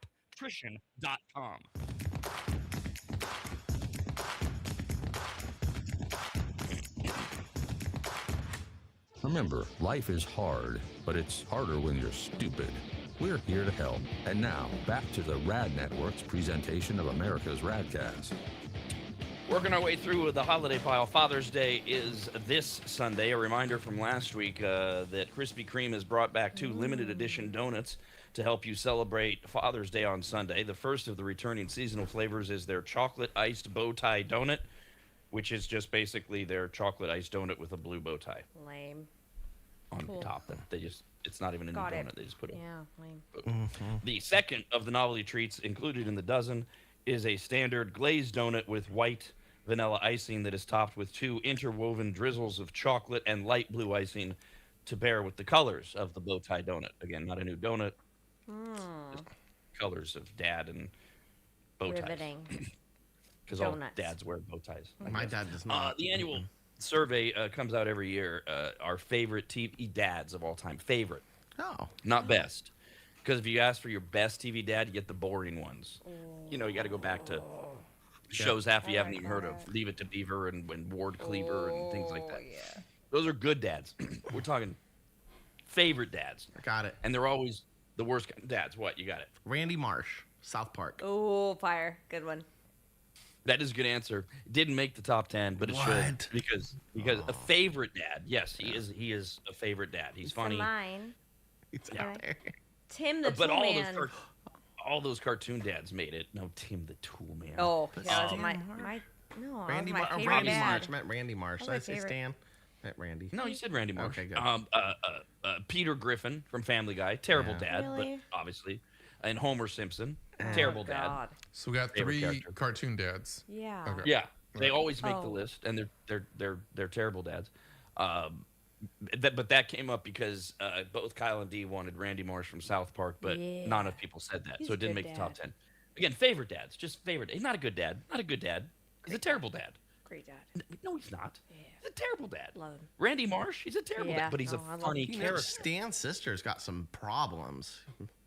Yes. Yeah, like He's he's not being that great of a father. He's Yeah. not a girl dad. He is not that. No. No, no, favors the son way more. Get it?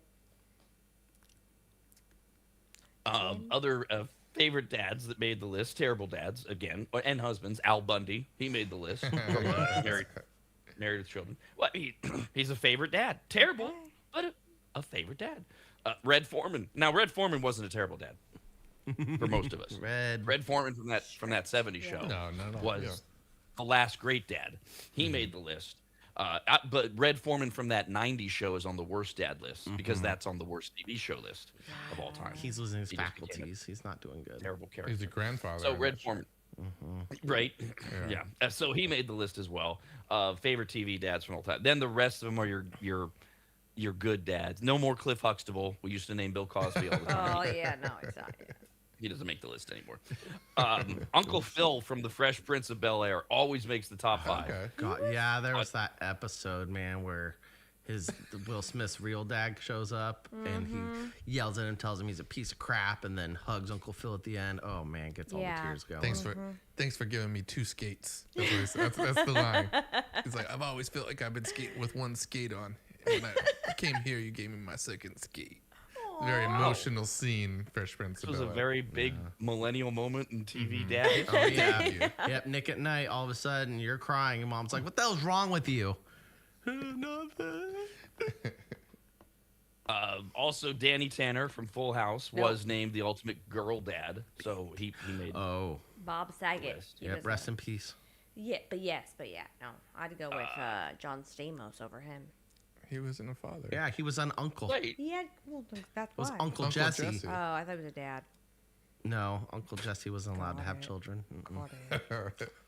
No, he did eventually. Like they had twins, but I don't think that's what they're referring to. Yeah. Okay. no, All right. I don't think so. And I didn't remember the storyline that he wasn't allowed to have children. I was trying to remember that. Yeah. You know, I made that one up. Sorry. The producers were like, "You don't even think about it." What was the other doofus on the show? Uncle Jesse, Bob Joey. Saget, The and funny Joey. one. Yeah. Okay. Okay. Joey, that was his name. That's his name on the show. That- Okay. Is that Dave Coulier's yes, character? Yes, that's his Yeah. name. Ah, Yeah. got it. We did Al Bundy and Andy. Cut Andy it Taylor out. from the Andy Griffith Show. Got to have him there. And Mike Brady from the Brady Bunch. Those always make the list. He was a and they good made- dad. He was a great dad. He had a whole group of children to look after. He was a great dad. So what you said, Tim the Toolman Taylor, I would get behind that. I That's think my he's a good dad. that's my dog. My dad's a general yeah. contractor. Like that was like my ultimate like you're a cool dad. You learn some stuff. Well, again, it's favorite dad list, and My he would be a favorite. favorite dad because he's fun and funny. But was he a good dad? I mean, he was a crap husband. He on the worked a show. lot. He's a hard worker. He did. He destroyed Yeah. the house a lot. Yeah. That's what happens with Typical home repairs. '90s sitcom man, Yeah. right? You like Ray Romano and Kevin James. Everything he did wrong. Oh, Kevin James. That's Yeah, I don't funny. think I would be. Still married. I mean, if I miss like a one hinge on like a cupboard, that I get yelled at. So blowing up the house multiple times, Tim the Toolman Taylor. Get it? Yeah. What was And probably Malcolm in the Middle's dad's name? The guy, Bryan Cranston. What was his character's name on Malcolm in the Middle? He was a fun dad. I didn't want I to liked touch on him. that much. Okay. Miss. I don't know. Yeah. I don't Okay. know. Yeah, I understand. Yeah, I know. I heard the silence spoke for us all. The dismissive D comment of miss was perfect. Very, very woman-like, very jarring, very mommy issue thing coming out of the background. Oh, okay, mom. Sorry. Just throwing everything against the wall. It would Hummus. stick. Get you out of your bad mood. Put your spaghetti Sorry. out. Of course, men are worthless, as was shown to us in the 90s with all those great sitcoms. However, thankfully, the Smithsonian Magazine every year recognizes the fact that some males are actually really good dads, really good providers out in nature. Human dads, we're terrible, right? That's just got to be the line. We're just awful. But there's male seahorses. They're the ones that actually carry and Yes. birth the offspring, and they can birth up to 2,000 babies at once. Yes. You broads, You couldn't handle that. So you what can't. does You whine over twins. Seahorses, the man, they're giving birth to 2,000 of them at So once. what does the woman do? Does the woman impregnate the male? No, it's this very She's well. a So little okay, pouch. She's got a pouch. kind of, She takes sort of. on the babies. The female Oh. transfers unfertilized eggs into his pouch, and he fertilizes them inside. He basically blanks himself. She has She's to like, provide. she's like, here's the seeds. Yep. I need you Yeah. to water them Yeah. and grow them. Got Yeah, it. she gives him a chia pet, which he puts in his pouch, and it has to grow 2,000 little horsey That's eggs. a good around. dad. That's a good dad. Yep. Unless he had a Then you bad have- diet while he was having them in his pouch. Like, what if he started eating all the junk that was in the trash, started Nope. eating trash in the ocean? And all of a sudden, now these horses have little side defects, and that's not really a good dad. He didn't care about his body. No. And now the kid turned out having fetal alcohol syndrome or something. Who knows? Possibility. Or because we all throw our garbage in the ocean, all the cruise ships, they just throw the garbage bags overside. Here comes Seahorse Dad. He's digging through it. He's looking for a bear claw in his mind, but he sees a half-smoked cigarette, and he lights it up. Pretty it. soon, he's a junkie, and now he's putting all that nicotine into his 2,000 little baby seahorses. Yeah. How much cocaine was found in those sharks he did a story on not too long ago? Imagine the seahorses and their babies now. Now you got crack baby seahorses. I mean, you think of all of the women, human women, who have been horrible carriers of feti and babies, right? Now imagine giving that responsibility to men. You think get it. crack babies were an epidemic in America for a while. Imagine what men would do to these kids with having just no care at all other than I would garbage love cigarette. I would love that. Yeah. Seahorse, these number one kids- dad. With the No. worst kids, the most deformed kids Yeah. that are coming out and needing to be institutionalized immediately. Yep. It's already happening. We don't know. And there's 2,000 Now- at once? That's a lot. Yeah. Now only about a dozen of them live, but I didn't feel the need to mention that part. No. There are the male giant water bugs. They actually wear eggs like a backpack. The female will essentially glue the eggs onto her mate's back. That sounds a little rapey. And then he tends to them. He carries these eggs that she's glued onto his back with insect glue, and he's got all these eggs. The giant water bug, he only lives a year, and he carries the eggs for about 2 weeks until it pops out the babies. And of this That sounds amazing. Put that the backpack giant on. water bug. Take the babies. Does he get any sex out of this? Yeah. Like, did he first? She just Probably. does putting the eggs on his back feel really good? Yeah, just bye later. Or Enough does to where he does wants to take care of them for a few weeks. That's what I'm wondering though. Is it the afterglow? He impregnates her, and then she like craps out her eggs onto his back. So he's smoking his cigarette. He's done. He's having a Gatorade. He's doing whatever they do after sex. And she comes along with her giant sack of glue eggs and shoves them on him. He's like, whatever, I got mine. I don't care. And then goes off and carries the eggs Love for 2 it. weeks. Yeah, I'm not sure, but it sounds like a fascinating documentary that I don't want to watch. I'll watch True, it. in all ways. and keep in mind how much the Smithsonian had to scrape the bottom of the barrel to find male animals Yeah. that are worth holding up as good dads. Oh, because the water beetle. I don't think I've ever seen a water beetle. because human dads are so bad that we had to go out and look for the male water bug, Yeah. whatever this thing's I called. mean, Yeah. lions probably didn't make the list. I know they're terrible fathers. I know they'll eat other children if they're not part of their pack. Maybe that's a good dad in a sense. I don't know. Right, you don't know. Sometimes they're eating the young because the young aren't going to live, and it's a more humane, ironically, way for the kid to die. Sometimes they're starving, and they're like, well, if I die, the whole pack is going to die because I get all the food, so I'm going to eat my youngest, weakest baby. We don't know. Circle We're of not life. there. Yeah, that's a little morbid. No, can't judge. Two more that the Smithsonian is highlighting for Father's Day this year is the common loon. You know the bird, the loon? You're a loony bird? Yeah. The male loon has to pick the nest site as the father-to-be. He's not carrying the babies, but he's a great dad because it's his job to get the strategy to find a home where they have enough room to swim to approach the nest, defend the nest. There's enough room for the babies. That's And the sweet. loon dad, he's in charge of feeding the whole thing, so he's doing the recon and finding their nesting home. That's Unlike a sweet. human dad who would never do that. Human dad's No. like, yeah, I don't got time for this. I didn't want the baby anyways. You figure it out. That's what all human dads are like. So you have to look to the loon. Loon. Yes. Or red foxes. Now, mother red foxes care for their babies in the den. Fathers hunt around the clock to feed them. The males will eat small amounts of food when they need to, but most of the prey goes to the family. At least that's what they tell them. Sorry. Right? That's all I could get. Yeah. Well. He's bloated like Yeah, a python. It was a large pizza, but oh boy, the crows came over and took the other pieces. Sorry, honey. You and the kids are got gonna have to deal with this one piece each. That's one piece of pepperoni. That's all I got. Yeah. It's not even a piece Yeah. of pizza. Save this for you. The father foxes, we're told, are also great teachers. They will show their young how to hunt by bringing back live prey and then help them to prepare for their future. So the father fox, he'll bring it back alive and say, okay, you got to kill this now so we can eat it. Yeah. Oh, that's not traumatizing. Teaching That's a good them. father. Oh, teaching your kids to murder. Yeah. They have to survive. They have What to those little survive. red foxes are all emotional. Like, I don't want to kill anybody, Dad. No. Then they're gonna die because they are part Yeah. of nature. They're part of Darwin's world because they're snowflake foxes who apparently have been coddled by this bitch mother who's raising them in their den with Nickelodeon on and Oprah reruns all day, and the little baby foxes are learning empowerment and being sensitive, and they don't want to kill. They're like, why can't we be vegans, Dad? I want to be a vegan fox. The blueberries are just fine. Leave the rabbit alone. He's my friend. America's Radcast, only on the radnetwork.com.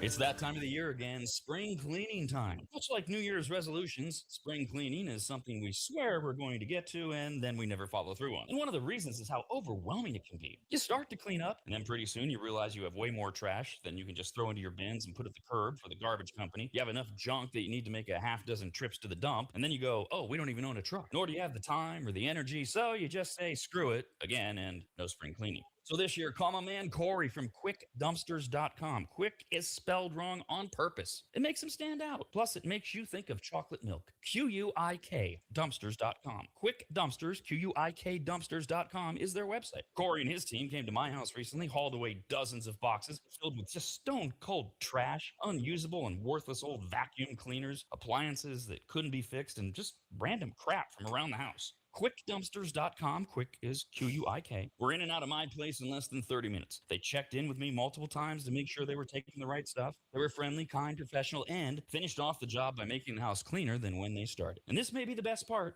Quotes are free, and you don't even have to have them over to your house where you get the little sales pitch and all that. Just send them some pics or videos. You get your price, schedule your day and time, and you watch someone else get that junk out of your house. Basically, you have no excuses other than your own laziness. Go to QuickDumpsters.com. That's QUIK Dumpsters. QuickDumpsters.com. Quick, QUIK Dumpsters.com.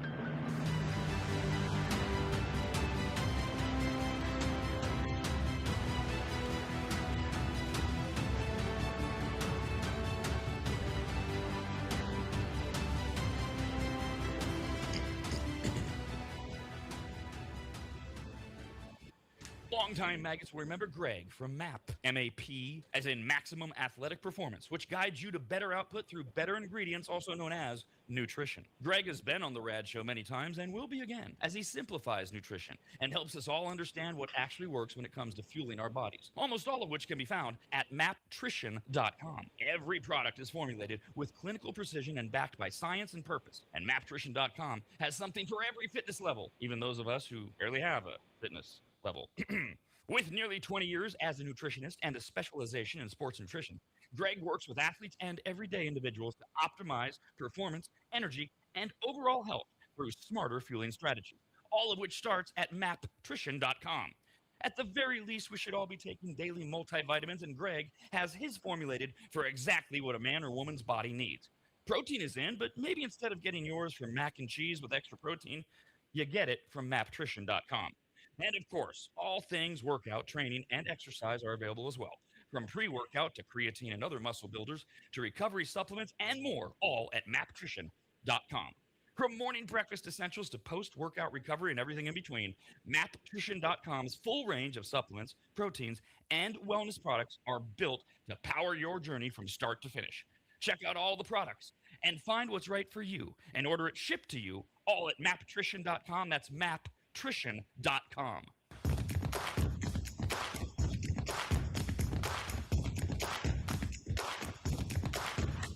And now, more words of wisdom from Kyle. Of course you can flush paper towels, condoms, hair, cat litter, cooking grease, dirty diapers, coffee ground, and even small dead animals down the toilet while at an Airbnb. It's not your problem. Email us with your life hacks at radcast@theradnetwork.com. God, I was just thinking about as we head towards Father's Day weekend. Sunday's Father's Day. It's first day of summer, etc. Like the worst case scenarios for dads after we did the surveys last week, the overwhelming majority of them, they just want to be left alone Sunday. Like, just let me be. I don't want to cook. So if you could either cook for me or I'm going to go out with my friends. I don't want to go somewhere with you. I don't want to go somewhere with the kids. Just let me have my time. And maybe let me be inside of my home as opposed to the garage. Just for Father's Day. Because we all forget Father's Day and think, when Dad says, I just want a good home-cooked meal, they say, good, grill the steaks for us, Dad. So you just think about, depending on who the guy is, maybe he's looking forward to, like, the U.S. Open golf tournament Sunday, always ends on Father's Day. If you're a quasi-golf fan, there can be some emotions to it because it's always ending on Father's Day. Imagine that, Dad, who gets stuck. In a perfect family, Mom says, don't worry, honey. I'll take care of it. You watch your golf all day. You know that doesn't happen. Instead, he gets drugged to the Sunday 2 p.m. showing, right when the U.S. Open's wrapping up with Toy Story 5. It's packed. It's packed for Father's Day. And he's got to go be with his kids. Oh, he probably has to take him to breakfast first, too, at IHOP or something where the kids just scream and yell, and he's got to look like a mean dad and try to discipline them. And then he's got to go sit in a theater with these kids. Oh, poor dad. Just to clarify, though, Rob, you would say that the father wants to make, like, they want people to make a big fuss, kind of, but leave them alone.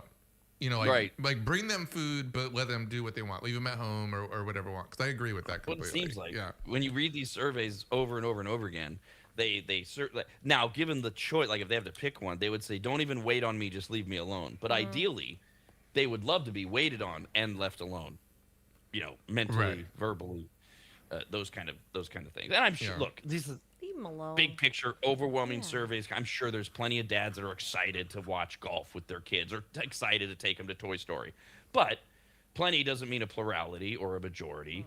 And you just start to create these stories in your mind of the dads. Like, it's kind of like that whore bride-to-be and her spineless husband-to-be who somehow allow a wedding to be scheduled on Super Bowl or playoff Sunday during the NFL season. Wow. It's like... Good Lord. Also, would you say the same thing for New Year's Day, wouldn't you? Like the 1st of January? Wouldn't that be in the same category? Someone had a wedding on January 1st? That's weird. Yeah. Oh, to have a wedding. Oh, God. Right? Oh. I got invited to a wedding on January 1st. You're like, are you serious? I didn't go. I want to be hungover. Like, I don't no. want to be your stupid wedding. Yeah. I've never even heard that. I know, January right? I thought it was very odd. Yeah. Oh, God. No. Don't they do it for tax because purposes? Like, they need to be on the first of the year? They got to be married? Maybe. Yeah, I don't know. Because it ruins so many things. First of all, is it a destination wedding on New Year's Day? Because This now one wasn't, you're but not even where you. Yeah. You want. Either way, your New Year's Eve plans are altered if you had any. Right. Because you got to be. Yeah. No. No. I was so I didn't say anything. Like when I saw the invitation, I just go, well, I'm gonna have an easy excuse not to go. But I mean, it was in Marysville, so I don't think that's a destination wedding. Oh, but, lovely. Yeah. Ooh, Marysville. Oh boy. So specific. Ooh, it's just as nice as Bakersfield. Marysville's nicer than Bakersfield, I think. Hey. Not by much. They have a casino now. Cool. Do we know that who does? Marysville or Bakersfield? Marysville, isn't that Come to the Hard Rock? Yeah. Yeah, the Hard Rock. Right. Yeah. Okay. Do we know that that's Bakersfield sweet, doesn't have a casino? There are some. There has to be in the some. surrounding areas. Yeah. Okay, so then that's not a relative comparison to the two. So far, they're even. How many teeth were at this wedding? 4? Combined teeth total also depends on guest total as well. So did you RSVP and say No. you weren't going to be there, or did you just wait and then not go? I said I wasn't able to go. Okay, you just left it. Immediately. Yeah. Immediately. Yeah, because I thought that was very odd, to be honest with you. Like, it's one thing. Like, I will man up and I will go to an event, even if I feel like it's weird. I just felt like that was overly odd, and I wasn't going to give up my New Year's Eve. And I don't like go out like super late or anything like that. I just don't want to give up my New Year's Day, my New Year's Eve, anything like that. Yeah. So, It seems more than odd. It seems so inconsiderate. Yeah, It right. like Kyle's asking, was it for tax purposes? Is it got the room super cheap? Like no one wants Right, to get yeah, married that day. No, maybe that's what it is. Like the venue, right? The venue might have been like a lot easier to I get doubt or it. something like that. Yep. Because same thing when you mentioned like Super Bowl or big things like that. I'm like that's the same for Yeah. me. New Year's Day is odd. Yeah, they were probably thinking too. They're like, "Oh, everybody's gonna have the day off. They can all come. No one's gonna have to work." Yeah.